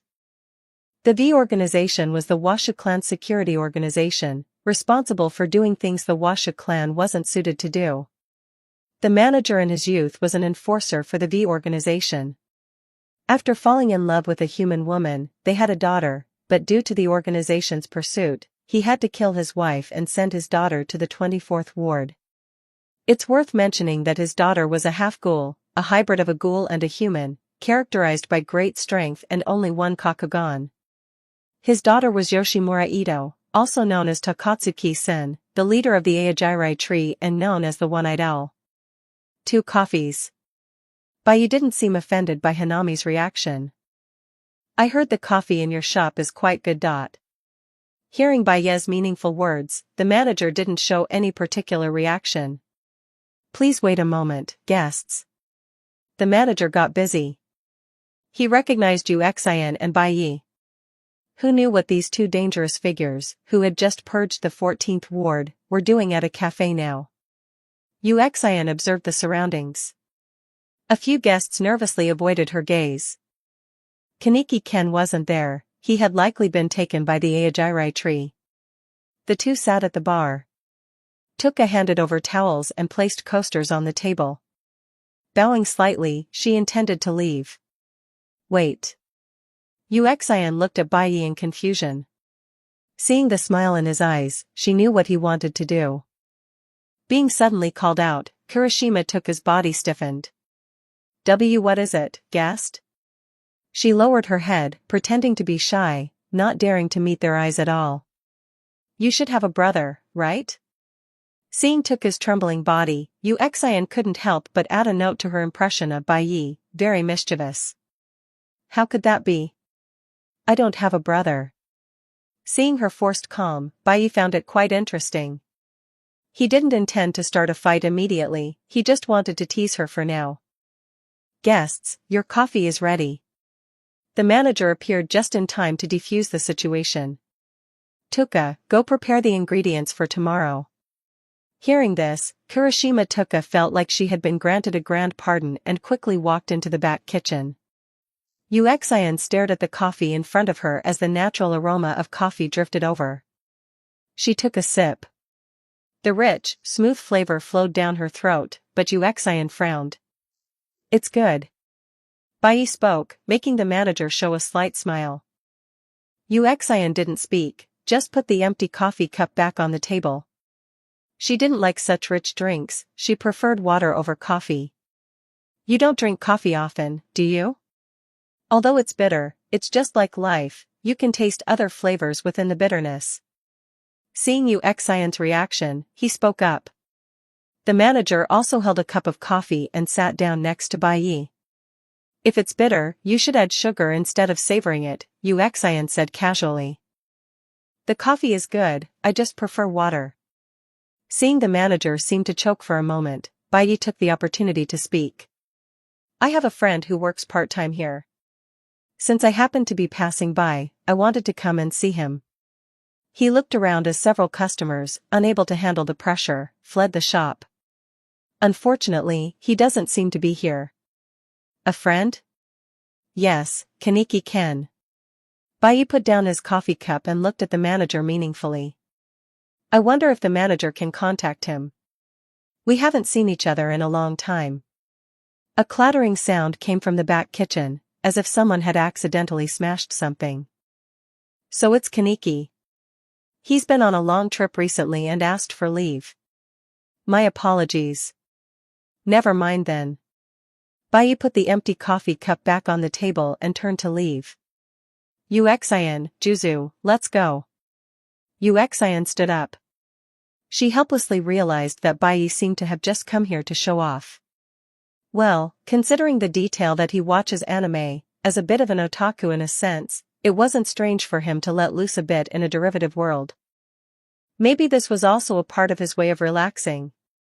After the manager and Baiyi finished talking, Baiyi tried to pretend to pay, but the manager said it was on the house.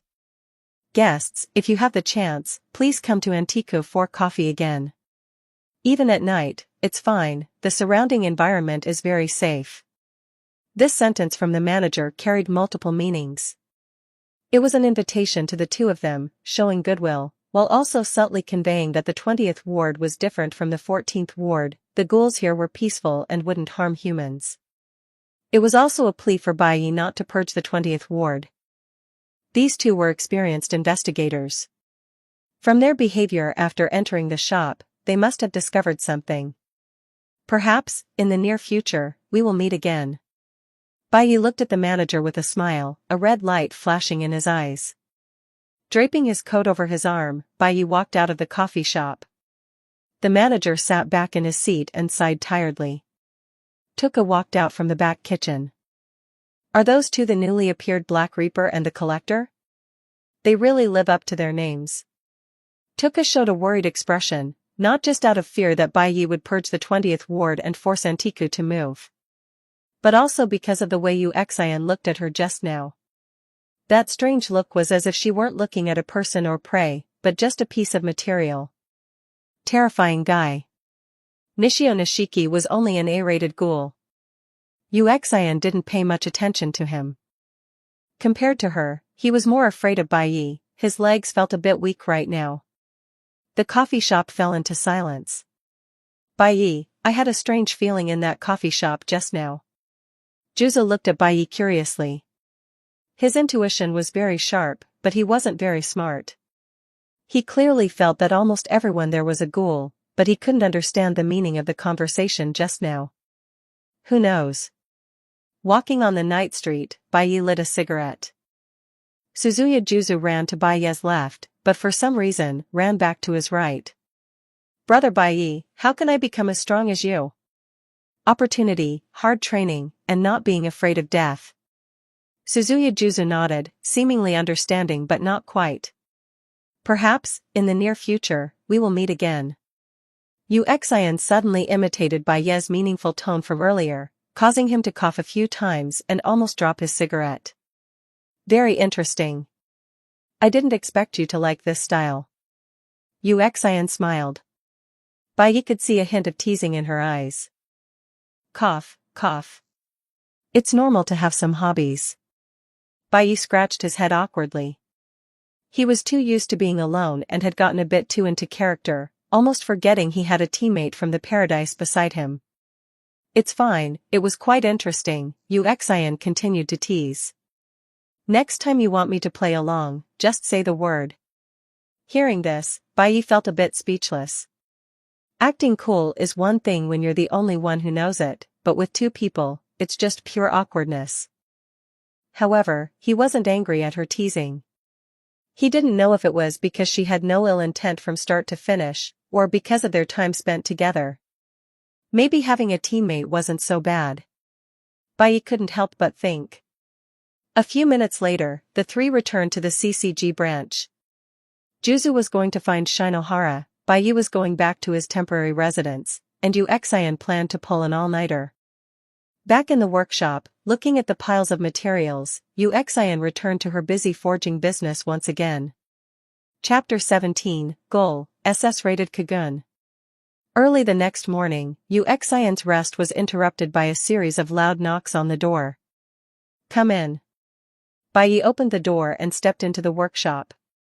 He saw Xian looking exhausted, holding a quinqua that was still radiating heat. Stayed up all night? Yes, is something the matter? Xian said with some impatience. She had been making quinquas all night and was currently at her most exhausted, which made her mood quite sour. Seeing this, Bai seemed to hesitate for a moment, but he still reached out and pulled out an item. Looking at the object that suddenly appeared in his hand, Xian looked up at him in disbelief. I opened a scarlet card yesterday and this thing dropped. Bai was also a bit embarrassed. He had originally intended to keep this silk underwear to sell back at the paradise, but considering Xian's figure, he thought she might want it, so he got up early to sell it to her. Xian was speechless.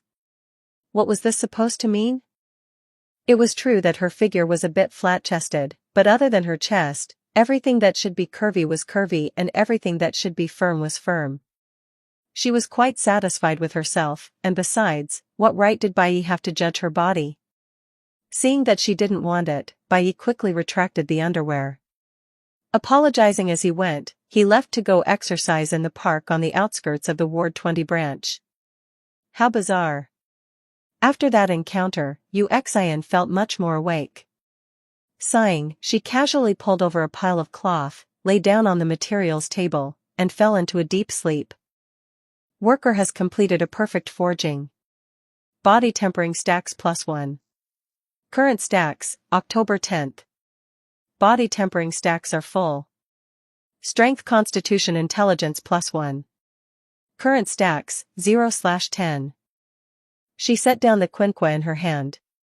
This was a custom order from Muridugai, a quinquo made from a kagun. The gauntlet looked somewhat similar to an insect's carapace, pitch black and smooth without any ridges. I just need it to let me take a few more hits. In terms of offense, it definitely won't be as good as a firearm, he had said at the time. Although she had been annoyed, Yu Xian understood why he said that. After all, Muridugai's proficiency with a quinquo was barely at a high-tier level, but he was a 1-in-a-million marksman. There was no need for him to seek the far when the near was better. Yu Xian was also happy to make some armor. Since coming to the paradise, she had been making weapons, but as a qualified blacksmith, she could basically make anything related to forging. It was just that her efficiency might be lower due to a lack of proficiency in certain areas. She tapped a button on the wall to hand the finished armor quinquo over to the staff. After instructing them that it was Muridugai's order, Yu Xian returned to the forging room once more. Since Bai left, she had buried her head in making quinquos. By now, she had fully equipped the special class investigators who were participating in the Ward 11 operation and were already on her side.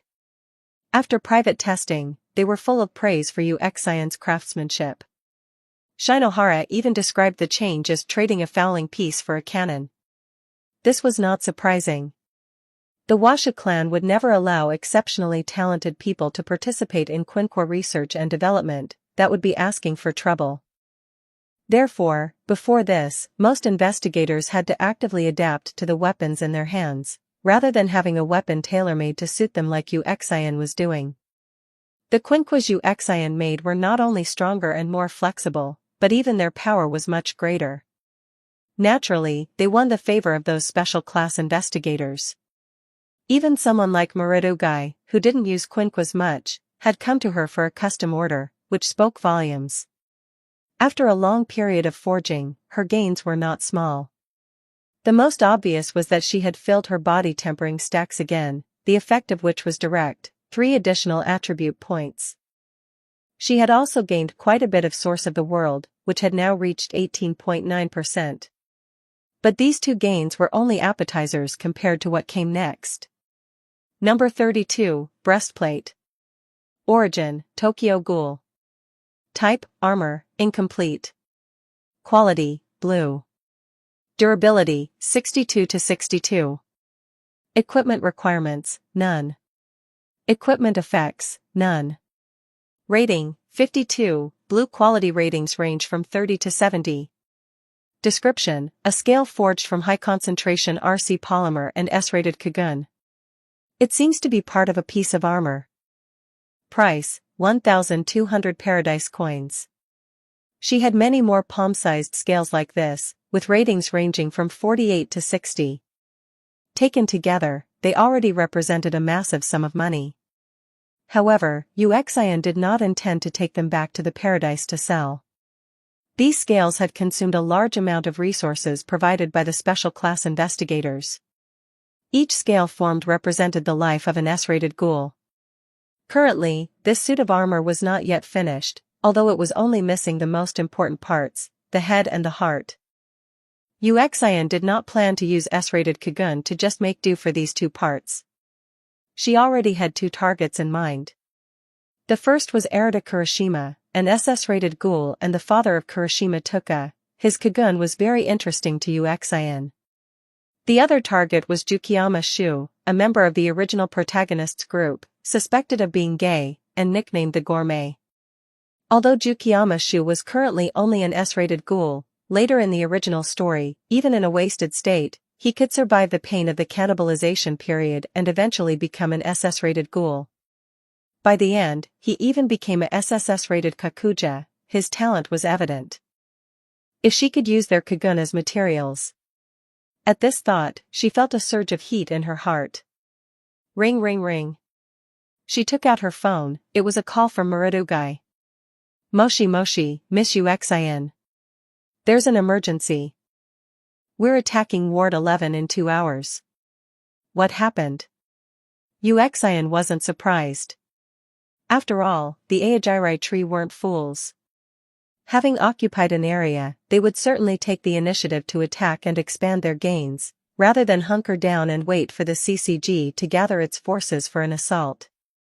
Sure enough, Muradugai explained irritably. Those bastards in Ward 11 show signs of launching a proactive offensive. Every nearby Antico could be attacked. We can't wait any longer. Although the combat power of the special class investigators had been enhanced to some extent with Uxion's help, this battle wasn't just between high-end combatants. Muradugai was more concerned about the survival rate of the low-level investigators and the possibility of rescuing the civilians. Those bastards in the Washu clan still haven't fully deployed the equipment, but we've managed to secure Baiye's help. Anyway, that's the situation. The specific details have been sent to you. Baiye is about to arrive, and I need to talk to him first.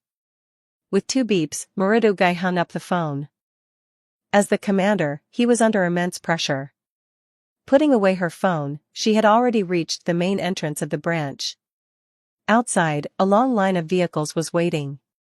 The CCG had already mobilized over 1,000 people. A scale like this could already be considered a war between humans and ghouls. Uxian headed straight for the front of the convoy, where the command vehicle was located. She needed to meet up with Baiye, and since Baiye had been mobilized on short notice, Muradugai would certainly need to discuss the current situation with him. Many people had already gathered at the front of the convoy. Most were reporters and leaders from various departments. They were currently communicating nervously with each other, waiting for Muradugai's arrival. At the back of the crowd, a petite and clean-looking female reporter was pacing around anxiously. She couldn't squeeze in. For news of this level, she needed to at least get a photo of Muradugai's face, or she might lose her job. At that moment, she suddenly noticed Uxian walking slowly toward them. Unlike the investigators around her who were all dressed in black, she was wearing a white research coat over a white shirt, looking quite out of place in this somber environment. Why was a researcher here? Looking closer, she was actually walking toward the command vehicle. The reporter's keen intuition told her that this woman definitely had a big story. Even if she didn't, just being able to speak with her might save her from being fired. Miss, please wait. Looking at the female reporter who had blocked her path, Uxian frowned. This? Miss Arima Uxian, wait. The reporter glanced at the ID badge hanging from Uxian's chest, noticed her surname, and her eyes widened. Please move aside. Seeing that the situation was not ideal, Uxian politely reached out, pushed the reporter aside, and walked straight toward the armored vehicle. Hey! Wait! Arima Uxian suddenly turned her head and glared at the reporter, imitating Baiye's cold gaze. Seeing that the reporter was too scared to pester her further, she walked into the command vehicle with peace of mind.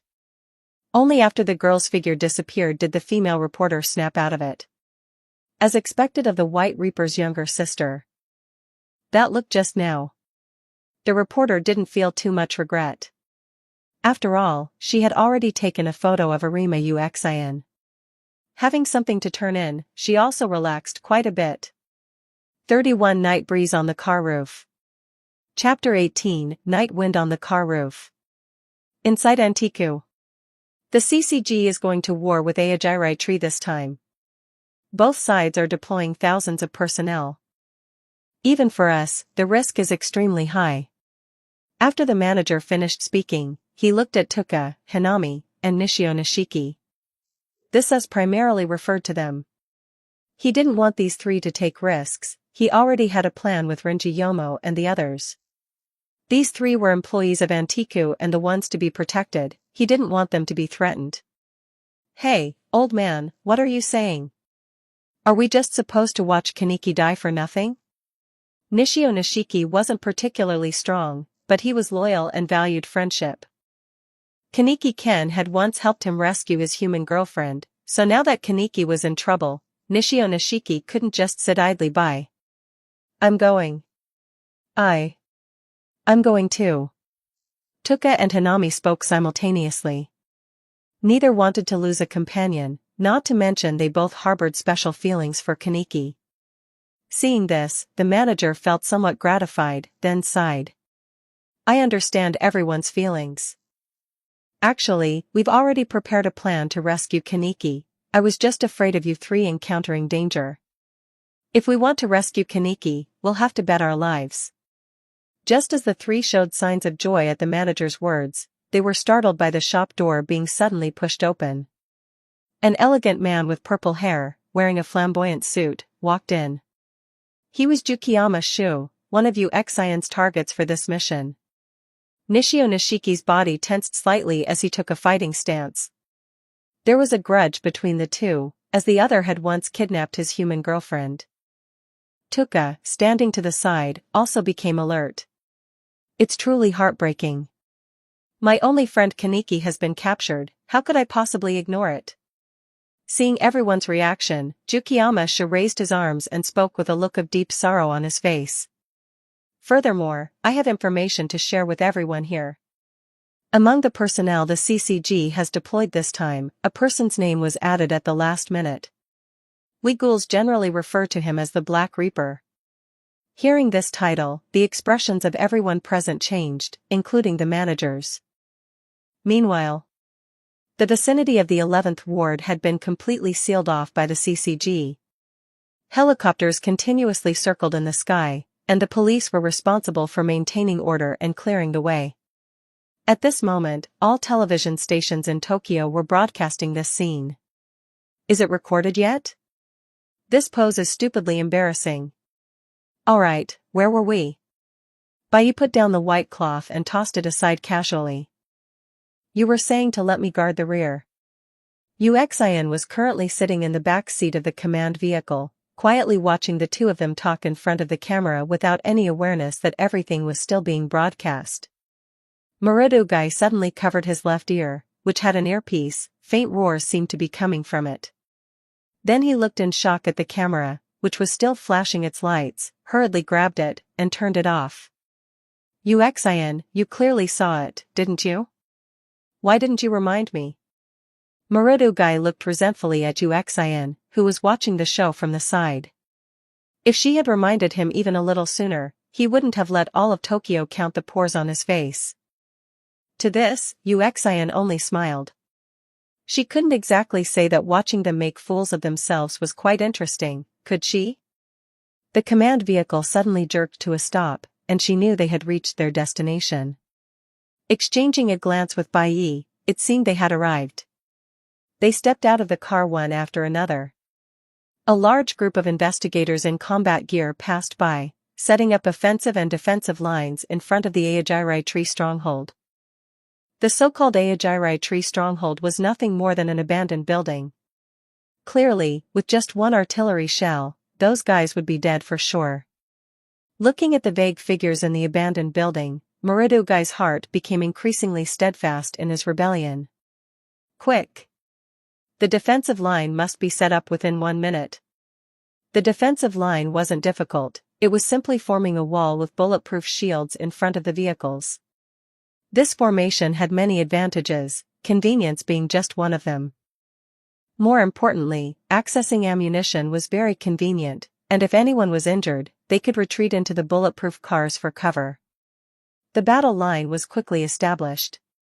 After all, this operation was high stakes, even the rank-and-file participants were the elite among the common soldiers. At this moment, there was total silence, with only the sound of faint breathing passing through the crowd.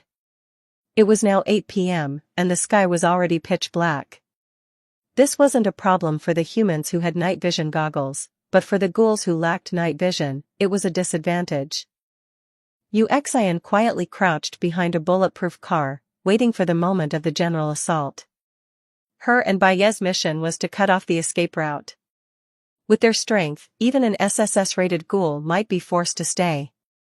Sending such powerful combatants to guard the rear showed Murudugai's determination. This time, they were aiming to annihilate Aogiri Tree's forces to the greatest extent possible.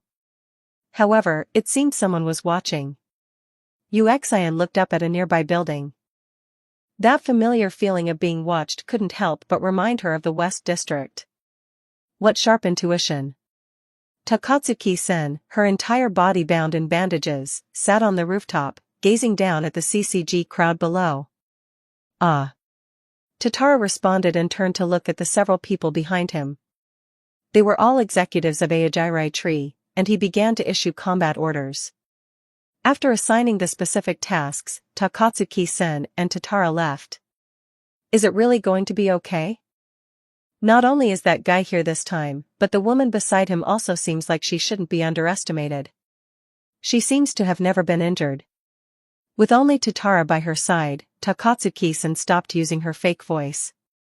No matter how strong they are, they have limits. We must weaken the CCG's power, even if it's worth losing a few executives. We have already broken the balance, and they want to purge us. By the time Tatara finished, he was already gritting his teeth. Takatsuki-san looked up at the sky, feeling somewhat helpless and also resentful. Resentful of the world's unfairness, and helpless that she lived in such a world. Takatsuki-san thought of her childhood.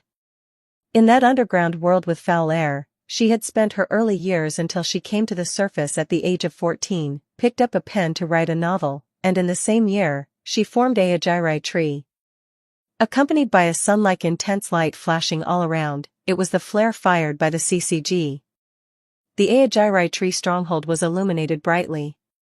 From the 2 rows of high windows, groups of ghouls clad in red robes were holding rifles. Fire! Fire! Both sides gave the order almost simultaneously, and the crackling sound of gunfire erupted. Rat-tat-tat-tat-tat. Sparks flew everywhere, and stray bullets ricocheted across the battlefield. Uxian silently watched the 2 sides exchange fire. Currently, although the CCG had the equipment advantage and could fire recklessly, the ghoul side had excellent defensive measures. Their Kagun were like natural bulletproof shields, and combined with their super self-healing abilities, they hadn't suffered casualties for the moment. Both sides used lethal moves from the start, holding nothing back, and began the battle with the mindset of completely wiping out the opposition. The sound of someone landing came from nearby. Turning her head, she saw Baiyi walking slowly over, dangling a cigarette from his mouth. What, was the night wind on the car roof too strong? Uxian teased. Cough, cough. Baiyi choked for a moment. He had indeed been standing on the car roof, but after the battle started, he jumped down to avoid being hit by stray bullets.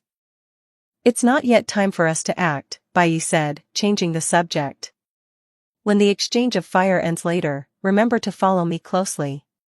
While the 2 were talking, Muridugai inside the command vehicle watched the exchange of fire with a displeased expression. Although the CCG currently had the upper hand, the ghouls had Kagun shields and could recover from injuries. This kind of attrition wasn't a long-term solution. What was most frustrating was that, although tests showed the Kagun armor Uxian had prepared for them could block bullets, it was a trump card saved for the Washu clan and couldn't be revealed now to avoid suspicion. But if things continued like this, casualties would only keep increasing. Humph. Muridugai kicked open the command vehicle door, ignored the hail of bullets around him, snatched a gun from a nearby investigator, and fired several shots toward the Aogiri Tree stronghold. Bang, bang, bang, bang. As expected of an investigator skilled in command and firearms, for every 3 rounds, a ghoul from Aogiri Tree lost their life, scaring them into instinctively shrinking back behind cover, creating a temporary gap in their firepower. Just as he was about to order a charge, a familiar roar came from behind him. Suzuya Juzu, now wearing a bulletproof vest and riding a familiar motorcycle, was excitedly revving the engine. You fucking. Looking at Marudugai, whose tone had become urgent, Juzu showed a look of delight, his eyes squinting into a smile. I'm borrowing this. With that, he twisted the throttle hard, and the motorcycle roared up the ramp and shot out. No. This painful wail caught the attention of Uxian and Baiyi. They saw Juzo let go of the motorcycle in midair, letting it crash into the crowd. Boom! An explosion rang out. Under the great sacrifice of Marudugai's motorcycle, Juzu was able to break into the enemy lines and tear open their defenses. Marudugai knelt down tremblingly, stroking the wreckage of the motorcycle on the ground. My global limited edition motorcycle. Marudugai sniffled and wiped the tears from his eyes. Assault. His face was now contorted, as if he wanted to use ghouls as a blood sacrifice for his departed motorcycle. A large group of CCG combat personnel rushed into the Aojirai tree stronghold, passing by Marudugai, who was already kneeling on the ground, unable to get back up. Let's go, Marud. We're heading to the designated position first. Baiyi led Uxian past Marud. I'll leave the rear to you, don't let any ghouls escape in the chaos. I've already arranged for the bomb disposal unit you mentioned. They're currently using the main force's cover to search for any possible explosives. Baiyi nodded. These were all events from the original story, but the contractors on the ghoul side would surely know this would be exposed. Deploying the bomb disposal unit was just a precaution. A competition of raw strength, then. Uxian muttered. She still didn't have a clear understanding of her own strength, but since Baiyi said she was quite good, she would take his word for it. Chapter 19, Battle Against Nick. Uxian leaned against a 3-meter-high concrete beam, silently waiting. She was currently at the back door of the Aojirai tree stronghold, intercepting any potential escapees. The night wind blew, carrying a faint scent of blood. Amidst the distant clamor of gunfire and screams, the sound of footsteps became exceptionally clear. Oh my, are you here to stop me? A ghoul wearing a pink top and gold-rimmed sunglasses emerged from the darkness. The newcomer's attire was ambiguous, with a flamboyant gait, looking like a drag queen. Uxian remained silent, a forging hammer materializing in her hand. Just you, the collector? A mere first-class investigator. The drag queen seemed to look down on Uxian completely, still wearing an expression of disdain. An unexpected harvest. A figure descended from the sky, the dragon-slaying flash in his hand emitting a faint white light under the moonlight. Nick, SS-rated ghoul, member of the clowns. Baiyi stated. Disgusting. Uxian also said, though it was unclear whether she was referring to the twisted person before her or herself. Hearing Baiyi's words, the drag queen Nick's expression changed. Hearing Uxian's words, killing intent surged within him. Didn't expect to run into tough opponents. Looks like I'll have to kill you both. His Kagunai appeared. Nick suddenly bent over, and a Kagun emerged from the base of his spine, a Rinkaku. Baiyi sidestepped to dodge, and Uxian did the same. Although her agility was low, meaning she wasn't agile, relying on brute force alone, she could easily perform some simple evasions. Nick was not weak. Although defined as an SS-rated ghoul, he was definitely not a simple character. This guy's recovery was extremely abnormal. Even if his abdomen was pierced or his spine shattered by a gecko, he could recover almost instantly. However, it seemed he was quite vulnerable to her. Thoughts flashed through their minds as both charged at the person before them simultaneously. Nick had already kicked off his high heels and was rapidly retreating. Being closed in on by two melee fighters at once was not a good situation. A whistling sound came from behind. The Ukaku that had missed earlier now whipped towards Uxian's back like a lash. It seemed the opponent wanted to prioritize eliminating Uxian, who appeared weaker. Baiyi paid no heed, trusting that she didn't need his worry. This was the perfect opportunity to attack. Nick didn't think this strike would hit either. Although he had mocked her at the start, as Arima's sister and the Black Reaper's partner, he'd be an idiot to think she was just an ordinary person. But unexpectedly, the strike actually landed. Uxian was struck in the back by this powerful blow. The immense force sent her flying past the faster Bai, arriving in front of Nick first. Was she crazy? This thought flashed through Nick's mind, but he couldn't pass up such a good opportunity. He swiftly kicked towards her head.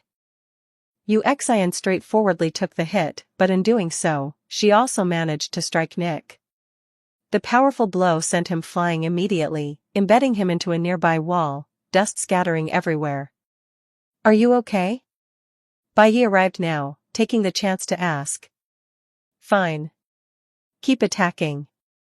Uxian was unharmed. 11 points of constitution was no weaker than a ghoul's, and she also had the high HP provided by Heart of Steel. What did it mean to have 530 mana points fully converted into HP? Plus an additional 2 HP per point of stamina, she now had a full 632 HP. Adding the 1 stamina provided by her necklace, she was now tankier than many ghouls. Of course, it couldn't be calculated that way. After all, she didn't have high recovery, and her stamina wasn't that high. This HP was somewhat inflated, but it still provided her with ample capital. Having taken those 2 hits, Uxian still felt nothing, only the kick to the head had a slight effect, making her dizzy for a moment. Seeing she was fine, Bai immediately charged forward, ready to continue the fight against Nick. But unexpectedly, Nick lay against the wall as if dead. Half his body had turned to mush, yet for some reason, there was no sign of healing. What's happening? What did you do to me? Nick panicked, trying to control his body, but the crushed half included his spine. With no signs of healing, he was completely immobilized.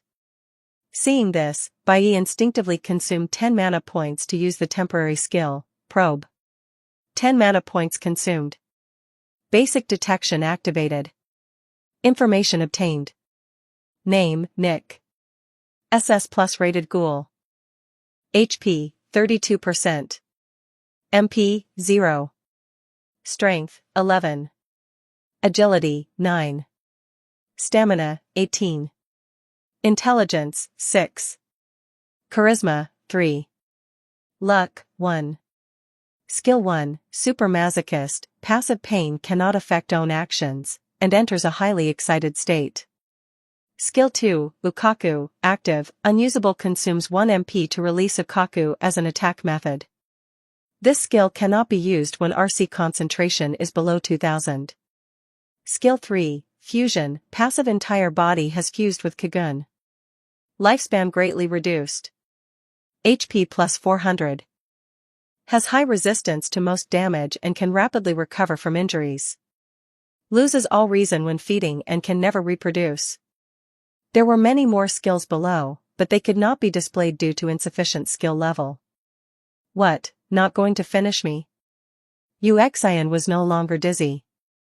She walked over to Bai, who was standing motionless, with a puzzled expression. You're not doing it? In that case, I'll take this treasure chest. It's fine. Your credit. Bai snapped back to reality, shook his head, and let her take the chest. This was only fair. After all, he hadn't even gotten close before the opponent was instantly defeated.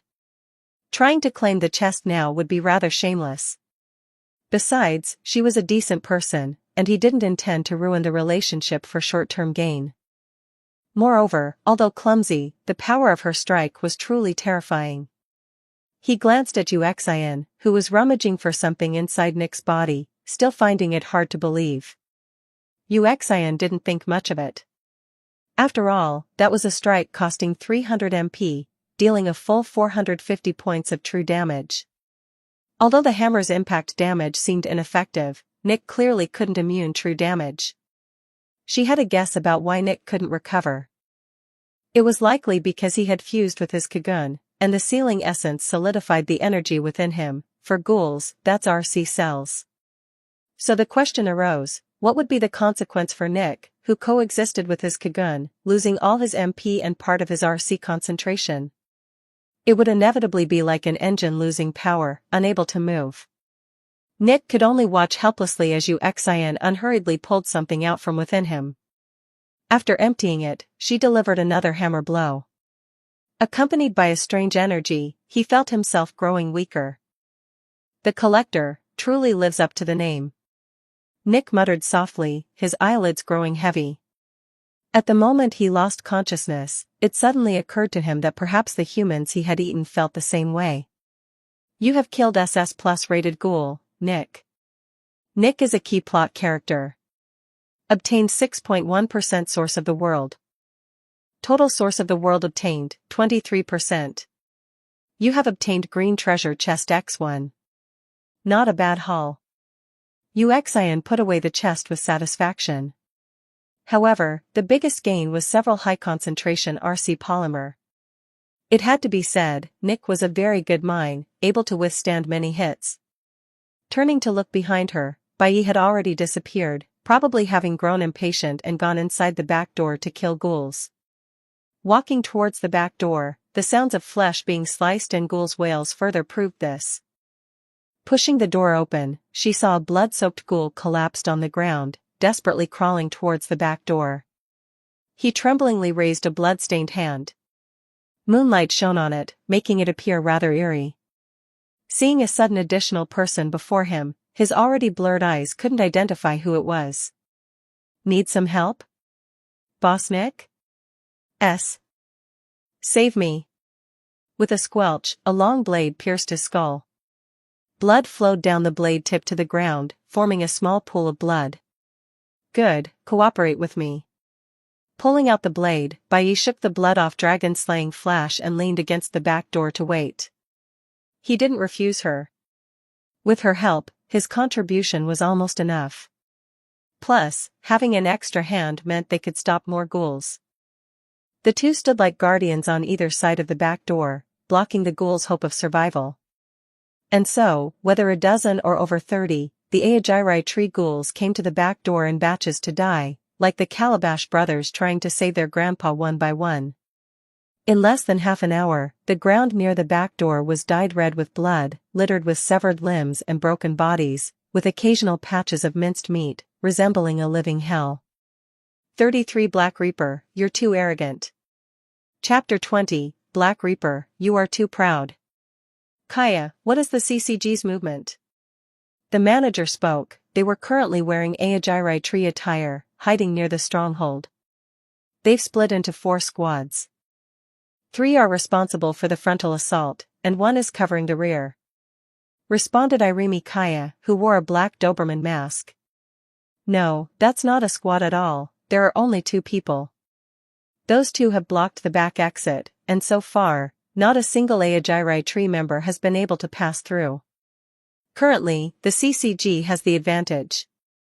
After hearing her answer, the manager fell silent. Who is it? If it's the Black and White Reapers, it'll be troublesome. The Black Reaper and his partner, the Collector. The manager sighed and straightened up. His eyes, which were closed year-round, opened to reveal his Kakugan. A dangerous aura radiated outward. As an SSS-rated ghoul and a rare Kakuja, even if his current condition was at a low point, his strength far exceeded that of an SS-rated ghoul. However, unlike his aura, the manager's words were very gentle. The Black Reaper won't negotiate with us. I will buy you some time. As the manager spoke, he walked toward the top of the stronghold. The cloak on his body gradually expanded as the Kagun outside his body propped it up, his size increasing with every step. Kaya, take Hinami and leave. Tell Tuka and the others that 10 minutes is the limit of the time I can buy. The manager paused and said with difficulty, if Kaneki hasn't been rescued within 10 minutes, prepare to evacuate. By the end, the manager's voice had become muffled and heavy, no longer sounding like his own. His height had risen to about 3 meters. Although he maintained a humanoid shape, his arms had already transformed into strange blade shapes, and the ukaku on his back drifted like feathers. After taking one last look at the 2 behind him, he leaped up and rushed toward the battlefield. Sister Kaya, the manager will be okay, right? As I write this, I hope readers will remember our domain 101kenshu.com, very practical. Hinami uneasily tugged at Kaya's sleeve, looking worriedly at the departing manager. He won't be. The manager is very strong. Irimi Kaya stroked Hanami's head, trying her best to soothe her. In the CCG, being crowned with the title of Reaper basically meant being capable of single-handedly exorcising an SSS-rated ghoul. How could she not worry about the manager's safety? If it weren't for him, perhaps Irimi Kaya would still be a stray dog that bit everyone she saw, preying on humans in endless confusion and madness until she was eaten by other ghouls or exorcised by the CCG. But the manager had turned her into a human. Thinking about how the manager hadn't eaten fresh human flesh for so many years and that the concentration of RC cells in his body was at an all-time low, she became increasingly worried. The Black Reaper, she could only pray that the manager could escape safely. As for Uxian? A mere first-class investigator was not worth her concern, even if she was the Black Reaper's partner. This is Shinohara. We have cleared most of the ghouls in the stronghold and have reached the roof. It's empty here, which is strange. Shinohara Yukinori stood on the roof, pressing his earpiece to report. Hearing this intelligence, a smile appeared on Maridugai's face inside the command vehicle. Thanks to Baye's reminder, many hidden explosive points in the stronghold had been dismantled in advance. Don't worry about it. This is just bait they laid out. If there's no one there, so be it. This isn't a full-scale war yet. And indeed, it was true. Even with an SSS-rated ghoul as a leader and multiple SS+-rated ghoul executives, the Aogiri tree still didn't have the qualifications for a full-scale war with the CCG. They still needed to accumulate capital and sharpen their daggers, waiting to strike a fatal blow with thunderous force before the tiger that was the CCG could react. Withdraw. We've exorcised many ghouls this time, and more importantly, we've retaken the 11th ward. Hearing this, a slight smile appeared on Shinohara Yukinori's face. Mr. Shinohara. Amon Kotaro arrived on the roof at some point. Just now downstairs, he had faced the S-rated ghoul Bin brothers alone. Relying on years of training and the quinquas Shinohara Yukinori gave him, he had easily exorcised them. Good job, Amayama. After scanning him for a moment and confirming he wasn't injured, Shinohara patted his shoulder with satisfaction, and Amayama also smiled. The two of them had a very good relationship, but now was not the time for small talk. Mr. Shinohara, just now I seem to see. Boom.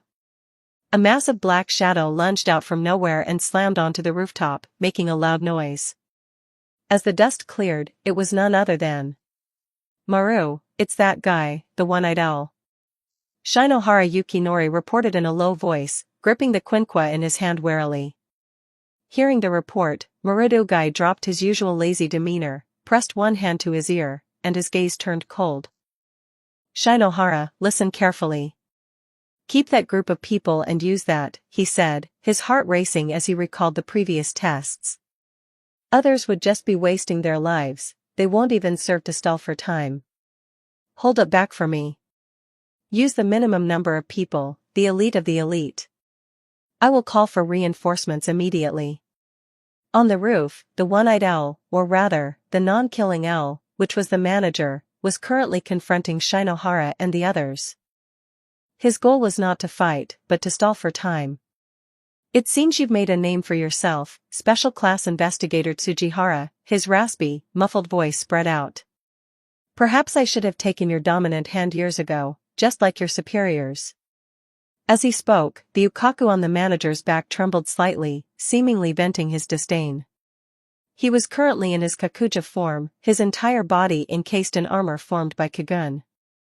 The thorn-like wings on his back were his ukaku, capable of long-range attacks. The kakuja, as the final form of a ghoul, integrated offense and defense into one and had extremely strong recovery capabilities. It was extremely dangerous. After dismissing the investigators whose equipment had not yet been updated, those remaining on the field were Special Class Investigators, Shinohara Yukinori, Iwao Kuroiwa. First Class Investigator, Hirako. As for Amayama, even though he strongly requested to stay and fight, Shinohara Yukinori firmly ordered him to leave. It wasn't out of selfishness, but because his participation in this battle would only hold them back. Moreover, with him there, they wouldn't be able to use that. Harako, are you ready? Shinohara Yukinori said solemnly. It is my honor. For the first time in a long time I am truly fighting for humanity. The three of them clenched their right fists simultaneously and triggered the switches in their hands. After a series of strange clicking sounds, Arata spread over their entire bodies like a living thing. Unlike the original version, after UXIN's modification, the Arata now almost completely covered their entire bodies. Even the head area formed a style similar to a closed helmet, revealing only pairs of bloodshot eyes. The three of them were immersed in the wonderful sensation brought by Arata. Unlike before, the feeling Arata gave them now was not one of being slowly consumed, but rather as if they were merging into one with the outer shell. So this is what a ghoul's body feels like, Shinohara Yukinori said softly. Every breath he took now felt as if his entire body was breathing together, and his body was filled with inexhaustible strength. Alright, monster, now it's fair. Bai UXIN, you don't need to be in such a hurry. Moridougai's voice suddenly came through the earpiece. The performance of Arata is far better than previously envisioned, he continued. Shinohara and the others have already suppressed the owl. You can clear out the surrounding ghouls first. Hearing this, UXIN and the other turned their heads back. They were currently standing on the stairs leading to the roof. Behind them were three ghouls watching them warily. They were Yomorinji from Antiku, Noro from Aojirai Tree, Yuta, a former clown member, and Jukiyama Shu from the Kaneki rescue team. They had originally been pummeling Noro, who wasn't fighting back, but when UXIN and the other arrived, they immediately stopped and became wary of them together. However, at that time, the two were busy rushing and didn't get too entangled. But now, you deal with Noro. Bai pulled out dragon-slaying flash and said softly. Leave Yomo to me. Don't kill Jukiyama, he's useful alive and can't die yet, UXIN said softly, tossing the forging hammer in her hand. Just sever his limbs. As for Yuta, although his strength was decent, the reward for killing him wasn't necessarily higher than Yomo, who was part of the semi-protagonist group. Naturally, she'd wait for an opportunity. It seems we're being looked down upon. Yuta didn't hear their conversation, but from their gaze, he seemed to have been ignored. The rinkaku on his back, like withered branches and leaves, also began to tremble slightly. This was a provocation to him. Jukiyama Shu and Yomo exchanged a look. They wanted to retreat. Where do you think you're going? Bai's aura instantly locked onto Jukiyama and the other. Seeing this, the two also knew that there was a high probability they wouldn't have a chance to leave. Black Reaper, you are far too proud. Spikes like wrapped bandages appeared on Jukiyama Shu's hand as he said indignantly. Chapter 21, The Non-Killing Owl. Noro looked at UXIN charging at him with her hammer raised and did not dodge. According to the original story's information, Noro I was essentially no different from being dead. What was alive now was merely a Kagun with memories, named Noro. His decision not to dodge did not stem from confidence in his superhuman regenerative abilities surpassing those of a ghoul. It was purely because Ito had not issued an attack command, and he himself was not hungry. Facing such a monster, UXIN did not hold back. She poured all her mana points into this strike. With the hammer blow, 795 points of true damage seemed to activate Noro's instinctive reaction. His right hand immediately stabbed towards UXIN. A bone-chilling sense of threat enveloped her right eye socket, forcing her to dodge preemptively. Blood trickled down her face, but she also seized Noro's hand. Ignoring the mouse on it trying to bite her, UXIN raised her hammer again and smashed it into Noro's face. Crack! The mask shattered, revealing an utterly ordinary face. Despite his facial features being flattened by the iron hammer, his eyes remained dull and lifeless. Ah. A strange sound came. Sensing the threat, UXIN immediately swung her hammer, smashing the right arm that was biting her palm. Although his entire body was as tough and flexible as rubber, the slender arm still snapped with a crack, leaving only a few thin threads connecting it to the upper arm. She kicked his chest. Noro's body was abnormally light, easily sending him flying backward. However, the wall was right behind him, so he didn't fly far. Even after being severed from the body, Noro's hand retained considerable vitality. The teeth that had split open on it desperately gnawed at Yuxian's palm. She tore it off and, with a hammer strike imbued with true damage, completely destroyed it. Yet, in just a few seconds, her hand had become a bloody mess. Yuxian abruptly threw herself to the ground. A thick tentacle passed through where her head had just been and pierced the ceiling. Hungry. A spine-chilling muttering sound came from Noro's direction. He had now completely lost his human form. That last attack was formed from his left arm, but for him, now just a head attached to a fleshy blob, the concept of limbs was meaningless. A slit opened at the position of his stomach, revealing pale teeth. The muttering was coming from there. A sharp pain and numbness came from her left hand, but with her enhanced attributes, she could temporarily ignore the sensation. Type 1 quickly covered the injured area. Firing a spike from her raised hand, Yuxian charged at her opponent once more. But Noro merely trembled slightly, seemingly unaffected by the attack. Several tentacles densely covered with mouths extended from his fleshy mass, attempting to ensnare and devour Yuxian. Raising her hammer to knock away the tentacles above, Yuxian, with her left hand now encased in Type 1, grabbed a recoiling tentacle and pulled herself closer to the opponent. A sharp pain shot through her right ankle. Noro's tentacle had now tightly ensnared her, its teeth biting fiercely into her leather boot, about to reach her flesh. Yuxian immediately retrieved a blade-type quinqua from her space. Though she didn't know how to use it, relying solely on strength and the weapon's inherent sharpness, she instantly severed two of Noro's tentacles. The moment she landed, Noro's large mouth gaped open and lunged fiercely at Yuxian. The initial blow had damaged his essence, he was getting hungry. This won't do. He counters me too well. Noro's immortality was very troublesome. His peculiar body structure also prevented her, a blunt weapon user, from exerting her full power. The only thing that could damage him was her true damage. As her thoughts shifted, Yuxian barely dodged Noro's lunge and then threw out an object of strange shape. Noro had initially intended to devour the creature before him first, but the intense attraction emanating from that strange object made him prioritize eating it. The moment he bit down, the RC inhibitors bound to the RC polymer immediately diffused.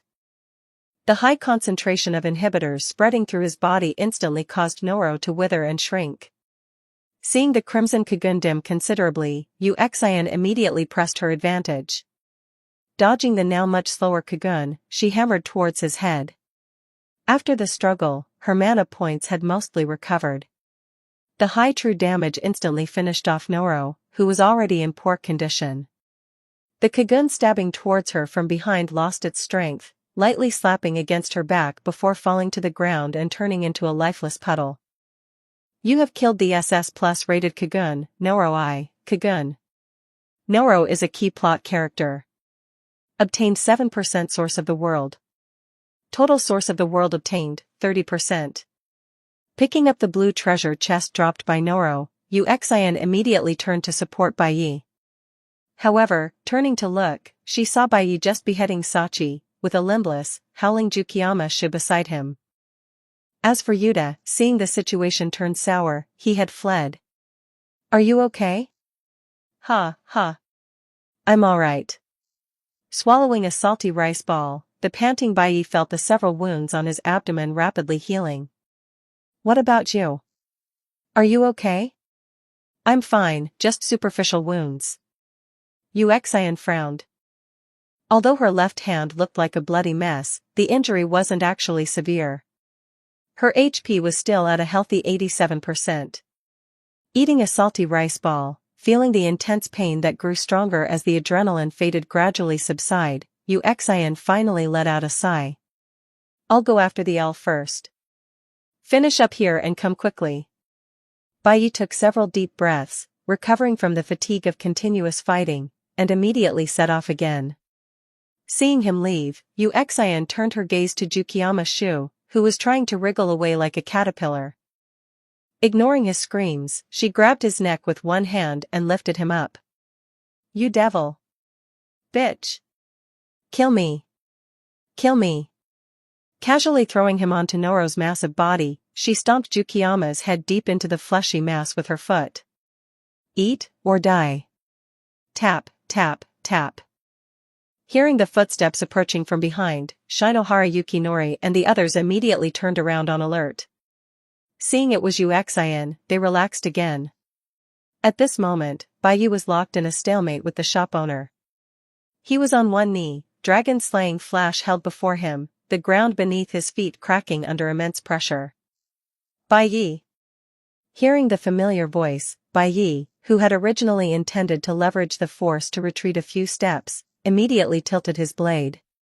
The shop owner, who had been pressing down with full force, couldn't adjust his strength in time.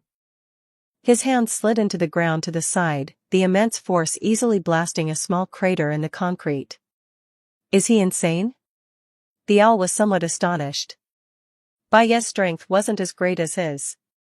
His hands were still trembling from blocking that last blow. Yet, even so, he didn't use the force to retreat but risked staying close, just to let a first-class investigator join the fight? Though inwardly wary, the shop owner ultimately couldn't pass up such a glaring opening. He immediately pivoted, slashing at Baiyi on one side, using only the Ukaku on his back to attack the charging Uxian. Facing the Ukaku's attack, Uxian did not dodge or evade. She merely used her arms to protect her vital areas. The Ukaku, capable of piercing steel, failed to completely penetrate her body. At this moment, Uxian was like a porcupine. Drawing from previous experiences, Uxian did not directly swing her hammer.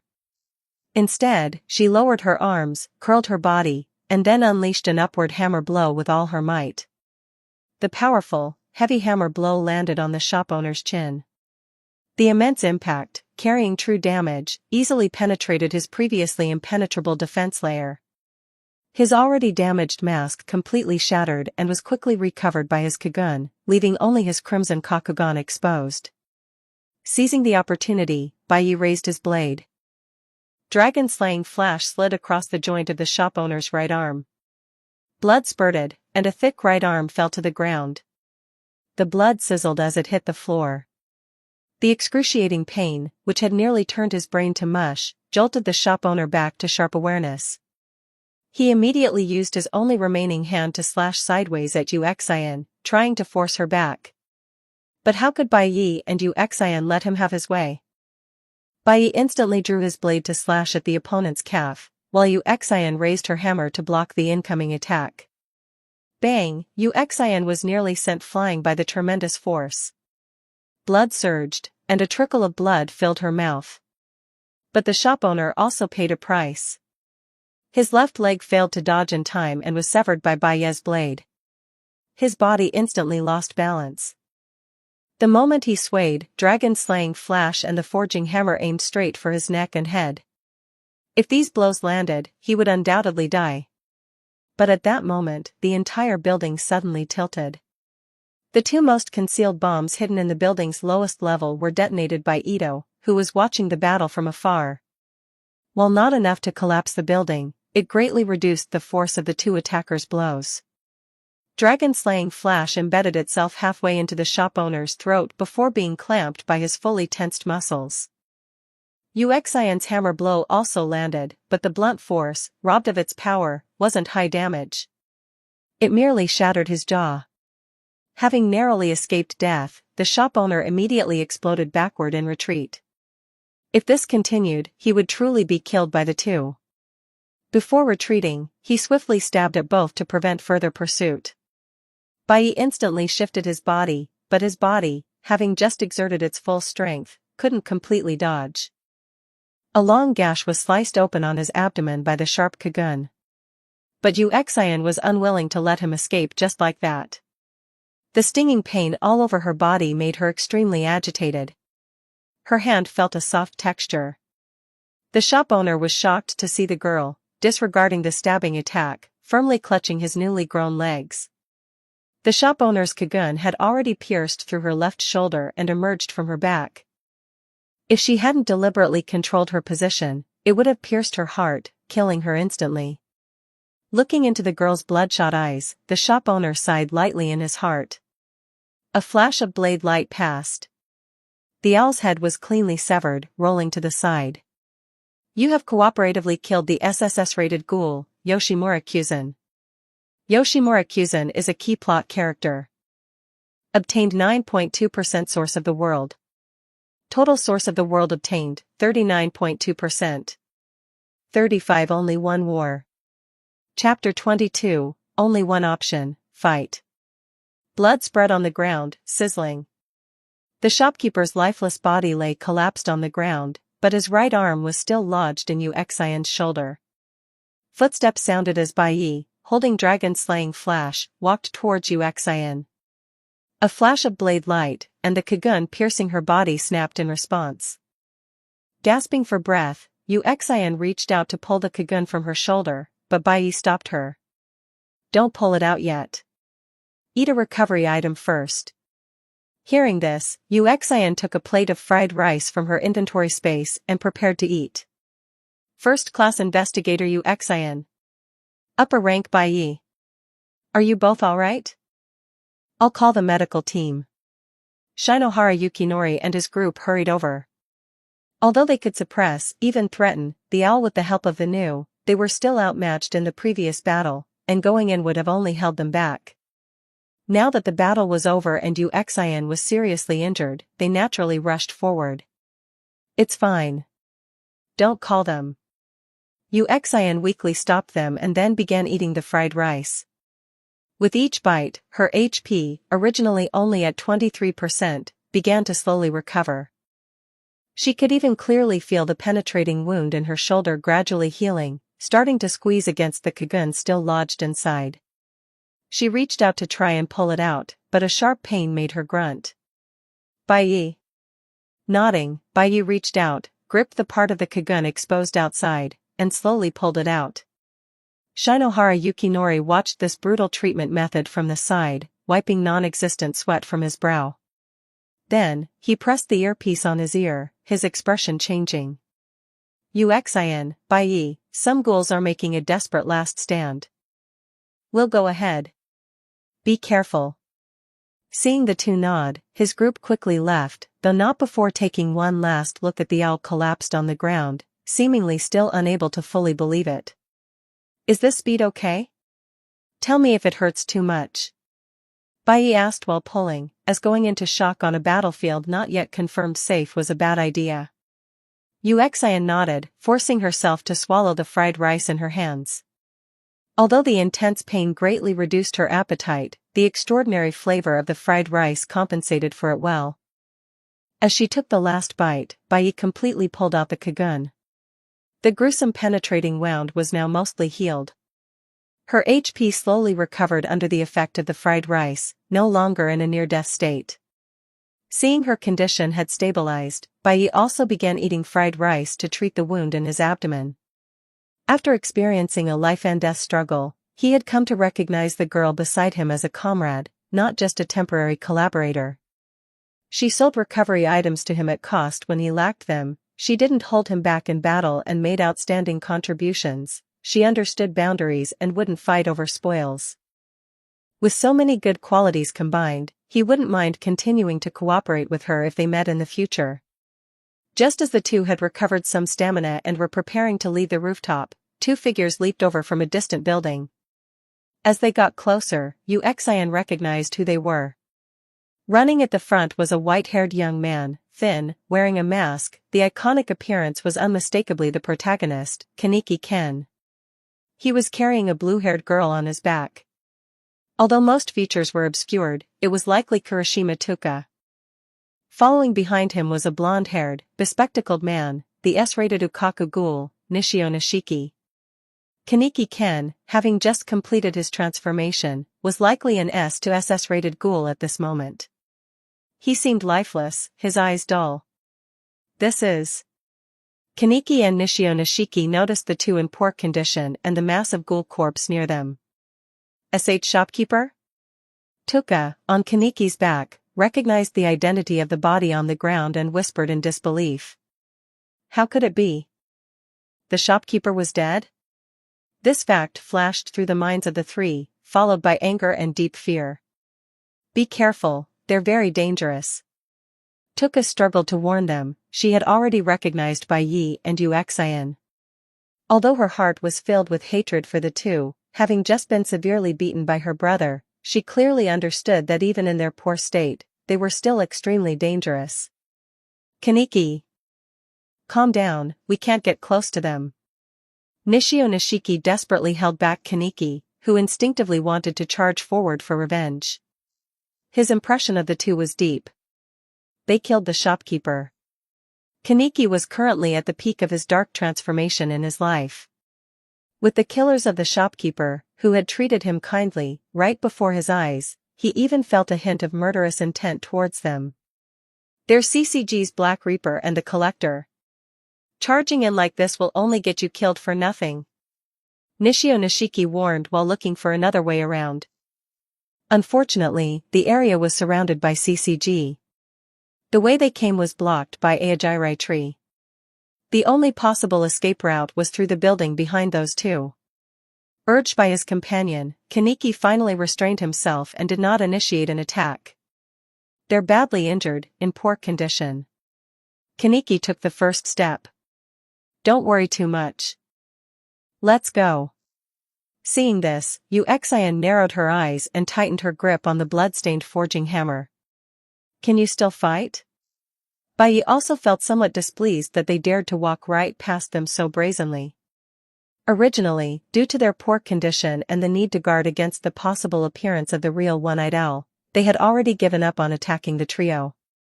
But under the influence of the trio's hostile gazes and their arrogant path, the two couldn't help but tighten their grips on their weapons. Of course. A Type 1 briefcase appeared in Yuxian's hand. In the fight with Noro, the Type 1 had taken many bites for her and was severely damaged. Using it again might cause it to break down. Against a ghoul of the shopkeeper's level, its power was simply too small, so she hadn't used it. But against ghouls like Kaniki, rated S to SS, it was still a significant threat. Their wounds weren't as severe as they appeared on the surface. With the help of recovery items, they had healed considerably. The two sides gradually closed in. 20 meters, 15 meters, 10 meters. Blood continuously dripped from their wounds, flowing down their bodies and falling to the ground, making a ticking sound like a countdown. The two stood there weakly, on guard, seemingly unwilling to engage in a fight. 8 meters, 7 meters, 6. The Type 1 rapidly spread from her hand to her entire arm. After the final spike shot out, the already tattered vines completely lost their vitality, becoming like dried meat strips. Following that was the wailing sound of air being cut. Dragon slaying flash slashed diagonally upward from below, aiming to behead both Kaniki and Tuka behind him. However, the trio was prepared.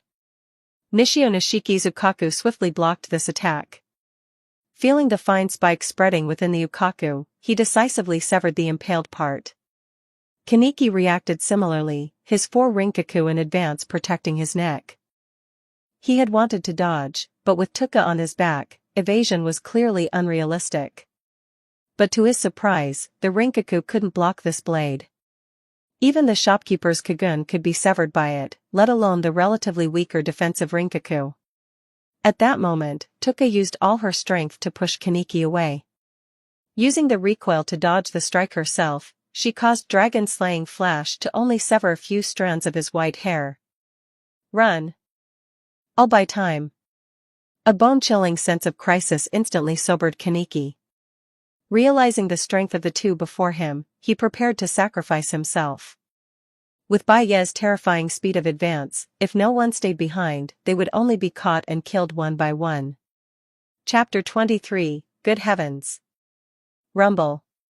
The Aojirai tree base shook again, threatening to collapse at any moment. The load-bearing walls on the ground floor had been blown apart, and as time passed, the likelihood of the building collapsing continued to rise. On the rooftop, Bai Yi swung the dragon-slaying flash to his side, and the small amount of blood on the blade immediately slid to the ground. Uxian had already gone to chase Nishio Nishiki and Tuka, who were attempting to flee. Although her agility wasn't high, Tuka, the only one specialized in speed, was currently in a heavily injured state. Even with brute force alone, Uxian could catch up to them. Kaneki took a deep breath. His 4 Kagun, identical to Kamashiro Rise's, had now fully recovered. "You're employees of Antiku, aren't you?" Kaneki remained calm on the surface, but his slightly constricted pupils betrayed his inner turmoil. "Yomorenji, that's the name, right?" Baiyu walked slowly toward Kaneki, speaking playfully. His neck was surprisingly soft, though his pleas for mercy before death were quite pleasant to hear. "You bastard." Kaneki clenched his teeth hard, constantly telling himself that this was just a lie intended to affect him. To Kaneki, Yomorenji, like the manager, was an elder who had been very kind to him, and that was indeed the truth. But now, both had fallen, and his enemy was right before his eyes. Seeing Kaneki's body begin to tremble, Baiyu knew the provocation had succeeded. "Well then, come." On the other side, Uxian stepped on Nishio Nishiki's throat, restricting the blood flow to his brain. This move was very effective, Baiyu had told her about it. Tuka lay slumped powerlessly to the side. Heavily injured, she could only watch helplessly as Nishio Nishiki's limbs were crushed, and now he was being tortured as if being insulted. "You will die, a horrible death." Uxian didn't care about Tuka's curse. After all, what was certain was that these two would definitely die much sooner. Pulling the last small piece of polymer from his body, Uxian wiped the thick blood from her hands onto his clothes. "You have killed an S-rated ghoul, Nishio Nishiki.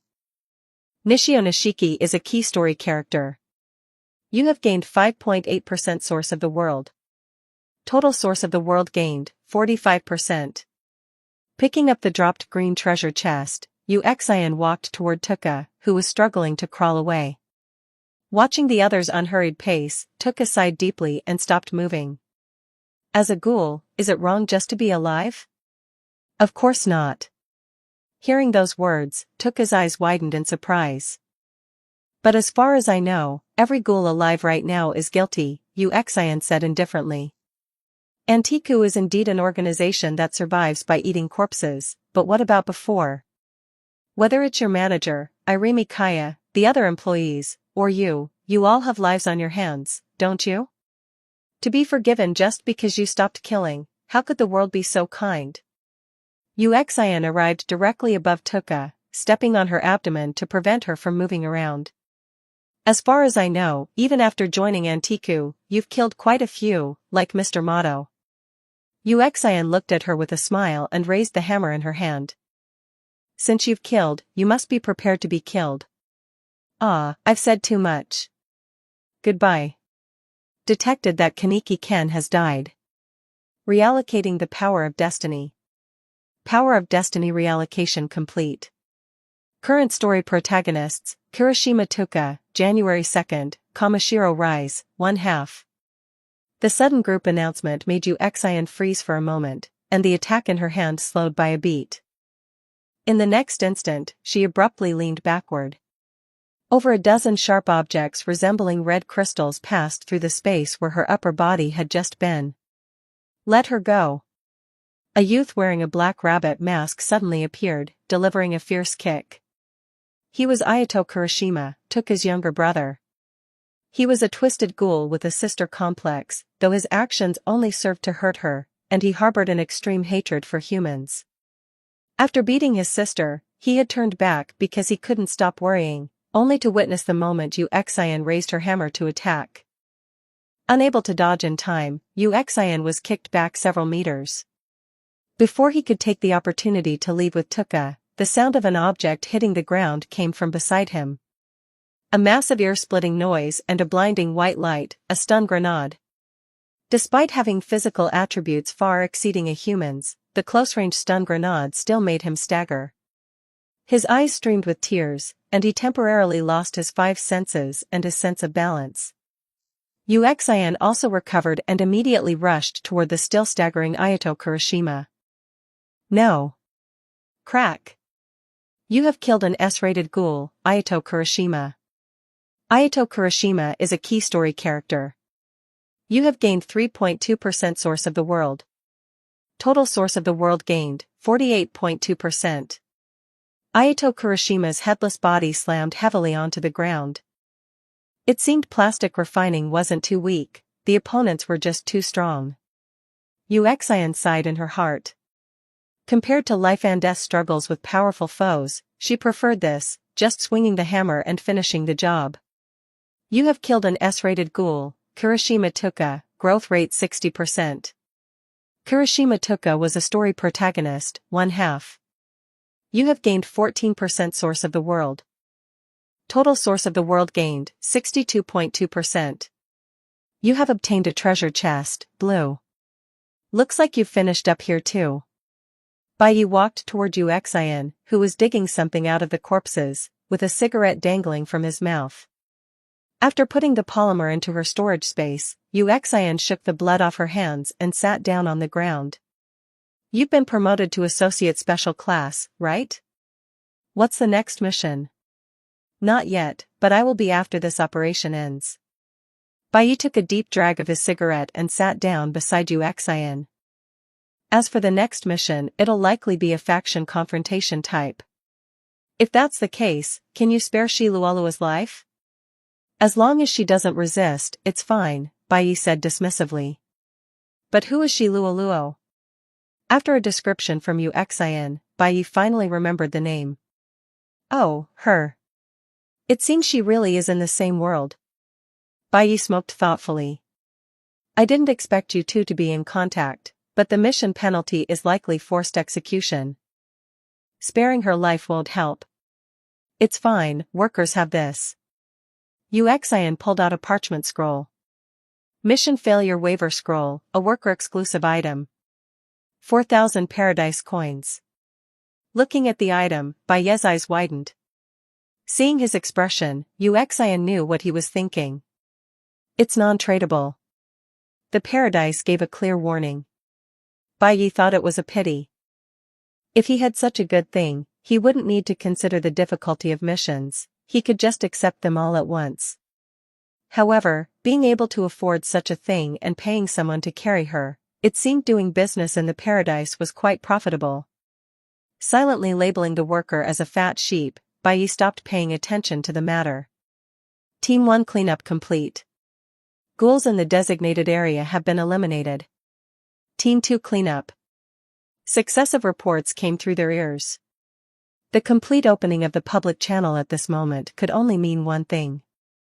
I announce that the 11th Ward Aojirai Tree Extermination Operation is a complete victory.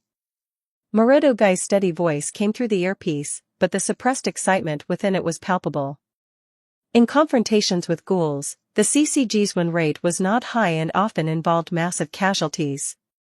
After all, the gap in physical attributes between ghouls and humans was simply too large. But now, with the help of Baiyi and Yuexian, not only were the most dangerous ghouls dealt with, but the high-level combatants with upgraded equipment could also better protect their subordinates. This resulted in what was arguably the most successful operation with the fewest casualties since the CCG's founding. This also meant that next, they only needed to focus on dealing with the Washu clan. Just as a slight smile appeared, the building shook again, much more violently this time. Damn, I forgot. Baiyi cursed under his breath and immediately got up to flee. The building had already begun to tilt slightly. Seeing this, Baiyi grabbed the slower-running Yuexian and quickly scrambled down the stairs. We're in trouble. Inside an unknown Aojirai tree base, the ghoul-side contractors gathered together to discuss the announcement recently released by the Paradise. Because of the frequent major actions of Yuexian and Baiyi, the leading contractors were plagued with headaches. They were currently swamped, and the people gathered here were the workers they had essentially abandoned. Detected that Kurashima Tuka has died. Reallocating the power of destiny. Power of destiny reallocation complete. Current story protagonist, Kamashiro Rise. Another group announcement. 2 announcements in such a short interval made the workers' discussion even more heated. However, most of them felt no sense of urgency. Unlike their frazzled leaders, they only sought to survive safely until the mission ended, even if it meant accepting a loss in profits. "Oh boy, I hope this ends quickly." Shiluoluo looked at the announcement and sighed, her mind involuntarily turning to Uxian. She had asked those around her, but so far no one had encountered a girl fitting the description. "I hope you're lucky and joined the CCG early instead of being dead." With a sigh, Shiluoluo silently began to pray. "Good heavens, please don't let that monster of a person come slaughtering their way over here." 37 The Eve of the Decisive Battle. Chapter 24, The Eve of the Final Battle. Several days had passed since the special operation against the 11th Ward. The death of the One-Eyed Owl was concealed by the special class investigators, who reported to the higher-ups that the opponent had been repelled, leaving behind a Kagun before fleeing. Although this was a great achievement, exposing their combat strength for such a small contribution was indeed a bit unwise. Regarding this, Uxian and Bai had no objections, the former because the contribution points were useless to her, and the latter because he didn't lack them. After the operation ended, Bai returned to the 24th Ward and continued to operate with Squad 0. This didn't mean he had nothing to do with the upcoming annihilation of the Washu clan. On the contrary, his mission was to pin down Arima Kishu to a certain extent. Within the 24th Ward, it was extremely difficult for any news to travel in or out. In other words, after entering the underground, one was almost isolated from the world. And they planned to take advantage of this opportunity to suddenly rebel and wipe out the Washu clan. However, based on the news from the past few days, the plan might need some changes. Bai stood at the entrance of the 24th Ward branch, smoking a cigarette and waiting for something. After a while, a car stopped in front of him. The door opened, and a young girl stepped out. It was Uxian. After a brief, formal exchange of pleasantries, they used the excuse of introducing the environment to walk around the 24th Ward.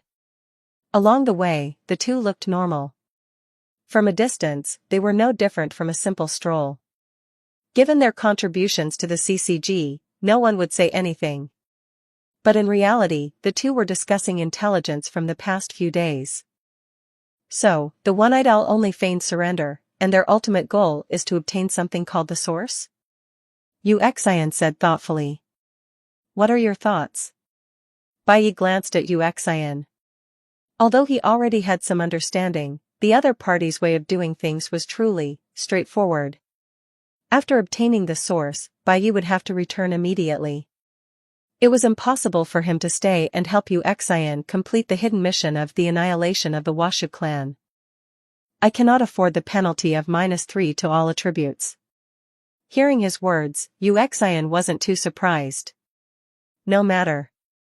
I was still thinking about how to handle Arima and Ito. In a sense, you've already helped me." This was no lie.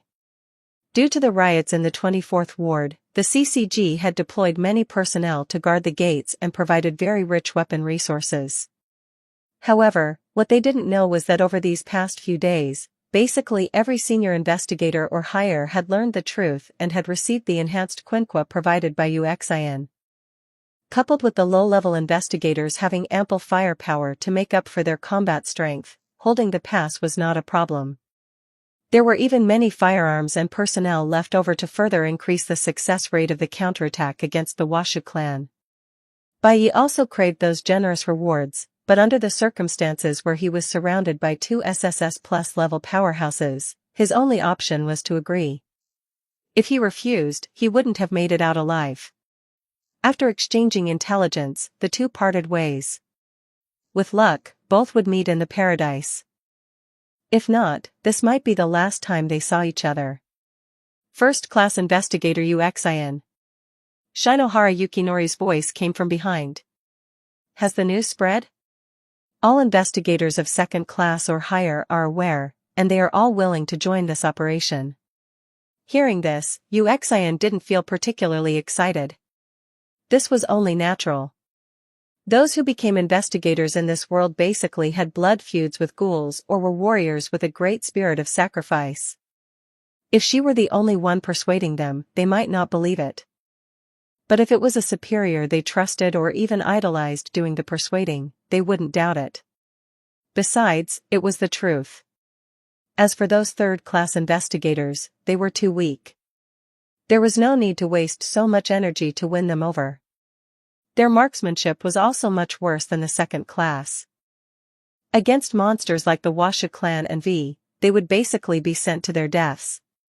Special Class Investigator Uxian, when looking at Uxian's back, Shinohara Yukinori couldn't help but ask, his tone revealing a bit of urgency. Although he knew this matter couldn't be rushed, after knowing the truth, he felt a fire burning in his heart every second, and as time passed, it burned more and more fiercely. That fire tortured him, making him wish he could immediately pick up his quinqua, rush into the first ward, and slay the monsters feasting on humanity one by one. 2 days. Uxian turned her head to look at Shinohara Yukinori's incredulous face. In 2 days, find an excuse to go to the first ward, she continued. Her flat words sounded like heavenly music in Shinohara's ears. By the way, how did the talks with the military go? Shinohara Yukinori, who had been looking joyful, saw his expression sour significantly. Not very smoothly, Shinohara Yukinori said through gritted teeth. Those bastards are only willing to provide equipment and don't want to give a single person.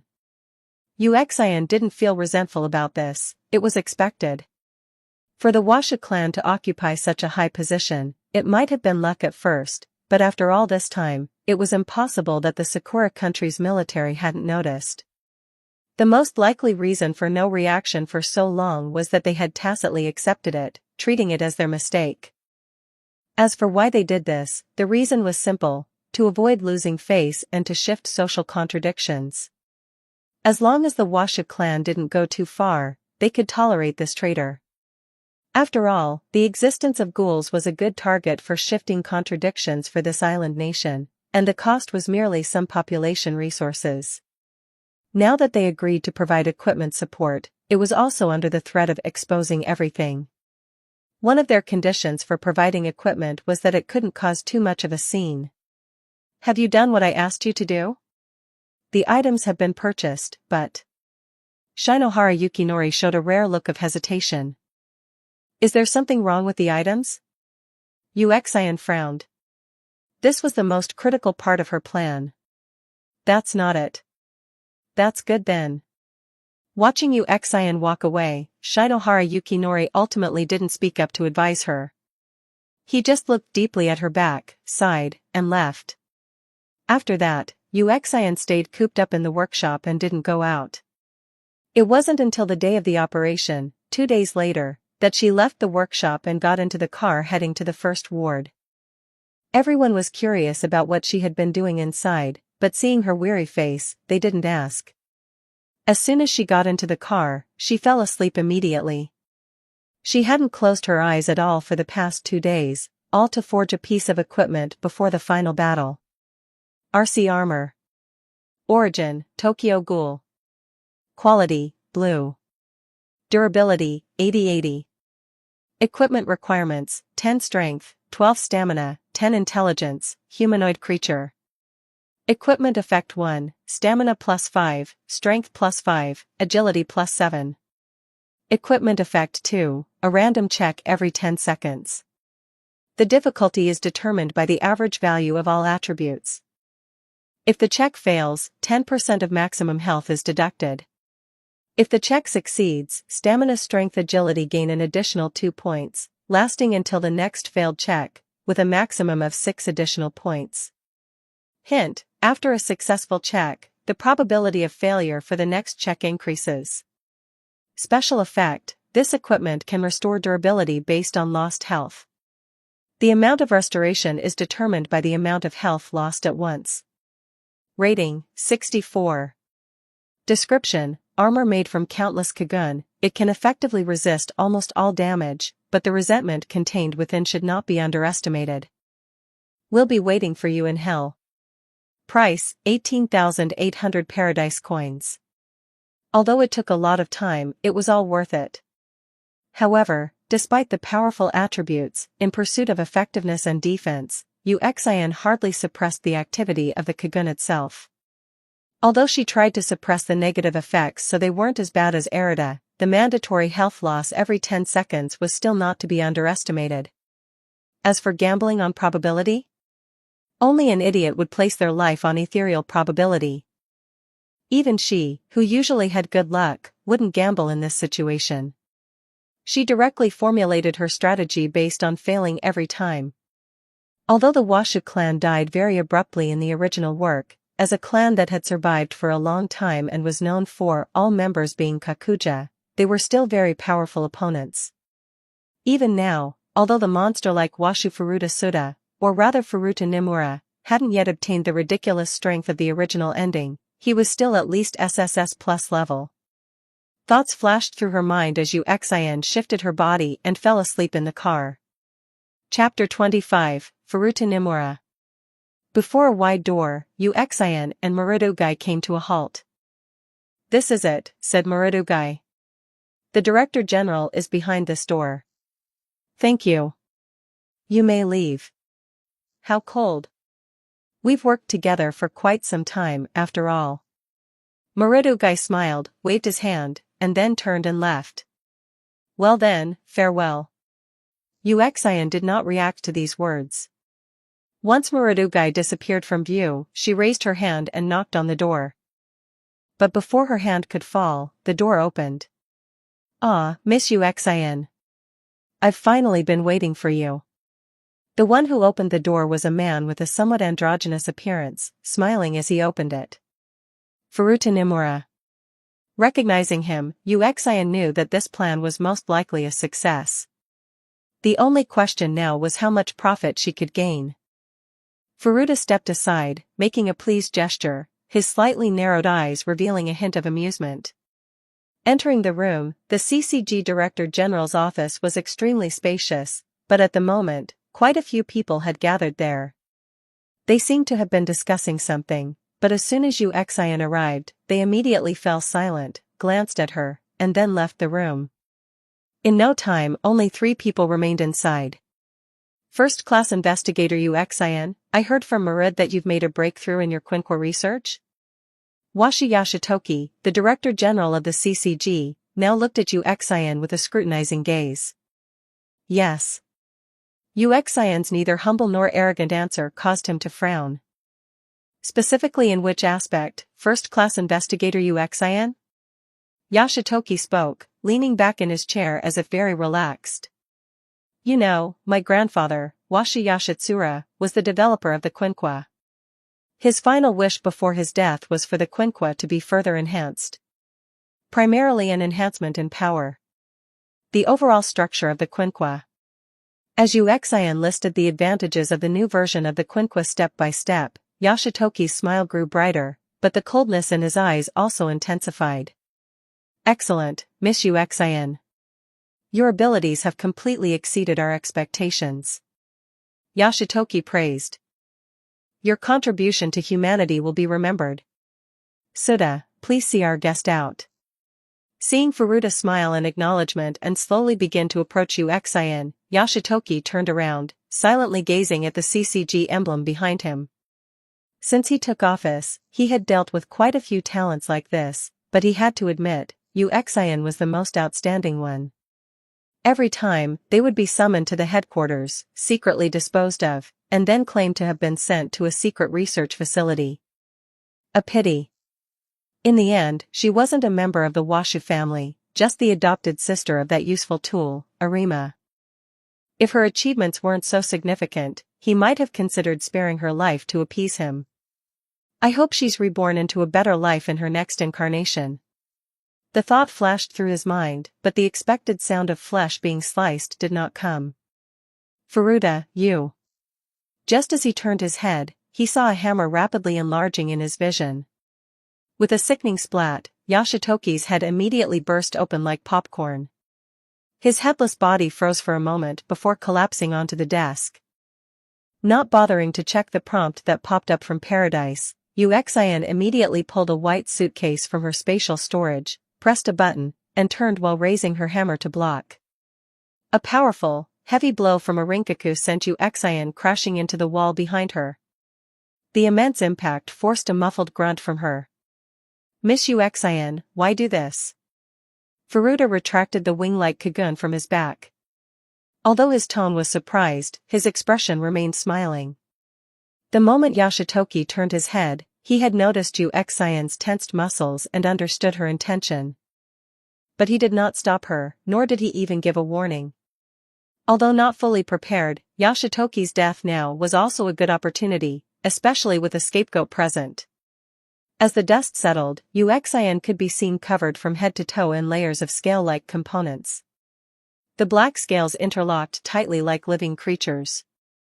Compared to forged metal, this armor looked more like the carapace of some creature. Her arms were also covered in scales, but only the palms and backs of her hands were protected, with no armor on her fingers. At the joints of each part, there were red vine-like objects connecting them. They pulsed faintly like blood vessels from time to time, unsettling to behold. The head was completely different from the other parts, a smooth surface covered in intricate, interwoven patterns. With each of Uxian's breaths, the patterns faintly emitted a reddish glow. Her entire head was covered by the armor. Even her mouth was concealed by additional, finely detailed structures. Only her eyes were visible through narrow, blade-like slits, offering a glimpse of Uxian's azure pupils.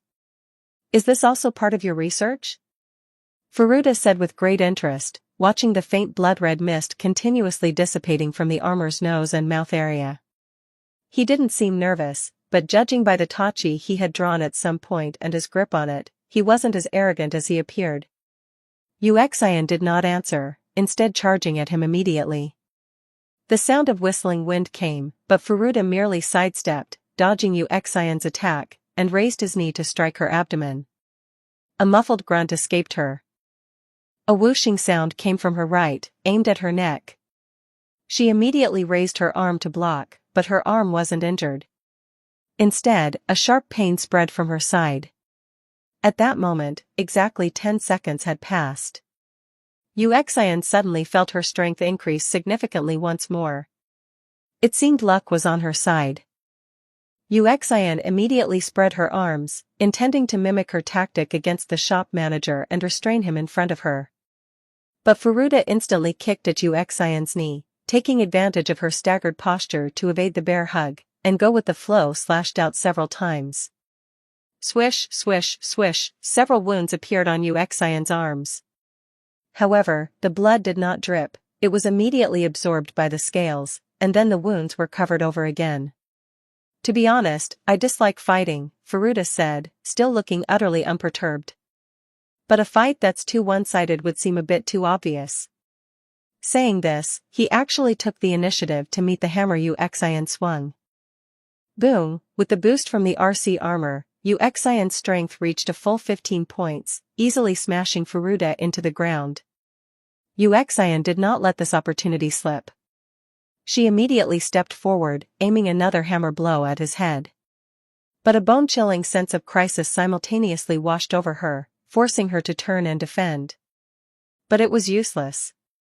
The Kagun effortlessly pierced through Uxian's defense, impaling her abdomen and lifting her up like a skewer. Cough, cough. That was quite powerful. I thought I'd have to add a few wounds myself. Furuta wiped the blood from the corner of his mouth. His abdomen was completely caved in, needless to say, his organs were already pulp. With a casual flick, Uxian was thrown like a ragged doll, crashing into the wall once more. Uxian slumped to the ground, clutching the large hole in her abdomen, watching as Furuta confidently approached. Judgment failed. Deduct 10% of maximum HP. Adding insult to injury, the judgment had failed. The areas covered by the armor felt as if they had been pierced by spikes, followed by the agony of having her flesh sucked out through a straw, forcing another pained groan from her. Alright, I really need to add pain tolerance training to the list. First-class investigator Uxian, having discovered the secrets of the Washu clan, suddenly went berserk, severely injured me, killed the Director General, and was then killed by me in self-defense. That's a good ending, don't you think? Furuta stopped a few steps away from Uxian. As he walked, he added a few more bleeding wounds to his own body, speaking in a mocking tone. The sound of chaotic footsteps came from outside the door. The commotion from the fight had already attracted the attention of other Washu clan members, who were now on their way here. Uxian sighed. As expected, Furuta, this ultimate boss, wasn't so easy to deal with. But it's a good thing I have a backup plan. 39 Return and Harvest. Chapter 26, Return and Harvest. Furuta Nimura's look of having victory in his grasp lasted for less than a second because he saw what Uxian pulled out of her space storage. This is... The moment he realized what it was, his eyes widened, and he immediately turned around, preparing to flee. Just then, the door was pushed open. "Director!" we heard.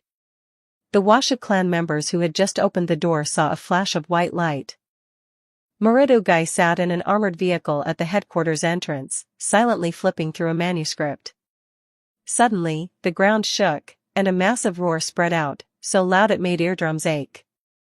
Hearing the commotion, Moridugai's hands trembled slightly before he gently placed the manuscript on the table in front of him.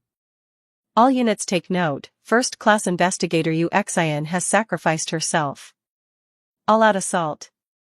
After sending the command, he took a deep breath, picked up an assault rifle nearby, and instinctively wanted to join the battlefield. Pausing for a moment, he picked up the defensive quinqua Uxian had made, put it on, and set out once more. In the empty armored vehicle, only a manuscript written in elegant handwriting remained, titled Principles and Improvement Methods of Quinqua. "You killed Washi Yashitoki, obtaining 6% source of the world. You killed Furuta Nimura, obtaining 3% source of the world. Item reduction applied. You killed 20 Washu clan members, obtaining 4% source of the world. You killed." Leaning against the wall of her exclusive room and listening to the non-stop notifications, Uxian felt delighted. From the beginning, she knew this was a battle that could not be won. Without the help of the ghoul organizations from the original story, even if they could defeat the Washu clan, the CCG would be severely weakened and unable to interfere with ghouls for a long time. So, she had the special class investigators collect some weapons of mass destruction that could be bought with money in advance, like missiles. With the money Bai left before leaving and the money saved from opening treasure chests, buying one wasn't difficult. Although there was no missile launcher, for a little extra money, the merchant enthusiastically provided modification services, turning the missile into a remote detonated explosive. Furthermore, after killing so many named ghoul characters from the original story, the main quest to reduce the ghoul threat had already reached the point where she could return. Acting as a suicide bomber was merely to maximize her gains. It was just a pity about those treasure chests. Teleportation complete. Worker has returned to the exclusive room. The exclusive room is an absolutely safe point. No one can enter without the worker's permission.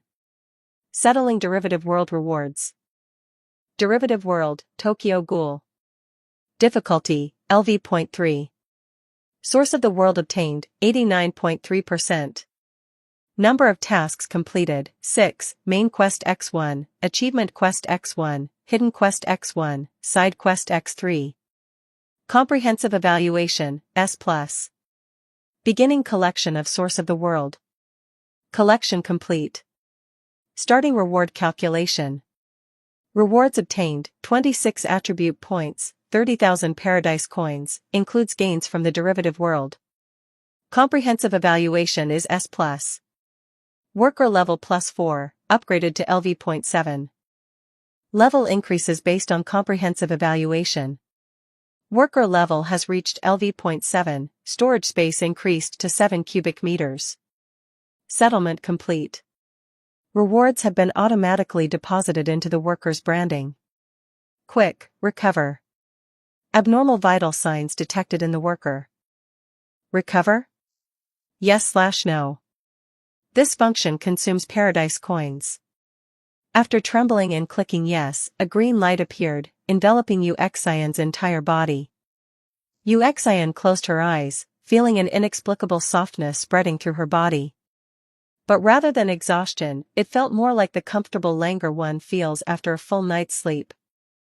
After a short while, the green light dissipated, and Uxian was restored to her original state. She checked the consumed paradise coins. It was only 3,000, which was practically nothing. Although her wounds were healed, the blood and grime on her body had not been cleared away. Tossing her tattered clothes casually into the furnace, Uxian couldn't wait to step into the bathtub. While waiting for the water to reach her neck, she began to summarize her gains from this trip. First, the biggest harvest was a full 26 attribute points and 13 soul crystals, small, which were her primary goals. As for equipment, since Type 1 was completely destroyed in the Battle of the 11th Ward, only the RC armor and a cheap necklace remained. After tallying the equipment, Uxian began to look through the materials and consumables. She basically didn't keep any Kagun, as those could be bought on the market. Her space mainly contained various concentrations of polymer, 2 blue treasure chests, Noro and Tuka, and 3 green treasure chests, Nishio Nishiki, Nico, and an unknown S-rated ghoul. Last of all was the RC cell strengthening fluid, but she couldn't use it yet. She had to visit the attribute strengthening hall first. But the priority now was to open the treasure chests. Uxian didn't believe in superstitions, but out of respect, she still saved the blue treasure chests for last. With a wave of her hand, she opened all 3 green treasure chests. As expected, most of what appeared were worthless S-rated Kagun and paradise coins. There wasn't even a single soul crystal. With just a glance, Uxian intended to sell them all. Quinquas weren't particularly popular in the paradise, let alone ones made from S-rated Kagun. The cost-performance ratio was too low. After confirming the gains, Uxian didn't wait and directly opened the 2 blue treasure chests simultaneously. A brilliant blue light flashed from the 2 chests, shining on the crimson, blood-stained water, making Uxian squint her eyes. After the blue light faded, several items floated in midair. You obtained Kagun modification technology, one-time use. You obtained steadfastness, passive skill scroll. You obtained soul crystal, small, x3. Kagun modification technology. Quality, blue. Type, one-time use technical blueprint. Effect, obtain low-level immortality, high resistance to all physical damage, significantly increased recovery power, significantly reduced vitality, loss of reproductive ability, requires regular supplementation of large amounts of RC cells, otherwise will lose sanity. Synthesis requirements. 1. Main materials, 3 Kagun of any level, the user themselves. 2. Auxiliary materials, items containing high concentrations of RC cells. Hint, Kagun level/type will affect the results. Rating, 68. Introduction, equivalent exchange. Steadfastness. Quality, blue. Type, passive skill scroll. Rare item. Effect 1, additionally increases willpower. Effect 2, increases resistance to any mental damage/control based on willpower. Rating, 70. Introduction, I can swallow it, I can. Note, this skill cannot be leveled up through the skill upgrade hall. Workers must carefully seek out ways to improve it. Good harvest. Tucking the 2 items away, Uxian stood up from the blood-red bathtub and casually rinsed herself off with a bucket of water. That's right, she actually took a bath just for comfort, not for cleanliness. After taking a set of simple casual clothes from her space, Uxian intended to go to the market to sell some of the harvest she didn't need. Before pushing the door open, Uxian hesitated for a moment, exchanged for a metal mask and a cloak from the paradise, put them on, and then went out. The trading market was as bustling as ever, with contractors who had just come out of derivative worlds eager to spend or sell off items they didn't need. Alright, stop nagging, I'll sell it to you for 3,000 paradise coins, okay? No, man, are you crazy for money? You're selling a broken blade for 2,000? Buy it or don't, I risked my life to get this. Don't forget to like and subscribe to Novels Wonderland.